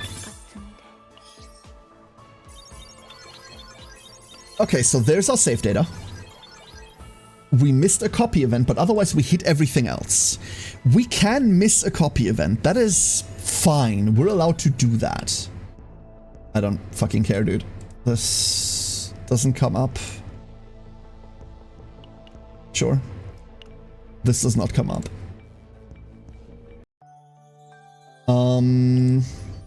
The last thing I want to do, let's go back and compare this real quick to what we were trying to roll. And then we can see whether we succeeded or nah. We have now seen many, many more. Echo! Echo is a content creator as well. Echo debuted quite a lot of builds that ended up being the meta last Rift and the Rifts before. This is like, they upload videos as well. Super recommend. We're gonna look at what they do in a second. But this is the one that we were trying to like work off of, right? So they're on triple call and response, and then they're on additional encore, and the encore is the bonus hit one. They're on the draw, they're on the upgrade spotlight that I didn't take, and then they're on Arpeggio. Okay, so we got relatively close. We're missing an encore basically. Our equipment is better than theirs. By a lot. But our deck isn't up to scratch. Our deck can be fixed in post, however. I desperately need to see what the fuck Echo is doing. It's this again, huh? We're doing this again. I have no idea why this keeps happening. I do not know why this keeps happening. They're on a standard Hydromy grave thing. Yeah, low effort. Yeah, this just doesn't seem to want to load. I don't know why. Maybe we have to give it a bit. But we're starting to see other Tenebrias like creep up into the top here, right? We see... What's a common theme that we see? This is just random thrown together stuff. But we see another arpeggio.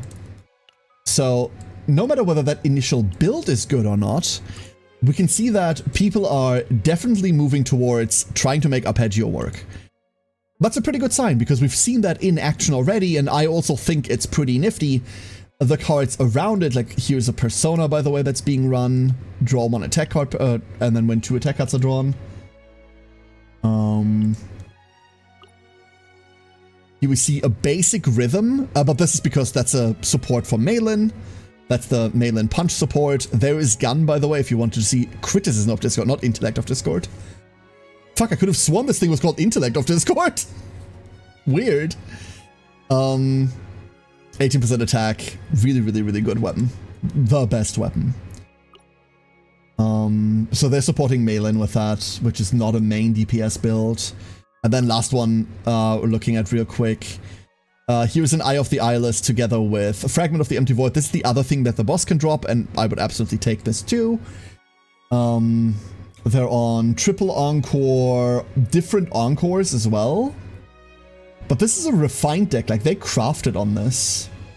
Not shabby. Spotlight, spotlight. You can see day one builds are always a bit weird, right?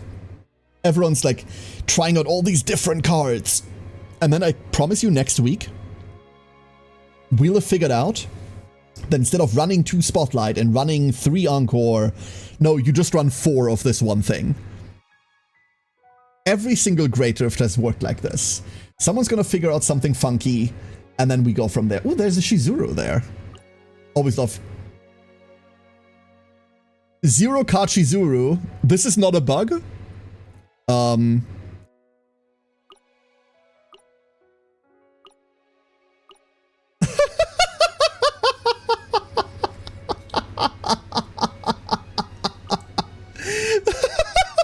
Turbo bondage? No, they don't even have bondage. They don't even have bondage in there. She just sits in the chair and watches. They don't have bondage because these 2 cards gain AP. This is just an empty slot to have a character there. And then it's just the 9 show. And the 9 show relies on the fact that this gains you AP for 0.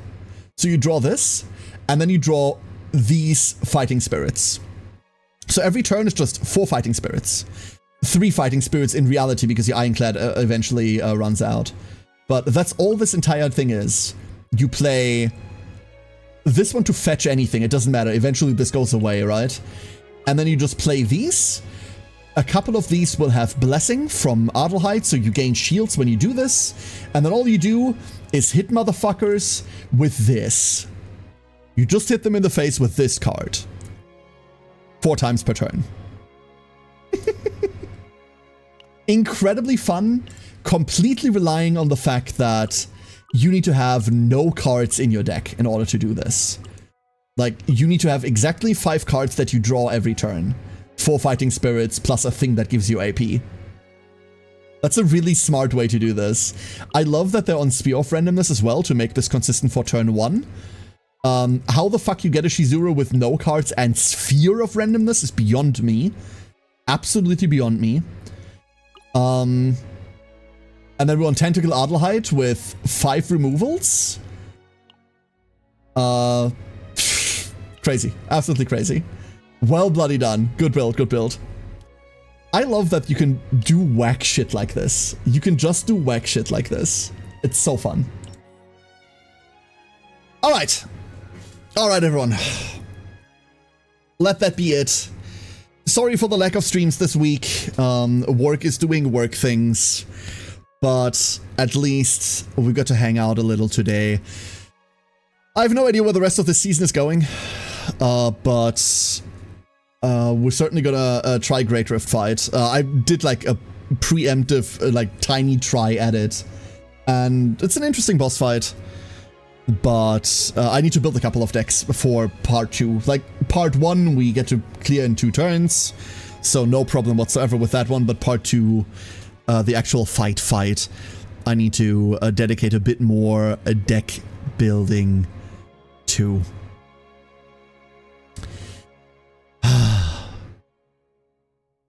Alright, everybody. Thank you all for joining me today.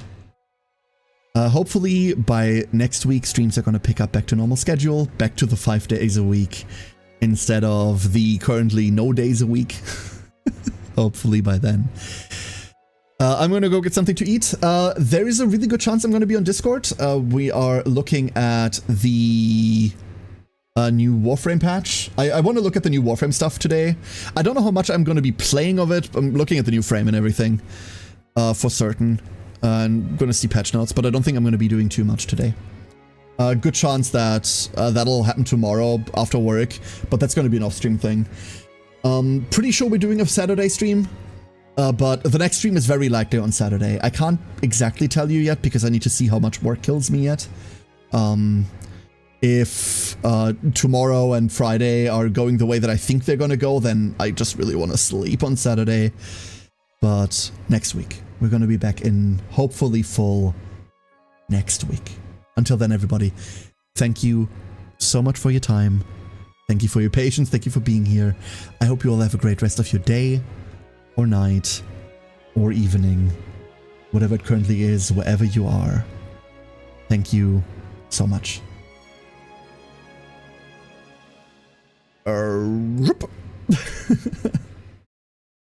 Stay well. Stay well.